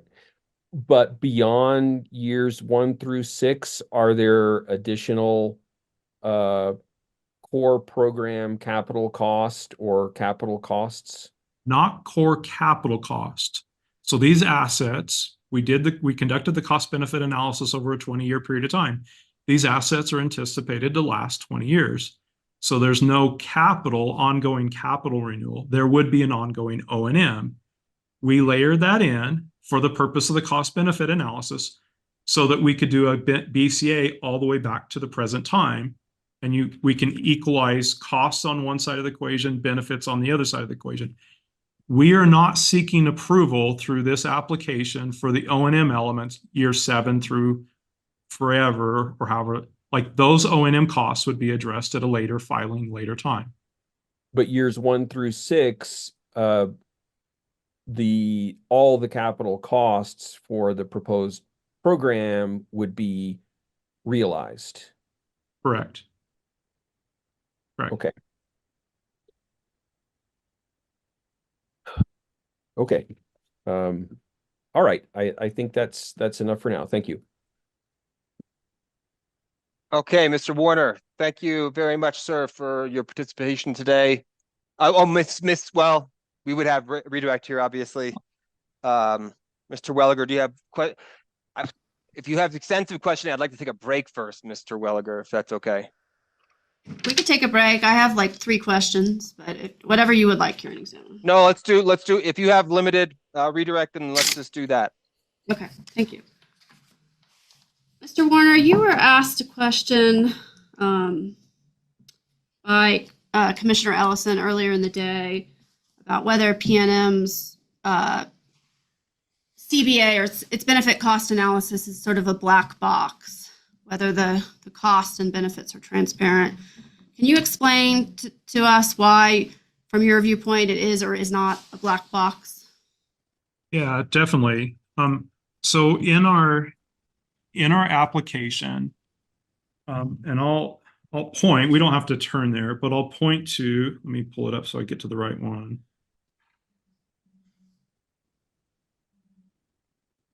In my initial supplemental testimony that was filed on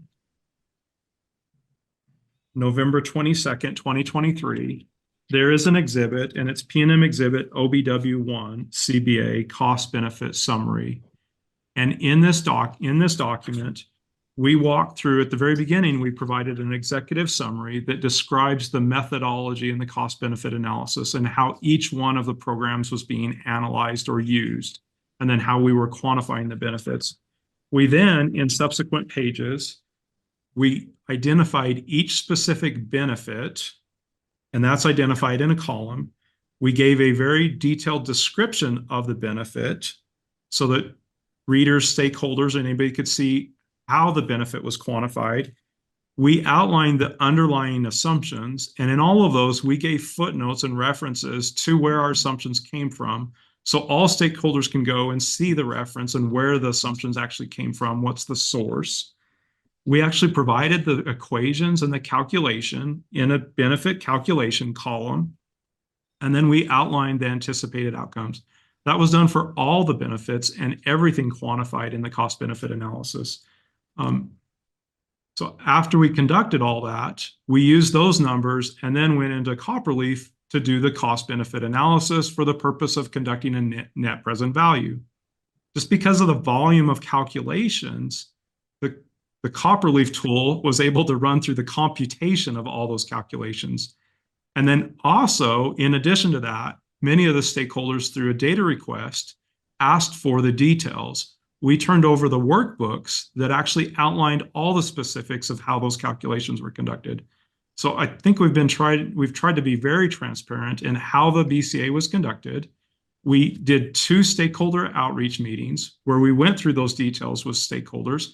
And then we had another meeting specific with the DOJ to go through further detail and feedback that they had for us as well. So I think we've been pretty collaborative, and we've tried to share in full transparency the processes in which the cost benefit analysis was conducted. Thank you. And then you had a discussion with Mr. Elliott about potential double counting related to the integrated volt VAR management. Do you recall that discussion with Mr. Elliott? I do. And there was a discussion about whether or not the reduced customer energy cost and the reduction in utility energy requirements are double counted. Can you explain, whether there is double counting occurring for IVVM? Yeah, so there is not double counting. Let's just be clear about that. And the benefit summary that I just pointed to, if you go to it, it has the details in how the calculation was conducted. But let me describe it in just very simple terms. So when we integrate IVVM, it will lower the voltage on the system. Customer meter, what they pay each month is less. So their monthly bill will be less each month. The energy requirement on the system, when we lower the overall energy on the system, that means that PNM as a utility does not have to procure as many megawatt hours on the market. That, in one way to think of that, is that it's a form of fuel savings or cost savings to the customer. So then the kilowatt hour that customers will have to pay for each kW is lower as well. Those are very different measurements and they're very different benefits. Examiner, that's all my questions. Thank you. Okay. Thank you, Mr. Warner, for your participation today. I have no further questions. Why don't we take our break, and when we come back, so Mr. Warner, you're excused as a witness. Thank you for your time. Thank you, everyone. We will have Mr. Shields, and first up would be the Department of Justice. And we'll break for 15 minutes, so that puts us at 2:40. See everyone there.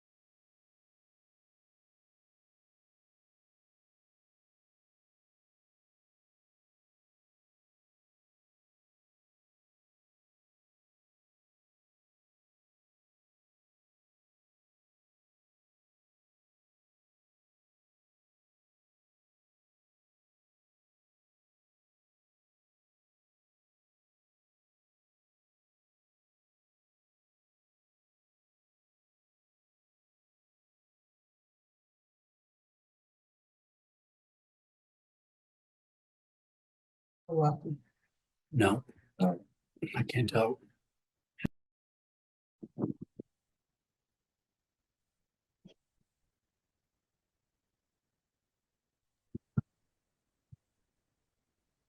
I'm ready when you are, Judge.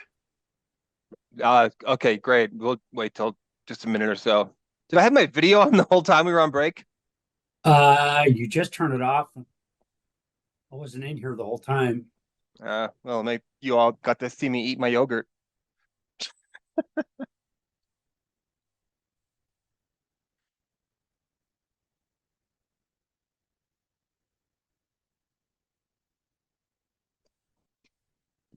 You just missed my protein bar, so we're good. Yeah, well, Strauss, what are that? I think my wife started buying from that natural grocer, Strauss, vanilla whole milk yogurt. It's delicious.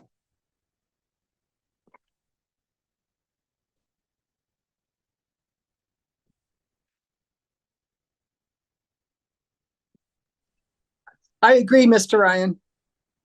You enjoy that product as well? Yes, when I get over to La Montanita, that's what I get. It's European style yogurt. Oh yeah, it's real good.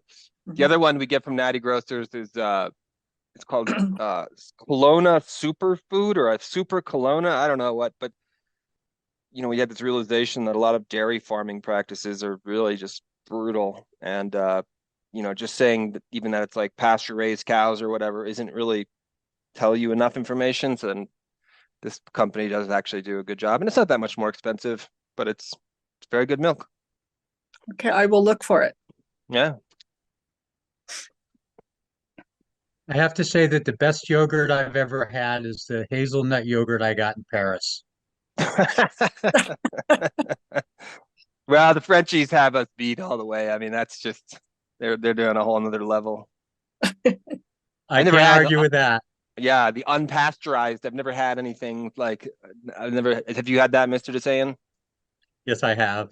Is it good? Yes. Different, or is it just like you wouldn't know the difference really? Well, I think it was different, but I don't know that it's different is because it's not pasteurized. Okay. All right, anyway, we're talking along here. It's 2:40. Back on the record, Mr. Lee. We will now turn to PNM's second witness, Mr. Verheuel. You can go ahead and call the next witness. Mr. Hearing Examiner, before I call Mr. Shields, I have a quick question about order of witnesses. I was just made aware that PNM's third witness, Mr. Hawkins, potentially has a commitment he's going to have to leave for a little earlier in the day than we anticipated. So is there any objection if we do happen to finish with Mr. Shields today, if PNM flips its third and its fourth witness? So in other words, if we were to call Mr. Settlage later today and then Mr. Hawkins?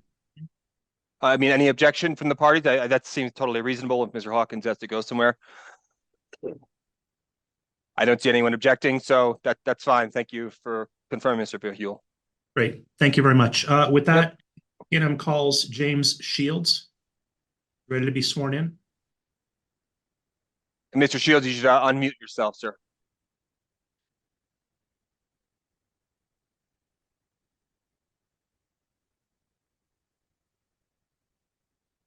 Mr. Lee, you have to unmute yourself too. Everybody's muted. Mr. Shields, you are muted. Yeah, he's working on it. Yep, we've got someone helping him with that.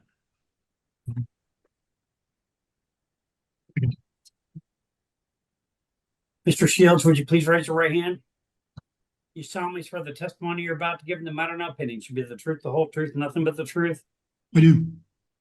Thank you, sir. Good afternoon, Mr. Shields. Please state your name and your job title. Jim Shields, Managing Director of Black and Beach.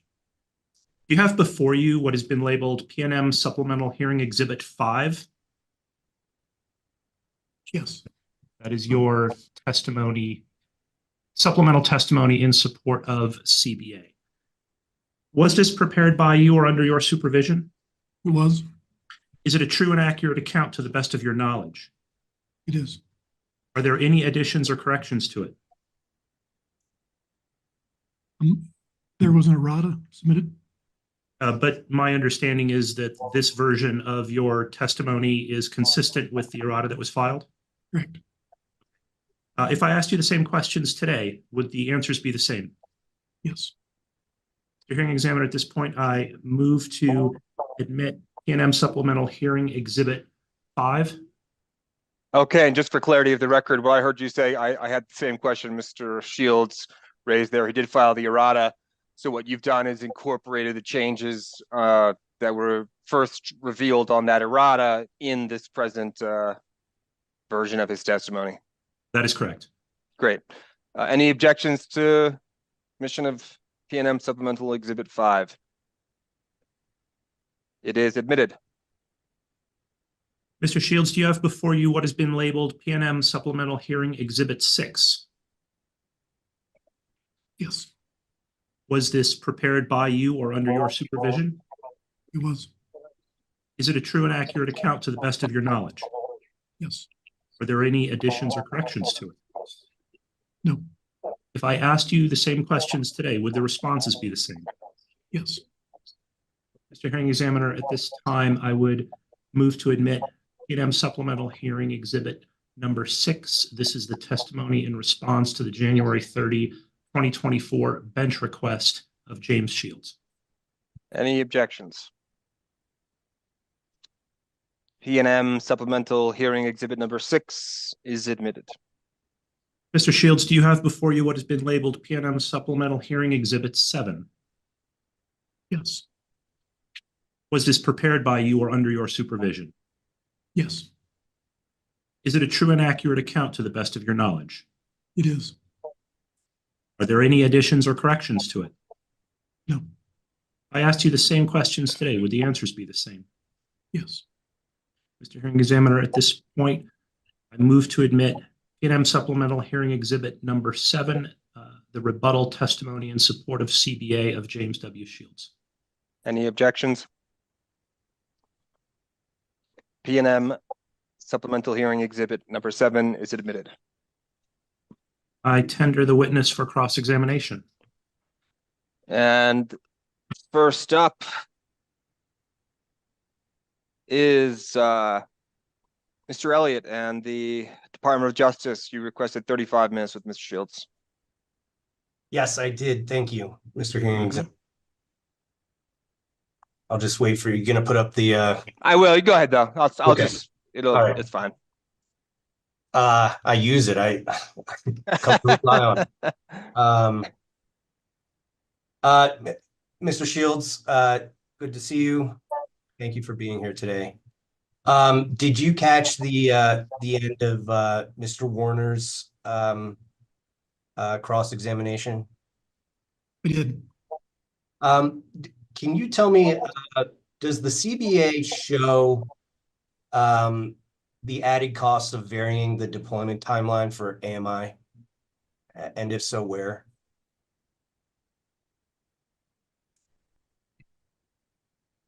So the deployment is as it was in the original filing. We didn't change that. Okay, so does the CBA compare the costs of any one of the technologies based on varying the timeline for deployment?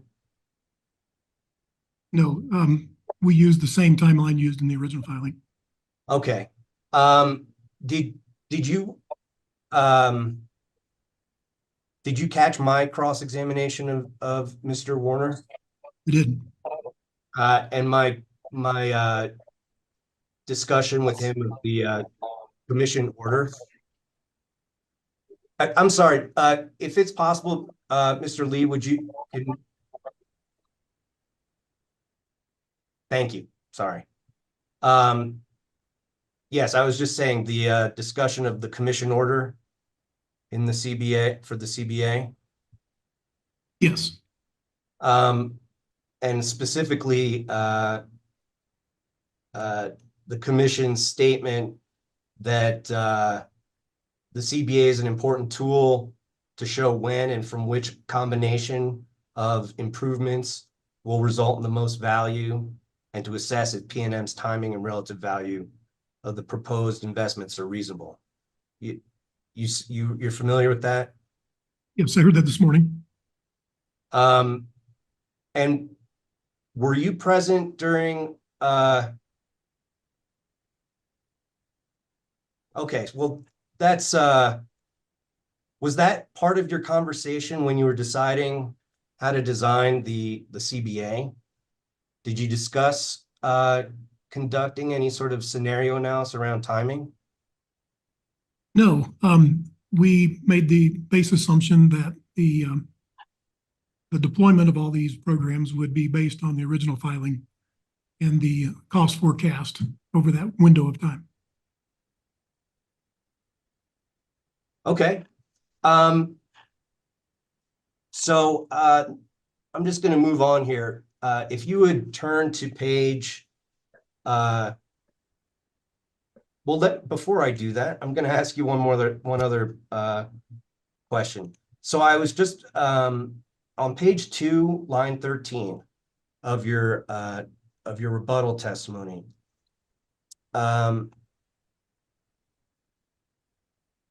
Actually, it starts at line 12. It states to meet the state of New Mexico's goal for utilities to be emissions-free by 2045, new carbon-free DERs will have to be installed, managed, and operated. How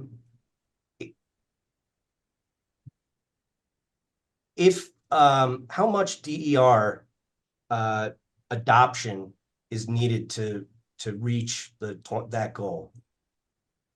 Yeah, that's all outlined in the 2040 DER report and the forecast that's in there. So that's the number that's used. That's the DER forecast associated with the cost benefit analysis. Okay. Okay. If you would please turn to let me see here, page 4 of your rebuttal. And this is on lines 1 through 11. This is in response to the question, should the purpose, I'm going to skip that. I will come back to it. Sorry. Let's just move forward to page 5. I have to stick with the questions that I plan to ask you and not the ones that I just thought of. So, excuse me. So referring to page 5 of your rebuttal, and I'm looking at lines 7 through 11, and this is where you provide the opinion that the report titled Benefit Cost Analysis for Utility Facing Grid Modernization Investments, Trends, Challenges, and Considerations, is more applicable to evaluate utility-facing grid mod investments than the National Standard Practice Manual, or the NSPM. If we could turn to JWS 1, page 18 specifically. Let me know when you're there. 18 of 46, right? Yes. Thank you.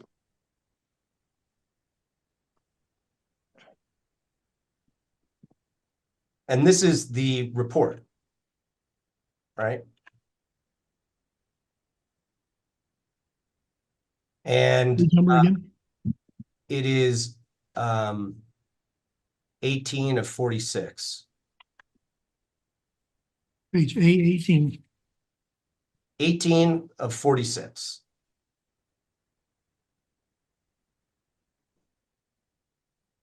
Were you referring to PNM Exhibit JWS-2?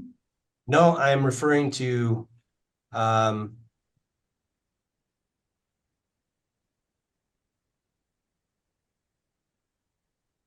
referring to JWS 1.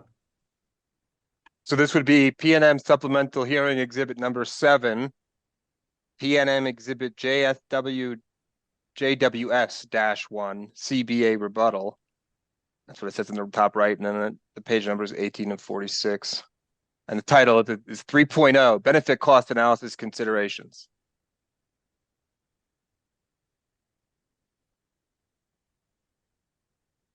That's the Synapse report, right? Yes, I believe that's the one you reference. It is the Okay. one you reference here. Thank you. What page number? 18 of 46. I'm with you now. Okay. And it's the last paragraph there. And I just wanted to ask you, do you agree that it says here that there have been several recent initiatives toward developing a consistent set of principles to ensure BCAs are sound, consistent with fundamental economic concepts, and that the NSPM is one of them?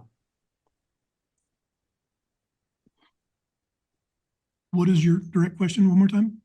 Well, do you agree that the NSPM is one of the initiatives for creating a consistent set of principles for BCAs? Yes. Okay. Do you agree that this last paragraph also states that while some principles were established in the context of energy efficiency BCAs, they apply to utility BCAs in general and provide a foundation for grid modernization BCAs discussed in this report? But there's some applicability there, yeah. Okay. Let's turn to page 6 of your rebuttal. And this is where you address the 8 principles of the NSPM and as they apply to the grid mod CBA. And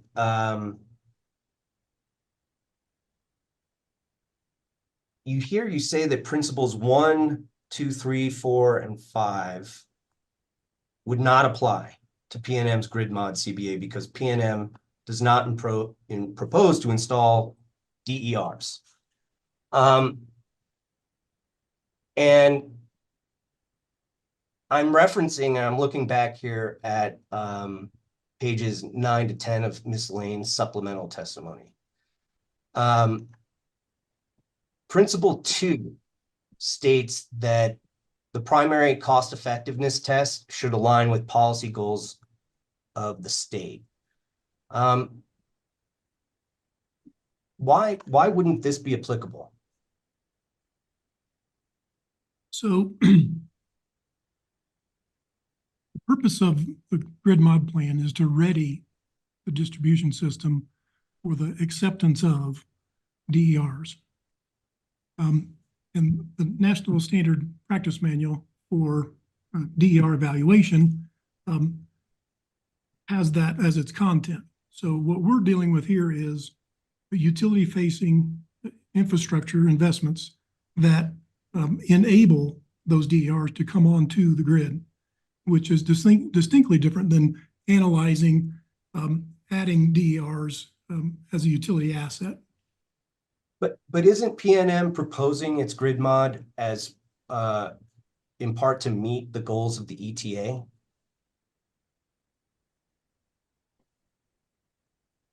Yes. Okay. Well, let's move on to principle 3. This one's about ensuring symmetry of benefits and costs to avoid biased assessments of resources. Can you explain why this should only apply to BCAs for distributed energy resources? Yeah, so I think the proposal from Witness Lane is that we should include the cost of DERs in our analysis. And has been discussed most of the day here, we're clearly not doing that. There are no proposals for DER in the grid mod plan. It is utility-facing investments that we're making so that customer-owned or investor-owned DERs can be added to the grid. Is Is there some underlying economic theory that dictates applying an asymmetric analysis in any circumstance such as this? Pose that question one more time. Is there an underlying economic theory that principle's rooted in? Objection. Yeah, go ahead. What's the nature of objection? Mr. Hearing Examiner, I think that asymmetric characterization is an unfair premise for the question. Perhaps counsel could ask it a different way. Yeah, sustained. Why don't you rephrase the question, Mr. Elliott? Because I was a bit confused about what you're trying to ask anyway. How much time do I have? 22 minutes.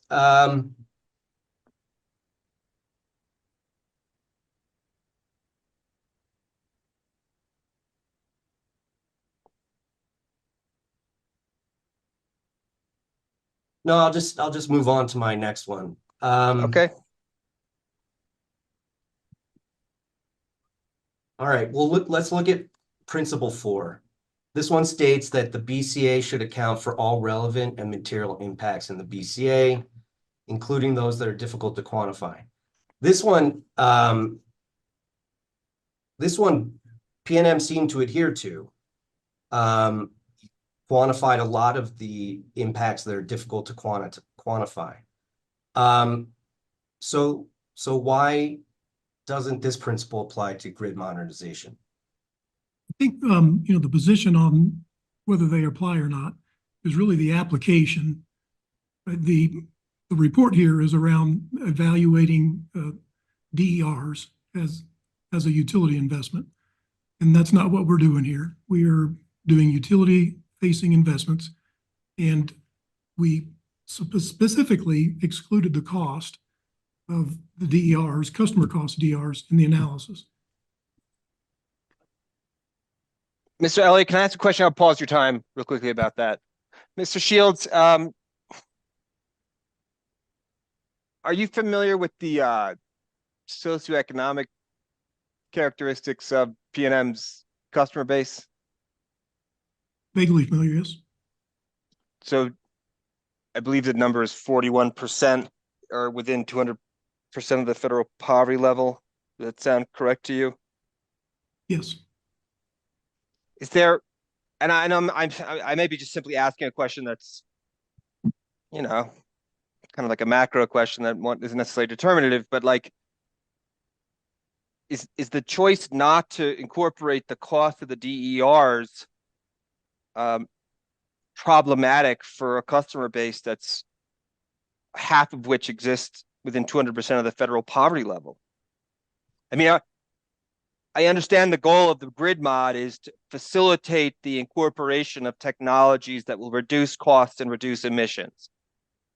If we fail to incorporate the cost of the rooftop solar and those distributed energy resources, are we putting a barrier in front of these customers, which is going to make it impossible? Yeah, the decision for customers or investors to put DERs on the grid, we consider that separate and distinct from the decisions made and the investments needed to ready the grid to receive those DERs. In other states, I mean, is there actions to help folks afford rooftop installation? I mean, I'm guessing the answer is probably yes, but I'm just here thinking to myself, I don't see how. I mean, the commission gets all these calls and complaints about increasing rates, and trust me, we get many more than you ever hear about. So I'm just wondering, yeah, you don't see this as a problem, it sounds like, based on your testimony. I'm not understanding what you have identified as the problem. The problem is the affordability of rooftop solar installation, and whether or not New Mexicans can afford that. And I guess what I'm asking is that is that an impediment to the actual implementation of the goals of this grid mod proposal? So you ready the grid, but if people can't put rooftop solar on because they can't afford it, what have we achieved? Fair. It may be unaffordable depending on the demographics, but we didn't want to subsidize that in the BCA in any way. We wanted to separate those costs and let the market, and if the state of New Mexico wants to have incentives for around that, great, but we didn't think that should be included in the benefit cost analysis. Okay, fair enough. Thank you. Go ahead, Mr. Elliott. I guess as a follow-up, and I am going to jump out of sequence here and refer back to one of my original questions, but if you refer to page 4 of your rebuttal testimony, this is where I think the first question here is, should the purpose of PNM's grid mod plan determine how it's evaluated by the commission? And you say yes. That statement struck me because I would have thought the commission order would dictate how the CBA would be conducted. Was there a conscious decision not to break out the evaluation as Ms. Lane recommended? Yeah, this has been talked about most of the day here, and what we're proposing is that these 5 core investments are foundational and are required for a modern grid to take on DERs as they come on. So I absolutely understand the proposal. I'm talking about the CBA, the analysis. Was there a reason not to do the analysis as the commission requested?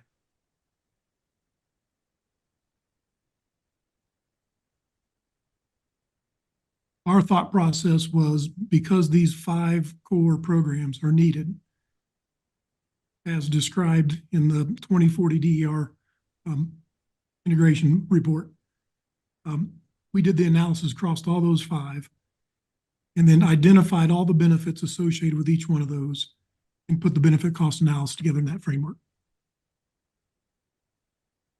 Okay.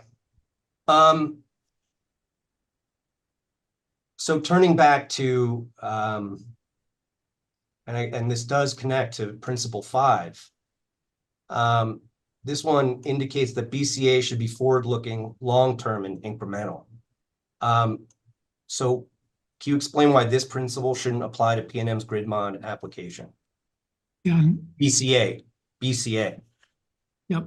The report is based on an analysis for deciding on which DERs, how many DERs, and what types of DERs are added to the grid. Right? That's the basis of that report. And that is not what this grid mod plan does. It's outside of that.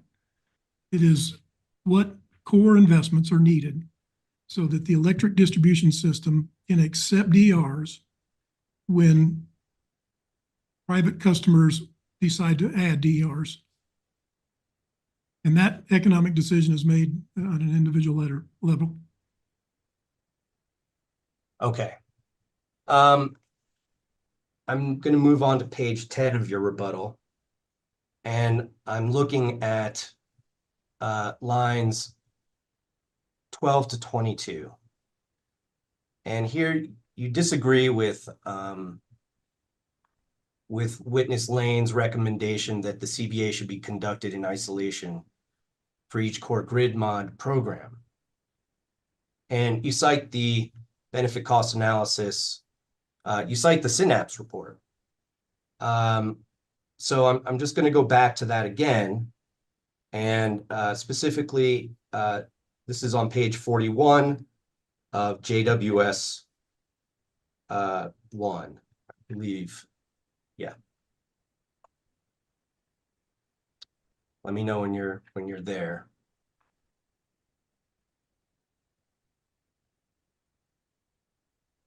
And I'm looking at number 6, which is conduct the BCA.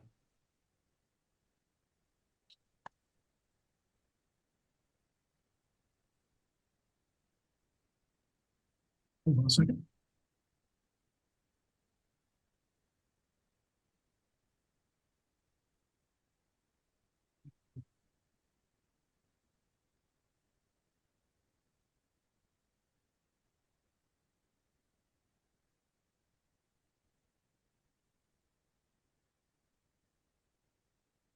Okay, I'm with you. Okay, and I just want you to see the last two ones there. Do you agree that the last two recommendations there for conducting the BCA include conduct a BCA for the component and account for interactive effects? Is that number 6? Yes.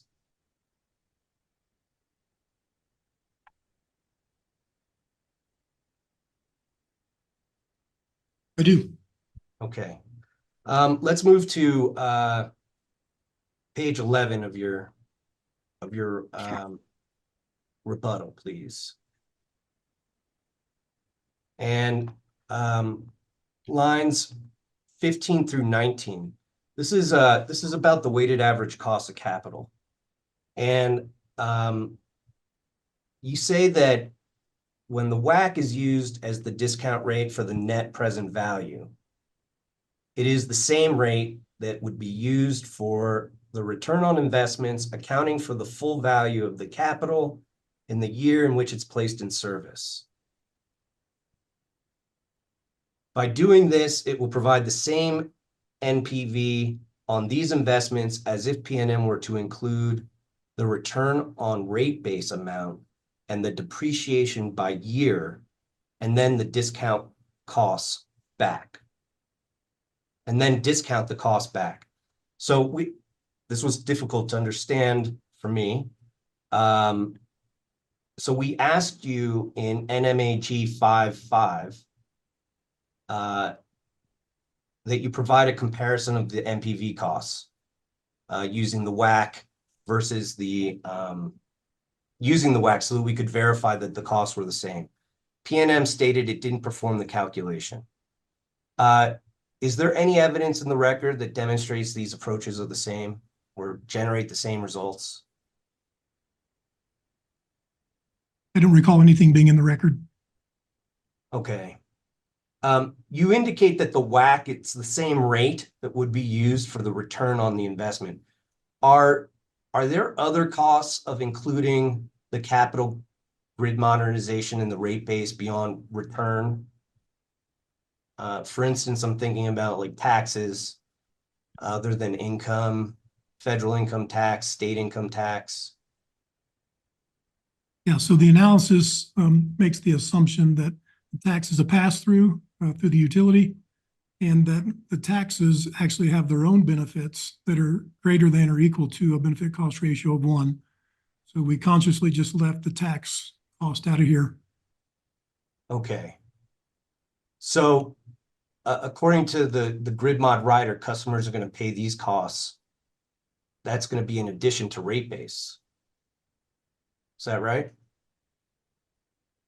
Yes, taxes are collected. Okay, let's turn to this is discovery response 5.5I.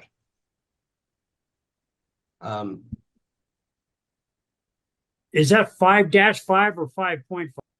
5-5, Mr. Lee. This in DOJ Exhibit 2? I believe so, Mr. Hearing Examiner. I can. That's correct. It is. Okay, thank you, Mr. Verheel. For Russ, for whatever reason, it's not allowing me to pull that up. That's weird. Oh, wow. DOJ 3 too. Those two exhibits are not functioning? Yeah, it's weird. I downloaded the whole folder to my desktop, the Exhibit Exchange folder, and I can pull up one, but then when I click number 2 and 3, it gives me an error message. The destination path is too long. I don't know what that means. Well, I've had a similar issue of late, but I will. If you ask any questions and just share your screen, if you let me follow along, I'd appreciate that, Mr. Elliott. Okay. Mr. Hearing Examiner, it might fix that problem if you put that folder on your root directory or somewhere like that, Okay. or maybe on your desktop. Just go ahead, Mr. Elliott, and I'll follow along the best I can. Okay. So in this question, the question was, does PNM does Witness Shields agree that the revenue requirement calculations include taxes but not upfront lump sum costs? And if not, or excuse me, does Witness Shields agree that revenue requirement calculations include taxes, but upfront lump sum costs typically are not included? If not, please explain why not. And in response, you stated PNM assumes the taxes referred to in the interrogatory are income taxes, property taxes, and revenue taxes. A revenue requirement would include these allowable taxes and any associated tax credits. Capital clearings do not include the taxes that are a result of the return on these investments or the property taxes associated with these investments. However, for purposes of CBA analysis, these costs would be offset dollar for dollar with the societal benefit for which these taxes pay. And here's my question. Are you saying that the income, revenue, property taxes paid by PNM are a transfer from PNM to taxpayers and therefore should be excluded from the BCA? The principle is it's just a pass-through, right? So we're going to collect the tax, we're going to give that tax back to the state, and the state's going to invest that money. And our assumption was that when they invest that money, the benefits are going to outweigh the cost or equal to the cost. And so it's a wash.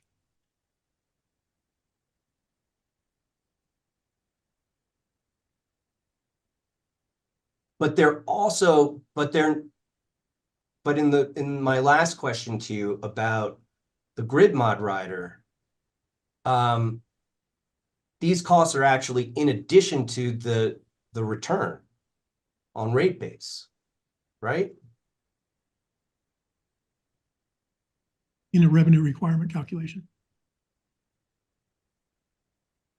Does the BCA include costs associated with procuring products from other companies, such as fuel or generation equipment, transmission equipment?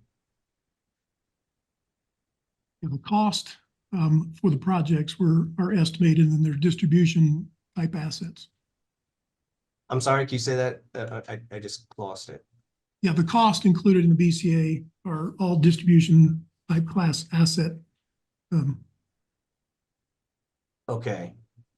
So that would include cost to those companies for paying their income, revenue, and property taxes. Yeah, you're getting outside the area of my expertise now. Okay.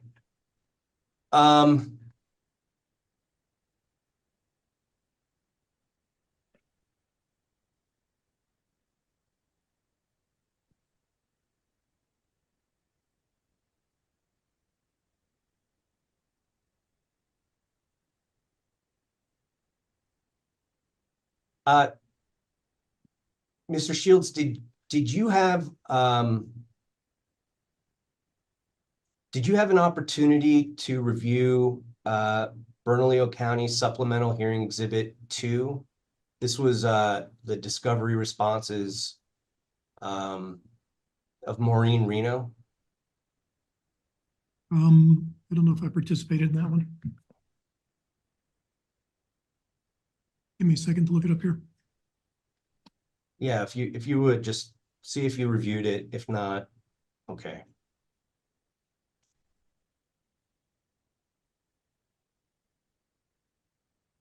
Mr. Hearing Examiner? Yes, Mr. Vihul. I'm sorry.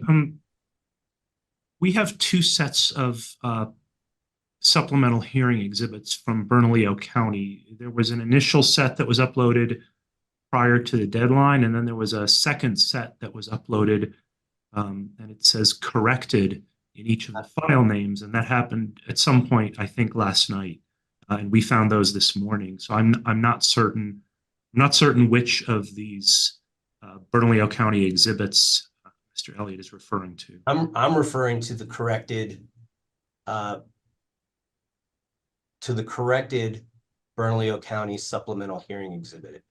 When I open it, it says at the top of it, Bernco supplemental hearing exhibit number 1.1. But I think I just want to make sure that in any event, that is what I'm referring to. It's Miss Reno's it's Bernalillo County's discovery responses to PNM. And Mr. Albright, since you decided to pop up on screen, maybe you can explain what's going on with these the exhibits that were shared. Yes, Mr. Hearing Examiner, from the other day when we had the correction to the errata that was notice of the errata with regard to a line or two change. Okay. That affected one page. Those exhibits did not change from what we had before, but to correspond to the corrected version that we filed, we reattached all of those same documents that were before as corrected copy. And we put corrected in front simply because the system would have gotten duplicate identification had we not put that at the front end of it. So all of those exhibits are the same as in the original, but we just referred to them as corrected, but they are all the same as, there have been no changes to those. The only change we had was to the one-page errata to the testimony. We wanted everything that we could file as one document and not have duplicate documents filed. Okay, so to the benefit of Mr. Verheuel and his question, we should be referring only to the corrected Bernco supplemental hearing exhibits. Is that correct? That is correct. We won't move for the other ones to be admitted into the record. It's not all now will be the corrected versions. I'm not going to get rid of them out of the Dropbox folder. And that was the problem. Yeah, Yes. no, I know they're both there, but I'm going to leave them there. But at least now we all know what's going on, and we'll all refer to the corrected ones, and those are the only ones that will be admitted or referenced. But for completeness, we will leave the initial ones in just to preserve their existence. And my Is that okay, apologies. Mr. Verheuel? Is that okay, Mr. Verheuel?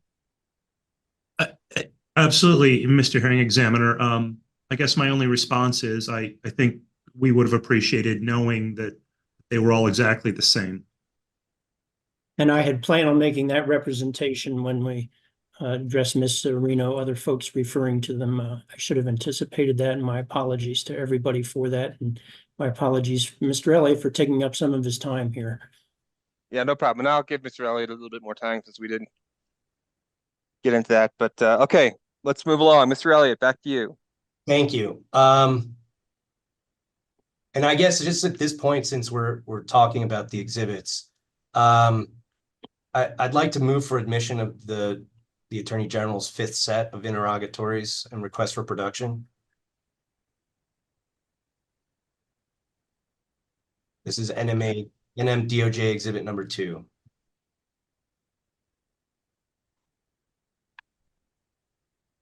Okay, Mr.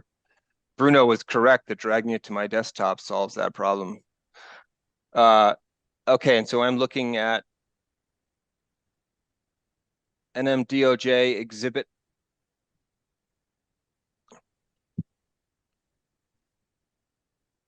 number 2. Supplemental, but technically you should be the NMDOJ supplemental hearing exhibit number 2, correct? Yes. Yes. That's okay. It's fine. I understand. So, is there any objections to admission of NMDOJ exhibit 2 to this supplemental hearing? Okay. No objections there. So that's admitted, Mr. Elliott. Thank you. And so, Mr. Shields, just going back to my original question, have have you had a chance to review Bernalillo County's responses? Did you review these prior to today? I have not. What about the questions that were asked? Had you an opportunity to review those? I have not. Okay.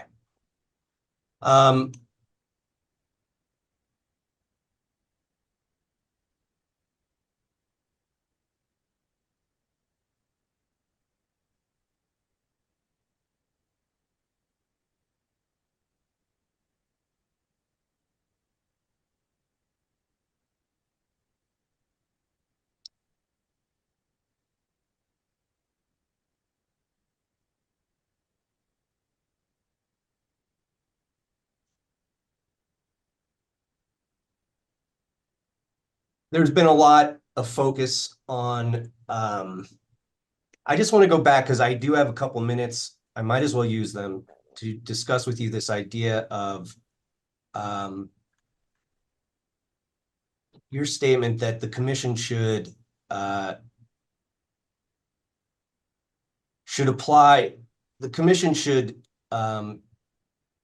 consider the purpose of the grid mod plan to determine how it's evaluated. And when I read that, it struck me that puts the commission in a rather passive position. Basically, it's in a position of evaluating it in terms of PNM's intent, not the commission's intent. Would you agree with that? I don't think so. You may need to put it in more context. Well, if the commission wanted a CBA that allowed them to evaluate different combinations of deployments and requested that, but PNM's purpose is to have a package approved, then it seems we're at an impasse. I don't necessarily agree with that, in the sense that, these 5 core programs are the foundation or the required investments to accept DRs onto the system, right? And that's really the state of New Mexico's goal, is to be carbon free by 2045. This is one path, to get there. Are you also familiar with the New Mexico Public Utility Act? Somewhat. That it's the state's policy that in order to ensure that rates remain just and reasonable and affordable. I mean, that's also part of the policy, right? Of ensuring that rates remain affordable. So there's a balance there, right? We've got this goal to get to 2045, and these are the technical requirements to get there. And there's this topic about affordability. And I think Witness Warner talks about that in several occasions, where he's talking about pace. And I think that could be addressed in the pace of the deployment. But the position is that these are core programs to be able to do that technical aspect of adding DERs to the grid. And Mr. Elliott, I'll go one step further. We don't need to go to the PUA for the cost question, because subsection 1 of B of the grid mod statute says that one purpose is to maintain reasonable ratepayer costs. So, I mean, it's built into the statute. Indeed. Which is, and you mentioned pace, Mr. Shields, which is why, I feel somewhat frustrated that the pacing component of this seems to be absent from the analysis. And if I'm missing that, then please correct me. But I'm trying to figure out, speaking to Commissioner Ellison's questions, how, I know Mr. Warner said it's going to be more expensive if you don't approve it now. But I don't see that evidence in the record. And that seemed to be the type of analysis I envisioned. So If I'm mistaken, please correct me. So the DER penetration that the BCA is based on is in the 2040 DER plan that we've chatted about most of the day here today, right? So if that comes to fruition, this is the pace we need to keep to be able to add those DERs to the system. If that pace is not kept, well, then the pace could be slowed down. Would you agree that rates can be just and reasonable, but not affordable?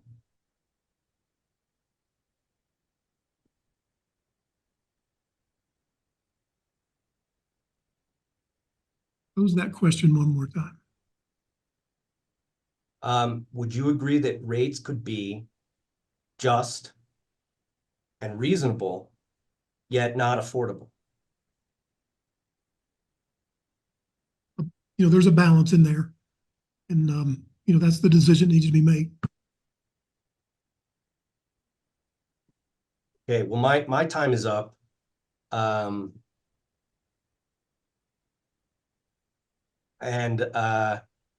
thank you. And Mr. Elliott, for the record, what I'll do, I think if it's all right with you, is I'll just rename your DOJ exhibits as supplemental hearing exhibits, just adding the word supplemental hearing before the exhibit. Is that okay? Yes. So whenever they appear in our final transcript of proceedings, it'll be clear. I mean, it's there's no problem that happened. I was thankful to Ms. Salaz to point out, yeah, we got to be careful because you have exhibit 1, 2, and 3 from the first hearing, and now this one, and so it's just to keep clear. So I'll do that inside the record or inside the Dropbox folder. I can do that, and then it'll appear in our final transcript as supplemental hearing exhibits. Okay. Thank you. Thank you. Oh, Mr. Hearing Examiner, just before I depart, my colleague, and I think we've already reached out to Mr. Albright, due to childcare needs, we've asked to switch slots with Mr. Albright in the event that we get to Mr. Setledge. Okay, sorry, say that again. So you and Mr. For cross-examination? Yes, for cross-examination, if we get to witness Setledge. Gotcha. Ms. Barrett is switching places with That's Mr. fine. Okay. Gotcha. I understand. Let's see if that happens. Mr. DeSayan.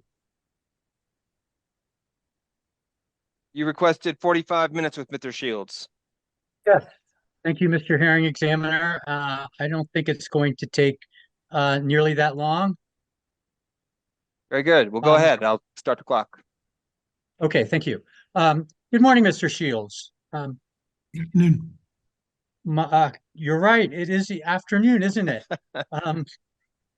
My name is Charles DeSalen, and I represent the Coalition for Clean Affordable Energy, which is one of the interveners in this case.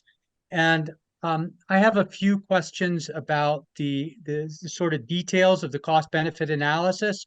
And most of my questions are going to go to issues that or benefits that have not been addressed in the cost benefit analysis that Black and Veatch prepared. Okay. Now, in calculating the benefits of two of the core projects, you determined that the reduced emissions, you determined or you quantified the reduced emissions from fewer miles driven by company cars. Is that correct? Yes, line trucks. I'm sorry? Yes, service trucks. Okay, I'm going to ask you to speak up just a little bit. I don't hear as well as I used to, so I want to make sure that I understand what your answers are. And so you then used a multiplier to calculate the amount of emission reductions per mile driven. Is that correct? Yes. Okay. And as I understand it, that calculation looked specifically at the tailpipe emission of greenhouse gases. Is that correct? It is. Okay. And would you agree with me that in addition to the tailpipe emissions that are caused by the combustion of the fuels, that there are other greenhouse gas emissions involved in fueling vehicles? You've got, for example, the production of the petroleum, the transportation of the crude oil from the oil field to the refinery or the refining of the gasoline and diesel fuel, and then you've got the transportation of the gasoline and the diesel fuel from the refinery to the consumer. And all of those steps in the process result in greenhouse gas emissions. Would you agree with that? Seems reasonable, but we did not capture those benefits. Okay, that was my next question. So those are effectively benefits that would result from some of these projects that were not quantified in your cost benefit analysis. Is that correct? Correct. Okay. And similarly, you look just at emissions of greenhouse gases, but there are other pollutants that are associated with the combustion of these fuels in motor vehicles. Is that correct? Mr. Hearing Examiner, is this a spot where I can object again on friendly cross and move things along? I understand. I mean, it's Mr. Baker, and the other interveners, I understand as well, but I do think Mr. DeSayan has the right as a party to the case to establish, whatever is in his client's interests here, and to the extent to which they wish to establish as a matter of fact that there are benefits that are not captured by the BCA, that they should be able to establish those things. I don't know that it has to happen through cross-exam, though. I mean, Mr. DeSayan, are all these, I mean, I can't recall off the top of my head, are your witnesses go through all this? Not in any detail, Mr. Hearing Examiner. Mr. Kenny does mention it, but he doesn't discuss it at any length. Well, I'll give you some latitude, but I mean, just try to stick to the core concerns. I mean, again, you have to be able to establish your factual record, but I think I understand very well what you're doing and what you're trying to show here. So. Okay, I appreciate that, Mr. Hearing Examiner, and I will keep it focused. Sure, thank you. Okay, so Mr. Shields, I was asking you if there are other pollutants that are emitted from motor vehicles that you did not quantify in your cost benefit analysis. There may be. I'm not familiar with them. Okay.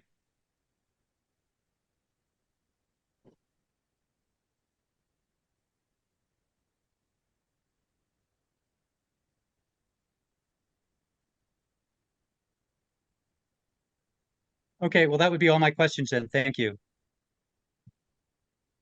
I have no further questions. All right, thank you. Appreciate that, Mr. DeSayan.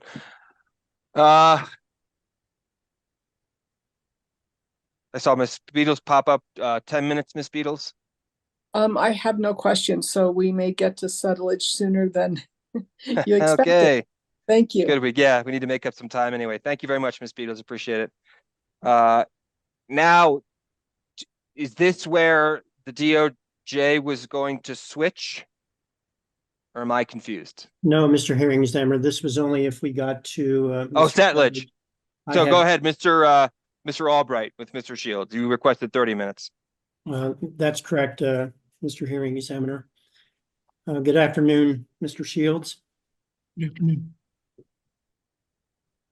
I'm Jeff Albright with J. Albright Law LLC, and I'm here on behalf of Bernalillo County as counsel for Bernalillo County. I have some questions. We'll begin with the supplemental testimony that you filed November 22nd.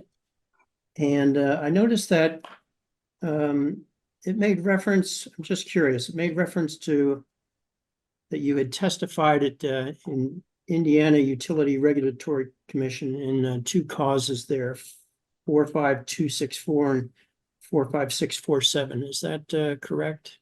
Yes. I looked at either one of those and I did not see a cost benefit analysis in either one of those cases. Did either one of those cases have a cost benefit analysis? They both did. I'm sorry? They both did. And you provided cost benefit analysis in each of those? The first one was with AES Indiana, and I was part of the witness team there. We helped, I was like the PNM in this case, right? We worked collaboratively with another consultant to come up with the cost benefit analysis. In the Duke, Indiana case, I was with Black and Veatch, and we used essentially the same framework we're using here in this case to perform the cost benefit analysis. Okay, all right. Thank you for that. I hadn't seen that. I'd seen where it was Duke Energy, but I couldn't find the cost benefit analysis, so I was just wondering about that. I have a number of questions from your testimony, but to make sure I don't run out of time, I'd like you to take a look at Appendix A and Appendix B, which I believe are on page Appendix A, the capital clearing allocation summary, and also Appendix B, primarily Appendix B at page B-17. It's listed as the O&M allocation summary. Okay. Are you there, sir?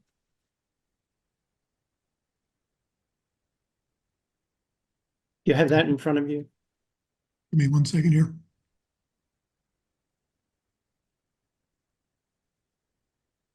If not, I may be able to have it. What was the exhibit number again? It was listed as O&M allocation summary. It was the cost benefit analysis. It was Black and Veatch Appendix B, and it was page B-17. It followed Appendix A. I'm with you. I have it. And it was listed as one of your exhibits here. I have that. You have that? Okay. So very difficult to read in that the print's pretty small. But I have a number of questions for you there. So it shows, for example, the opt-out meter reading employees about 2/3 the way down. Mr. Hearing Examiner? Yes, Mr. Verhul. I'm sorry, I don't want to tell anyone how to share a screen, but it might be easier if Mr. Albright were to click on the plus button at the top of the screen and make the print. Yeah, I've got 175 and it looks good there. There, it's Yeah. still a little hard to read, but maybe we can go just a little bit larger, I think. Thank you. And I think it is about, let's see, the opt-out meter reading employees. Nope. Scroll down, please. I think Mr. Dunn is working that. I'm sorry, scroll up. I need to have there we go. All right, hold it right there. And you will see right about here, the opt-out meter reading employees. So we show in that column 50 across the board until we get to year 6. And it shows 322,073. Do you see that? I do. Wait, but I think doesn't it say 0?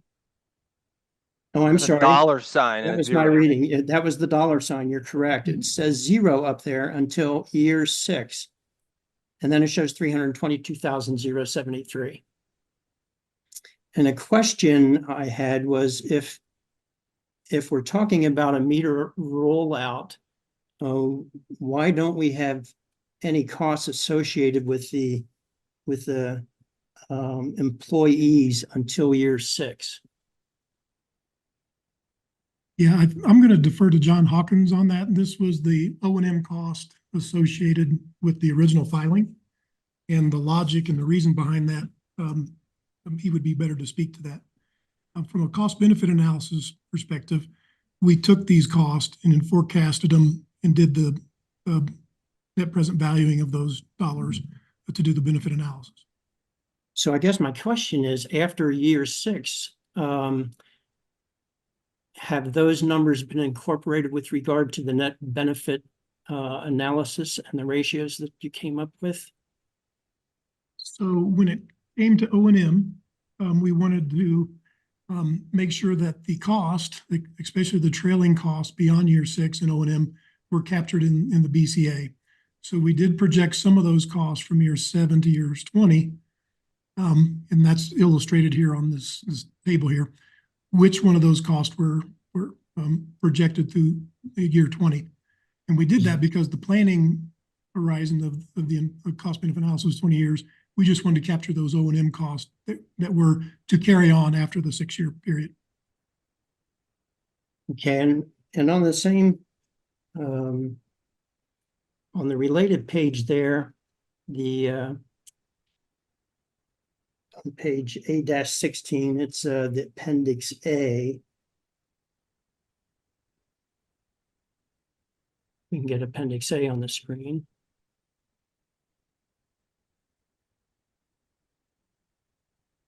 Here we go. It shows that it shows the cybersecurity costs of, I think, 4.769 million out of a total capital cost of 344 million. Do you see that? I do not yet. It's up just okay. It is right. Let me get it is right here with regard to the cybersecurity. Okay. Okay, and those values, when I talk about the 44 million, I'm dropping to the bottom of the total at the grand total numbers that are at the bottom of 344 million that it shows. Do you see that? I do not see it here, no. Okay, scroll. Okay. There we go. I see that. Yep. There's the 344 million. That's a total cost, correct? That is and correct. That's again just through year 6. Is that correct? Yes. Okay. So are these cybersecurity costs in addition to, or are they integrated with the other cybersecurity programs that PNM has? Again, I'm going to defer to Witness Hawkins on this. These are the costs from the original filing, and the basis of those costs and the logic behind those were most likely discussed in the original filing. What we did for the cost benefit analysis is more in the allocation of those costs across those 5 core programs. And those are the percentages to the right there. And it goes back to this notion that we had 5 core programs, and the rest of these investments from the original plan are foundational to make those core programs work. And so for the cost benefit analysis, we did this allocation of those costs across the 5 core, and then we forecasted those costs under each of the 5 core programs, and then compared those to the benefits that those core programs produced. Okay, one concern I have, maybe you can explain. So this shows up through year 6, and these are all of the costs associated with year 6, and yet well, you tell me, are the numbers that we've come up with regard to the cost benefit ratio based upon the first 6 years, or are they based upon having something by 2040 or 2042 or 2045? The CBA was done on a 20-year planning horizon. And so these costs are the cost of those investments and the initial cost for it, and they're assumed to make it through the 20-year window. And how do this morning we had some testimony that said the costs were likely to increase in most areas. So I'm just trying to get a handle as to whether or not the cost benefit ratios and everything that we have seen are derived based upon these figures, or are there projections that go forward for the entire 20 years? They're based on these figures from the original filing. We applied an inflation rate to it, and then we discounted those values back to today's dollars to perform the net present value. Okay, so just through year 6. For each year that there was a cash flow. Okay.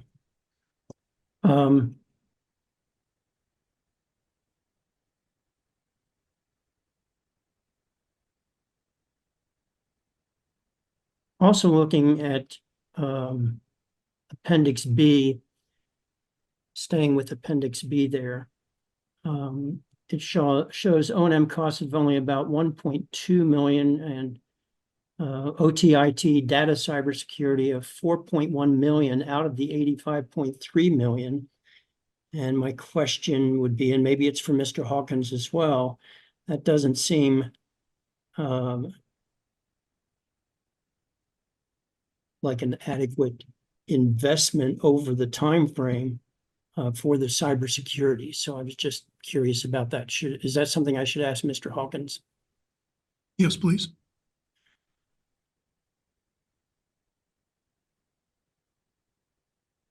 And with that, how do you happen to know how the cybersecurity aspect is separated or segregated from the other cybersecurity measures the PNM has, and where this is treated as a separate program, or is it integrated with the other cybersecurity programs?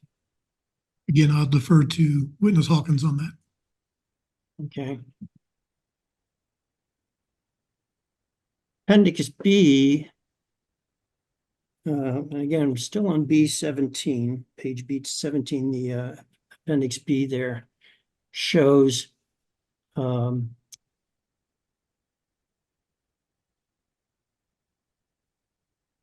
strike that. It's all right.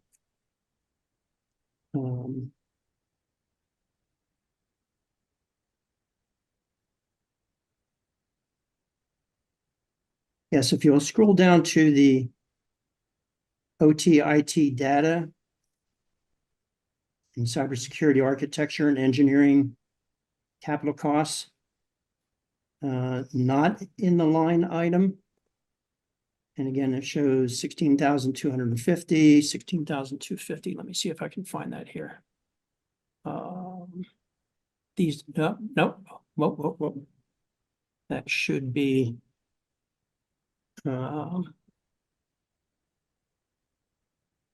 right here. Nope. I'm having trouble. I need the screen enlarged a little bit. No, you went, yeah, it's down there. Scroll It's under down. the Scroll down, please. total data management architecture O&M, and it's the last 2 boxes. Right, there we go. Of these 2 numbers here.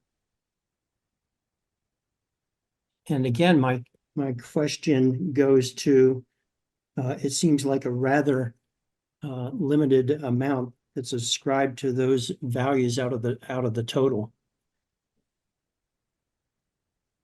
It also appears, and tell me if I'm wrong, that customers will have to pay for the opt-out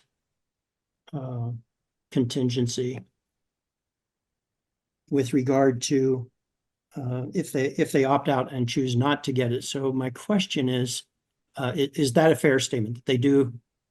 It shows, I think, 300 and, well, I'm not sure of the amount there, but who is paying for the cost of the customers who opt out? Yeah, I'll defer to Mike Setledge on that. Okay, let me make note of that. Okay, I think for the time being, those are the questions I wanted to ask on those 2. So get back to the testimony. I just wanted to pursue those a little bit. So again, I'm looking at your supplemental testimony in support of the cost benefit analysis.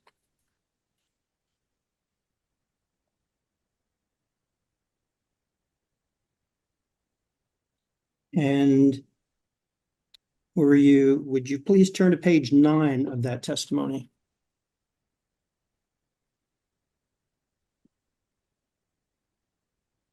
Okay.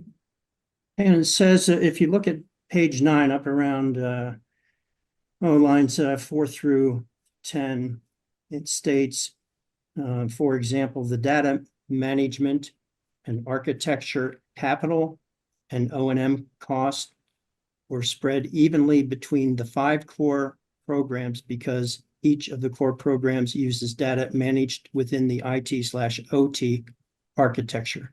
Do you see that? I do. Okay, so why does it apply equally? I'm having trouble. It would seem to me that it would have different effects on different core programs.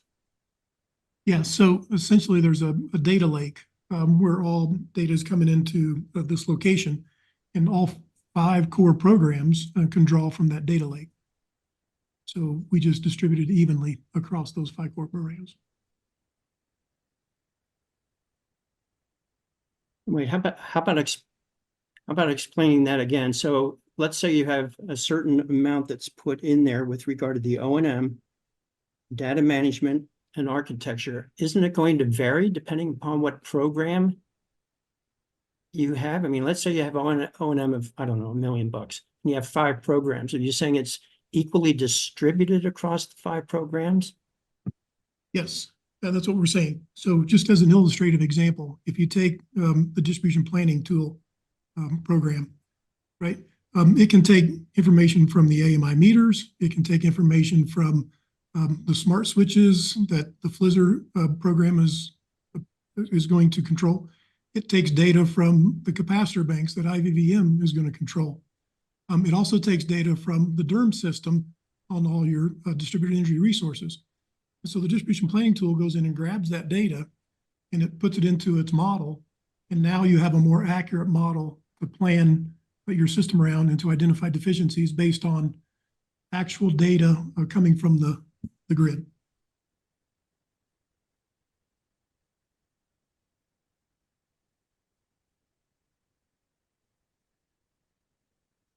You go on to say there at lines 8 through 10, the investments in the data management and architecture systems on their own would not generate benefits.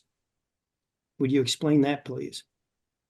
Sure, we can gather all the data possible from the grid, from the devices in the field, and bring it back to a data lake, essentially.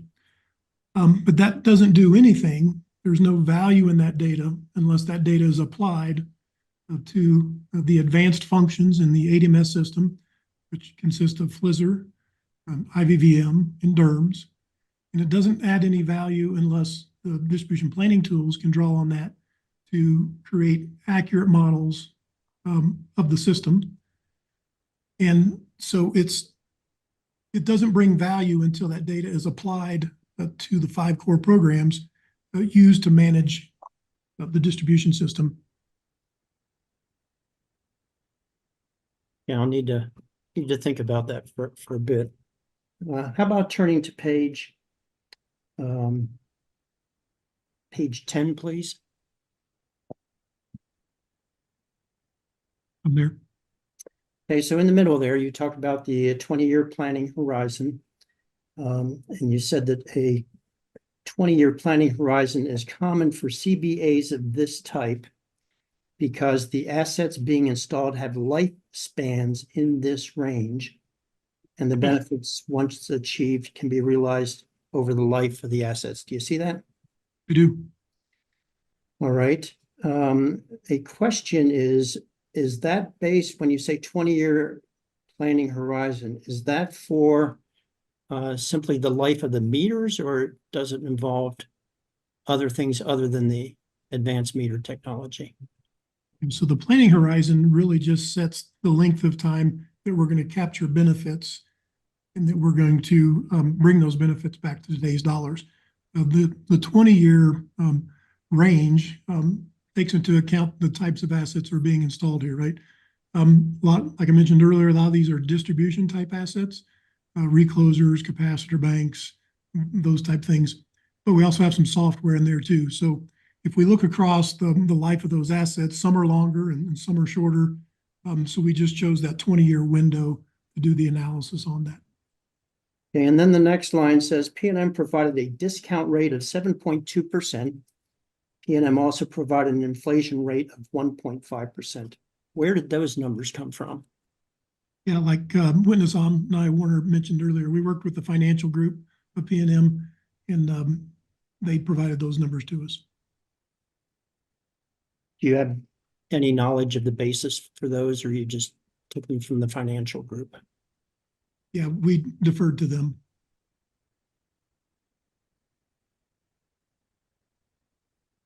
Turning to page 11, it appears, well, let's look at line 3. It states PNM currently has feeders at or above 60% DER penetration. Do you see that?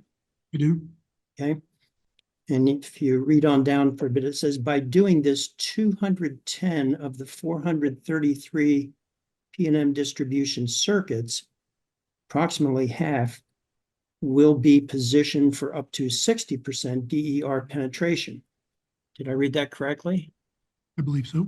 So what happens to the other 213 distribution circuits? Yeah, so if we go back to the 2040 DER integration plan as an exhibit here, there's different levels of penetration on each one of the circuits. And so what we're trying to accomplish here is because we have circuits above that penetration level, we want to deploy both DERMS and IVVM initially on those so that there's additional hosting capacity become available. So let's tackle the ones on the top and then work our way down to the ones that have less penetration. And when you say distribution circuits, are those equivalent to feeders? Yes. Okay.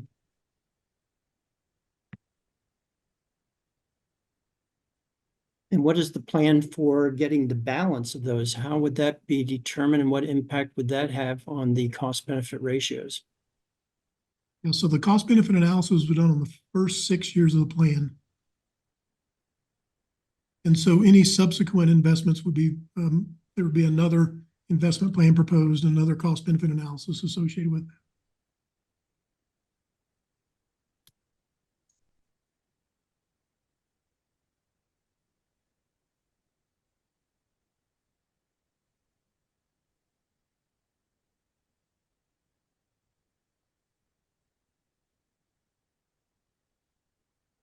There seems to be, and tell me if I'm wrong, there seems to be a presumption that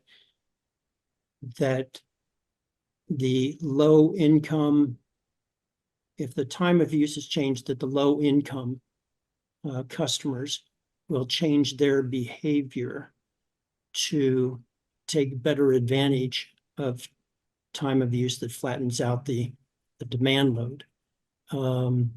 That seemed to be an impression. Is that a conclusion you folks have reached as well? The behavior will change for those low income people? I would defer to Mike Setledge on that. He's got some data that he can present.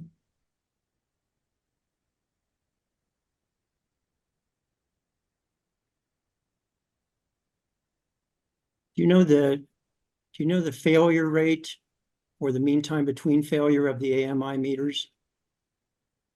I do not, but John Hawkins may be able to speak to that. Just a concern that if we're only swapping out, X percentage, that we may have a staggered failure or replacement issue along with the historical meters. Is that a valid concern? I'm not sure I followed your line of reasoning there. That's okay. I can take it up with one of the other witnesses. On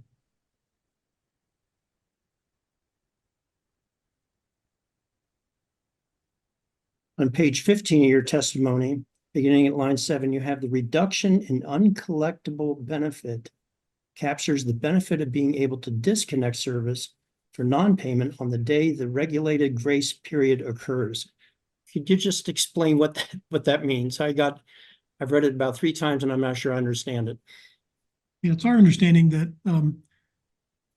if customers do not pay their bill, there's a process or that the regulatory body has set for P&M to go through before shutting off power. And so the data that we understand is that it typically goes beyond that regulatory time frame to work with the customer to get payment. I can't remember the exact days. It's like 14 or 15 days beyond the regulatory required days. And so what this benefit tries to capture is that with the AMI meter, once P&M has worked with the customer and tried to get payment and then it's extended beyond that regulatory requirement, we can cut the cost of extending those those days. And this is what that benefit tries to capture, is the uncollectible beyond the regulatory requirement duration for shut off. Are all of the O&M costs in as part of the cost benefit analysis passed on to the ratepayers, or are they shared equally by P&M and the ratepayers? What was that question one more time? Or all of the O&M costs in the program under the CBR, are those O&M costs, some of which are incurred by employees, some of which by programs, some of which by the AMI meters, on and on, are all of those costs funded by the ratepayers at the cost of the ratepayers, or are they equally shared? It basically goes as to whether or not it's a regulatory asset or a regulatory liability for some of these programs, I would assume. But I didn't want to offer testimony, so I'm just asking for your explanation on it. Yeah, as far as what gets rolled into the cost of service, and that's all handled in a rate case. So that would all be evaluated in a rate case. And we just had a rate case. Are you talking a different rate case, or are you talking about the 270 rate case? Well, these O&M costs have not been incurred yet, so my assumption is it would happen in a future rate case.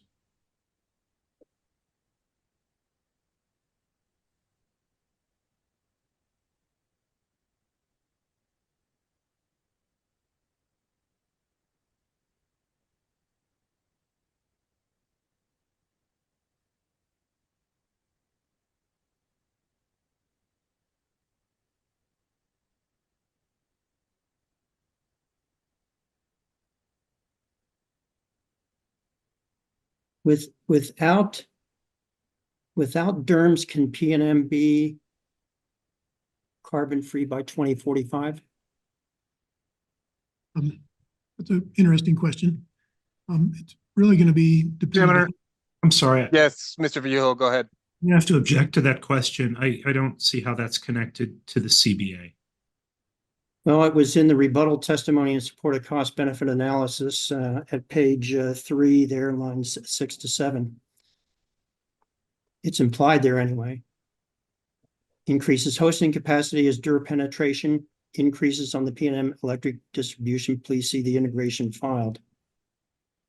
DERMS unlocks and maximizes the value of DERs by efficiently dispatching energy resources. So I think it is fair game. Okay, well, I understand the response, so I'll overrule the objection. Do you need to ask it again, Mr.? I can ask it again. So without DERMS, can P&M be carbon free by 2045? A lot of factors go into that, right? It's the penetration rate of DERs into the system. And it's a function of how many circuits get above, the mitigation level that requires DERMS. Hard question to answer.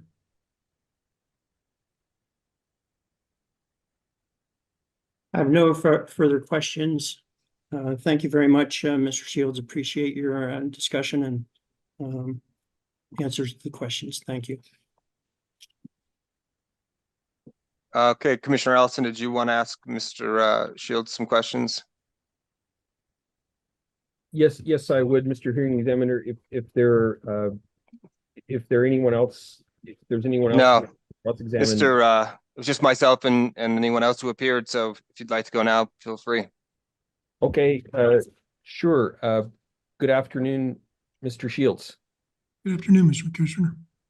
I wanted to follow up on some of these questions about the cost benefit analysis you performed. Looking over the hosting capacity or the increase in hosting capacity benefits, I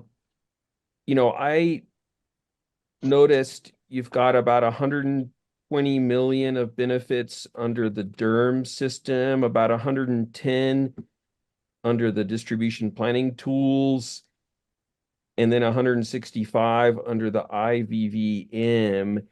And so these benefits are additive. Is that correct?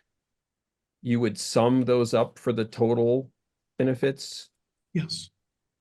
Okay, so we're at 395, or might as well say 400 million in benefits from that increase in hosting capacity. Is that correct? Yes. And that's quite a large fraction of the overall benefits, isn't it? What did you calculate to be the total? I guess you've got two different scenarios here. Give me a second to get caught up. Sure. Yeah, I see your table 1. You've got a couple of scenarios and total benefits.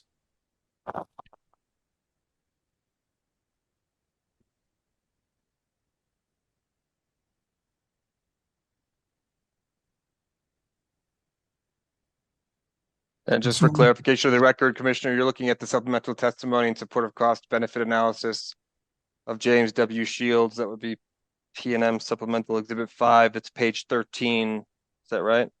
Yeah. I was looking at the report itself, the Exhibit JWS2. Okay. EA, just looking at that table 1, and you've got about roughly 1.3 billion in total benefits for scenario 1 and roughly 1.5 billion in scenario 2. Am I reading that correctly? Yes. So this 400 million approximately is quite a large and important fraction of those total benefits. It makes up a good portion of that, yes. Could you walk me through a little bit so that I can understand more of how you calculated those values? Yeah, we can refer to the benefit summary document that we were going through earlier. It's P&M Exhibit OBW1. I'm sorry, which exhibit again? P&M Exhibit OBW1, CBA. Yes. That's the supplemental Warner exhibit, correct? Yes. Yes. Okay. Okay.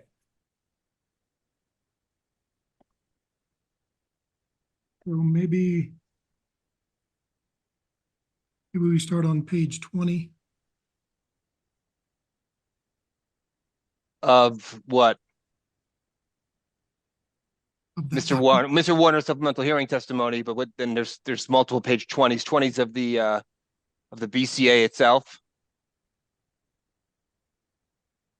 No, this is page 20 of the P&M Exhibit OB1. OBW1. Okay. That has integrated volt VAR management. Is that the one you're referring to? Yes. Yes, I do see that. Okay. Yes.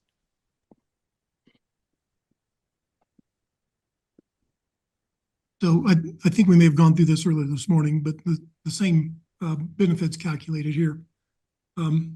So it's based on the forecasted 6.5% growth of DRs onto the P&M distribution system. Yes. Right. But you're valuing the benefit is you're assigning a value to the kilowatt hours produced by those incremental distributed resources. Is that right? Correct. And who would that benefit accrue to? So in this case, it accrued to the customer. So the customer benefits. So so basically is what you're saying here is that the customer avoided paying the utility that amount? Correct. Okay. But the customer has got to buy a solar system, right? That's fair. That benefit cost analysis would be done, by each individual customer. And it would Right. be But based on I'm just saying it's not free to put a solar system on your house. And so, the customer may be not paying the utility, but that entire amount of money wouldn't be a benefit that they see, right? They would see that minus whatever, say, the levelized cost of that solar system is. Yes, a separate benefit cost analysis for the purchase and installation of the solar panels would be needed. And this is what we're calculating here is the cash flow that P&M would provide those customers that would choose to do that. So P&M is providing them cash flow. So you mean by avoiding paying P&M, essentially they're providing them the cash flow is what you're saying? Yes. Okay. I just don't see how anybody's gonna see that level of benefit given that, they've got to purchase the solar panels. So I'm not sure I agree that makes sense, but I think I understand what you've done here. About the time of use rates, what level of customer participation did you assume? So it was assumed that there was an opt-out time of use rate, and that 20% of P&M customers opted out. I see. And I just wanted to note here that the industry number around that is more like 10% opt-outs when an opt-out rate is, offered. So a little more conservative, but just wanted to stay on the conservative side of that. Right. It is, given that, well, I guess, what's the total value you came up with for the time of use rate? And so we provided two ranges, as we chatted about this morning. If you would grant me a minute to get back over to that. Of course.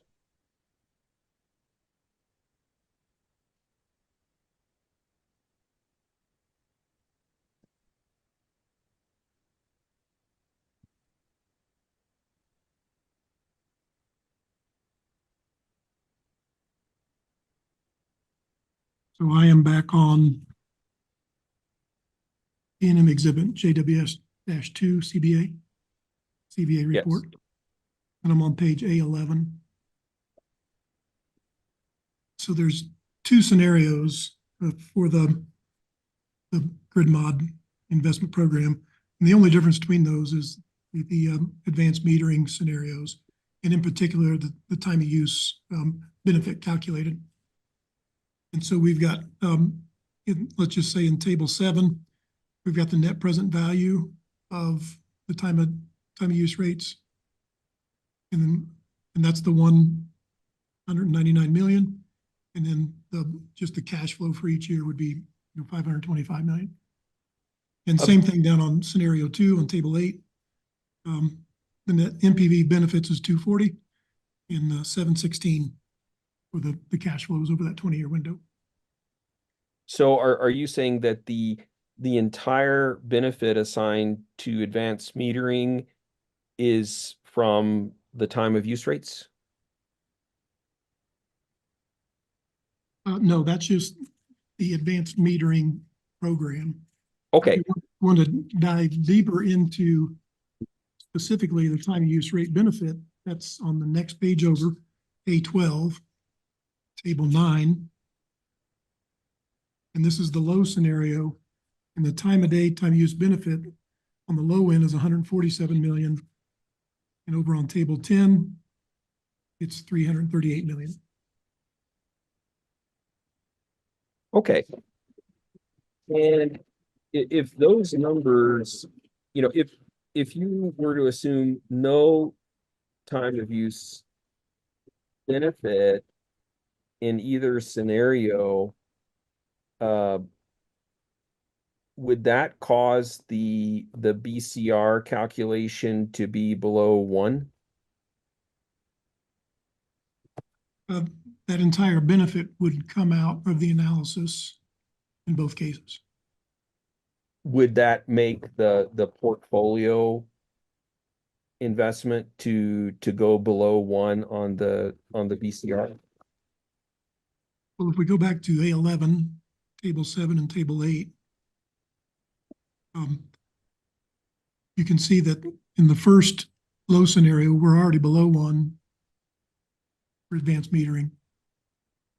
Right. I just mean if we look at these as an entire program and we drop the benefits of the advanced metering, if we were to hypothetically assume the time of use benefits don't materialize, then what would that do to the you've got a bottom line BCR of 1.05 in the first one. What would that do to the bottom line BCR? Yeah, we did not perform that calculation, but it's safe to assume that the portfolio BCR would drop to below 1. I don't know that, but we know it would go down. Okay.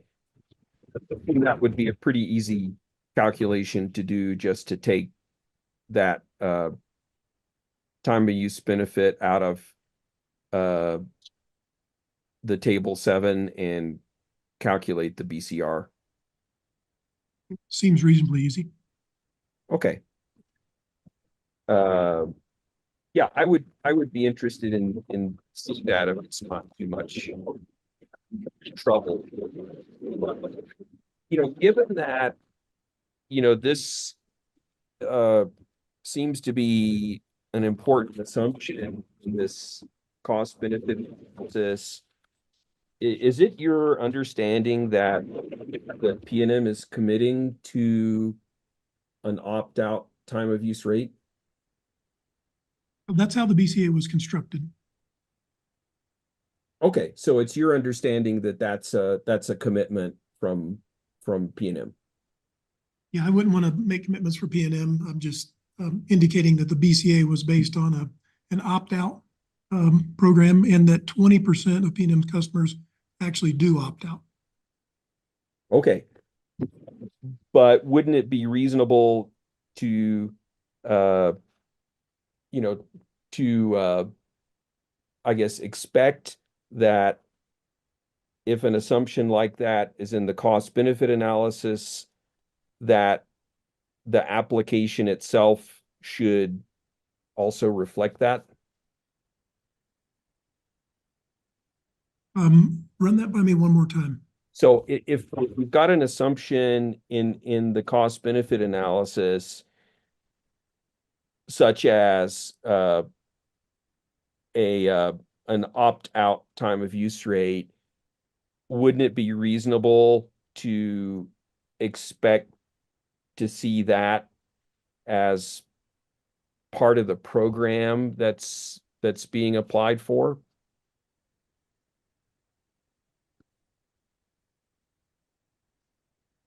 It may be, what we did for the BCA is to assume an opt-out program with a 20% opt-out rate and to provide a range of benefits across what the integrated resource plan was producing, a high and a low range. And so, like we talked about earlier today, the demand reduction associated with the AMI program is the same across all those scenarios in the IRP, right? So the only thing changing there is the cost of the IRP, whatever generation mix is chosen. And so the high value here is obviously the higher cost IRP solution, and the lower cost is lower cost IRP solution. Not knowing which IRP solution is going to be chosen, the thought was we would just provide a range and then give you, the commission, and the intervening parties an understanding of what that range could possibly be associated with the demand reduction that can be achieved through a time of day use rate. Okay, I appreciate that, Mr. Shields, that's what, the thinking behind the cost benefit analysis. I think the point I wanted to get across here is that PNM, to my knowledge, has not applied for an opt-out time of use rate in this application, nor has it been applied for under, in a rate case. And so an assumption's being made here that that is not reflected in any rates that exist today. They may be applied for in the future, but they don't exist today. So are customers' bills going to drop as a result of this program if we're seeing a positive benefit cost ratio?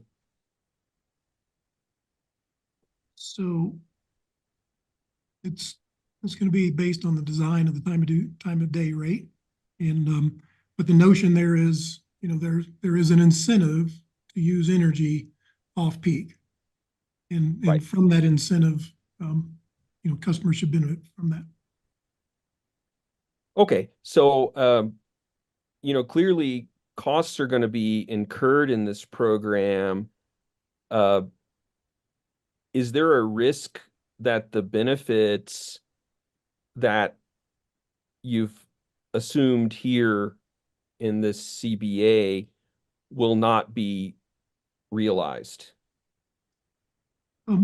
Perhaps one of the main benefits of deploying an AMI system is to be able to generate different rate structures, different rate types, and being able to gather data to see how effective it is. So, it opens the door to possibilities that are even greater than what we're proposing here, right? Maybe there's a rate design that would generate a lower demand on the generation mix side that we're not even considering here. But what we considered was what was in the IRP. But without AMI, you don't even have the data to make those kind of decisions. So, right. I mean, there's a risk, a good risk to the upside, and there's also a risk to the downside that the benefits outlined here will not be materialized, correct? There's risk on both sides, yes, up and down. And what are the consequences to the utility if the level of benefits outlined here are not materialized? Yeah, that would be based on how much it was been realized, right? How many people opt out? How effective is the rate to shift load to get the benefit? Okay, and could there be cost overruns? I mean, you've assumed certain dollar amounts here. could there be cost overruns that would make it more expensive? Sure, the possibility exists. That turns into more of the program project management piece of it. Being able to execute on the cost. Right. A few questions about your table 9 in the cost benefit analysis, the JWS2. So do you have that in front of you? I'm on page A12, table Yes. 9. Yes. Could you help me understand a little bit better some of these numbers? So you've got efficient meter reading. Could you tell me a bit about what went into that? Yeah, I think I'll go back to P&M exhibit OBW1. Okay.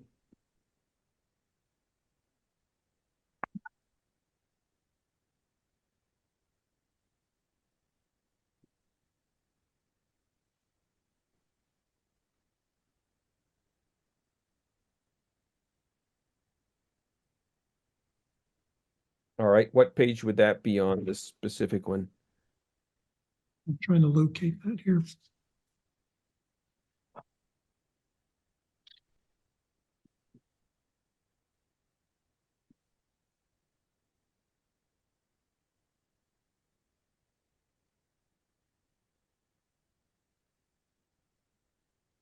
On page 3.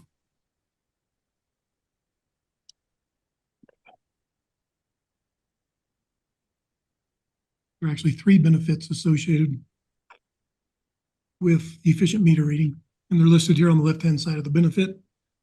Of course, the manual meter reading cost itself. There's also a reduction in injuries and claims for meter readings, twisted ankles, dog bites, and the existing meter reading IT cost. That makes up the totality of the efficient meter reading. Yeah, I guess I don't really see a breakdown here. I'm seeing the 167 million, but I'm not really seeing a breakdown of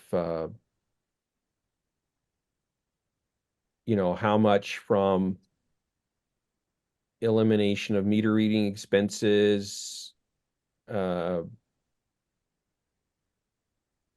versus the other two. So you're almost all of it is in this elimination of meter reading expenses. I'd say the majority of it's there, yes. Okay, and so would that be a reduction in labor costs? Is that correct? Yes. And so, gee, is that assuming that, these positions that are eliminated, that the company's workforce is decreased by that many people? Because if they, if let's say you've got a reduction of, I don't know how many positions it could be, let's say 300, and then half of those you've got, another 150 positions opened up in, I don't know, cybersecurity or some other part of the company that, needs a lot more people to deal with, the complexity of this investment, then, wouldn't it be more reasonable to count half of that as a reduction in expense? What we tried to capture here is that this activity goes away completely. Okay.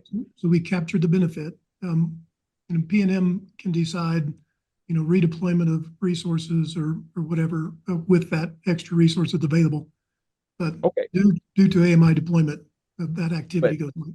Isn't it fair to say that this grid modernization program as proposed introduces additional complexities that it's going to be necessary for the company to fill some additional slots, to hire some additional FTEs to deal with that complexity. That's a fair assessment.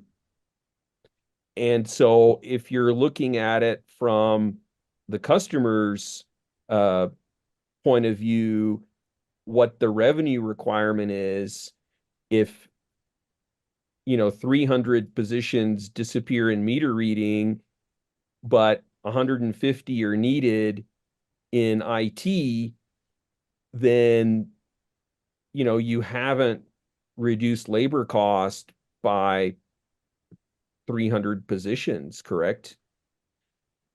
Yeah, the analysis again takes the task that is currently being fulfilled, and that task goes away, right? So whether those resources are redeployed or not redeployed, the comparison would be keeping the task and having this additional resource needed to do all this extra work associated with the grid mod program. So, it works out that way. So again, you're saying this is really a more narrow viewpoint of the cost of that particular task, without really looking at how much more might it cost somewhere else. It's driving O&M out of the business. Meter reading O&M. Okay. I see, but there are some costs created elsewhere that this is not directly accounting for. Is that a fair statement? I think it's fair to say that, the O&M projections that are in part of the cost side of this don't exist today, and they're going to exist in the future. So that is a fair assessment. Okay. And let's see, another category there, improve start and stop service.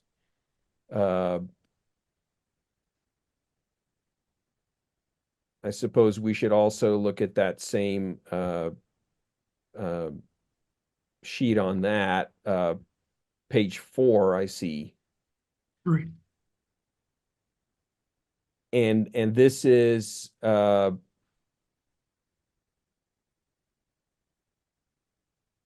this purely for meter connections, disconnections for non-payment, as well as stopping service for someone to move out? In this case, it is for the stopping and starting of service when a premise is sold or vacated and a new customer moves into that premise. And so you got a cost per trip that's calculated here. Is that labor as well as, say, fuel and vehicle expense? I believe that was the average cost over a couple of years, looking back at actual cost. So it's a parametric estimate of that cost. And does that include labor expense? Yes. Yes. And so if that is reduced due to, having AMI and being able to remotely connect and disconnect, would the number of personnel then drop who have been performing these services? Perhaps. But again, we're just capturing that the task is no longer needed, and we're driving that O&M cost out of the business. And we're capturing that as a benefit. The task is going away, but that doesn't necessarily mean that P&M is going to reduce the number of personnel by that amount. Yeah, the CBA did not consider that. Okay. And the deferred meter replacement, also on that table.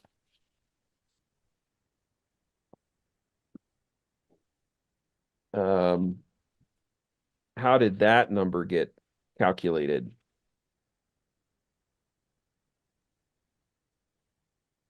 So there's a future cost to go out and replace all the non-AMI meters over the life of the meters.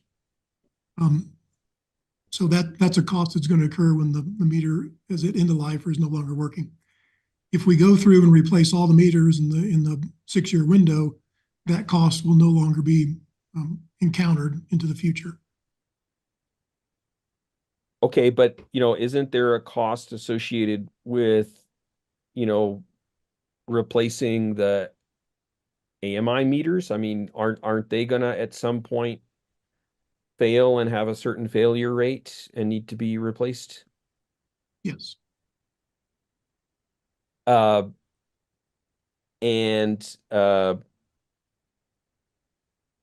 So was that calculated or compared to this in any way? Yeah, so the planning horizon or the study period was a 20-year window, and the study assumed that those AMI meters would last longer than 20 years. So you're essentially saying that the replacement costs are negligible because they're outside of the study period. Essentially, yes. Okay. This Copperleaf software, is that commercial software? It is. And is that something that the PRC could access to fully understand the assumptions? Sure. The assumptions are listed in this document. The Copperleaf tool brings to the table the ability to take all these different investments and put all the benefits associated with each one of those core programs and bundle it into one platform, so you can take a look across all of the investment types, or in this case, the core programs, and do an analysis on which one brings you the most value. The Copperleaf tool is more for its power is in the ability to optimize and to choose projects that have the highest benefit earlier in time across a wide variety of different investment types, distribution investments, transmission investments, substation investments, and all other types of investments. It's a value-based investment platform that gives you a holistic view of what investments bring a corporation the most value. And to describe some of this in the CBA report, it essentially boils down to financial benefits and risk reduction benefits. And you can just build out what your portfolio of investments look like from a benefit perspective. And now you can start comparing which investments bring you the most value. Okay, so you're saying that all the assumptions we should care about are in this OBW2. Is that what you're saying essentially? Yeah, the underlying assumptions for the calculations are listed here in this benefit summary document. And that's the one that OBW1, is that right? Correct. Okay, but if there were detail that we felt, was not in that document, is there any way to have access to the Copperleaf to sort of tease that out? We could hold a technical conference and kind of walk through it, and I mean, you guys could pose questions and we can just give you examples of how that was done. Okay. On you were asked just recently, I believe it was Mr. Albright was asking you about the discount rate and the inflation rate. What in general would be the impacts of increasing those numbers on the, you know, the benefit cost ratio? Sure. So the inflation rate and the discount rate, one you inflate out on your cost, and one you just bring it back the discount rate. So if you're moving those, proportionally, relatively speaking, they should all, stay about the same, right? Now, if you raise one or lower the other one, then it starts to change. Well, I mean, let's say you increase both of them, or, the sum of the two increases, what would you expect to happen to the benefit cost ratio? So if the inflation rate goes up, let's say the inflation rate goes up to 2.5% instead of 1.5%. Or so your costs go up over that 20-year horizon that we're planning around. And then, your discount rate would bring that back to today's dollars. So if that stayed the same, the cost would go up. The cost would go up. Would the benefits also go up? Yes. Yes, but in this case, is it fair to say that, the costs are front loaded and the benefits are more backloaded? So the cost that we used to do net present value of the cost are the same cash flows as were proposed in the original filing. Okay, but I'm just asking, in the original filing, would it be fair to say that the cost of the program are front loaded into the first 6 years, but the benefits are largely not going to be realized in those first 6 years. They're going to be realized further out. So we took a conservative approach on that in the benefit cost analysis. Right? So as we said, we would not start realizing benefits until the full deployment of the program. Right. So with that, I guess, given that, so the benefits are more spread out or backloaded, the costs are more front loaded in this 20-year analysis. So if you increase the discount rate, your costs are not going to change that much, but your benefits are going to drop. Wouldn't that be a fair assessment? Yes. Yes. And so your inflation rate, how would that impact the cost benefit assessment, given that you've got these front loaded costs and more backloaded benefits? It may change depending on which way they flow, right? Either up or down. We would just have to look at it and see what. Try that. Okay. Okay. Thank you, Mr. Shields. I appreciate your patience in answering my questions. I have no questions from Mr. Shields. All the subjects have been covered. Mr. Hearing Examiner, I had 5 minutes with him, I believe. Did you, Mr. Baker? Yeah. Oh, you did. I see that. Yes, my apologies. Yeah, you'll have your 5 minutes, and then we'll do redirect, and then I think we're not going to get to Mr. Settlage today. Mr. Bruno still has time today too with the witness. Mr. Bruno, your time is marked here as 0. That's right, but we talked about that. It was 32 minutes. Oh, 32 minutes. All right, well, so then we will have Mr. Shields back tomorrow, so we'll do Mr. Baker, you can have your 5 minutes and then we'll conclude for the day there. Okay, great. All right. Mr. Shields, since I only have 5 minutes, we'll jump right in. And I'm assuming you recall that you stated to the NMAG earlier today that the utility side investments outlined in the grid mod CBA are primarily intended to prepare the grid for additional DER. Is that correct? Yes.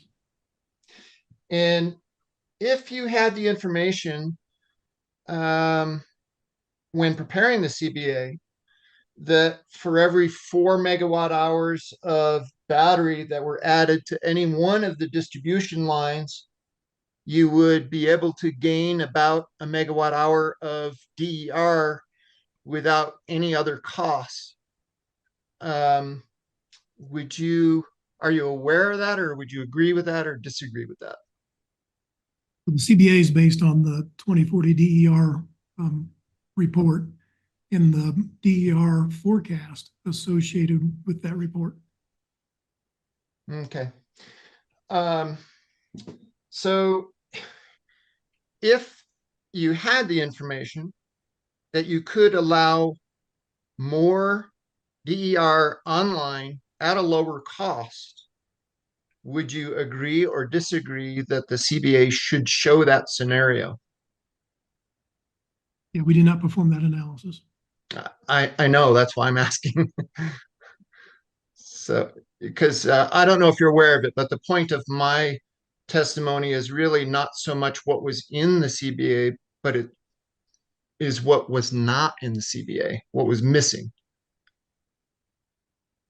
So what I'm trying to get at to is, if you had information that there was a lower cost alternative, which you did not disclose, do you think that the CBA as it stands today is deficient? Now, I think the grid mod plan that's been put forth by PNM in the original case is a good plan to be able to accept new DERs onto the system. It has all the fundamental components that it needs to get from where they're at today to where they want to be by 2045. Okay, I have no further questions. Thank you. All right. Well, it's nearing 5, so Mr. Bruno does have 32 minutes, so we're not going to go over. We'll stop there and conclude for the day, and then come back tomorrow. I'll begin with Mr. Bruno and Mr. Shields, and we'll proceed on. Okay. Anything further from anyone before we go off the record for today? All right. We'll stop there for the day, and we'll see everyone tomorrow morning at 9.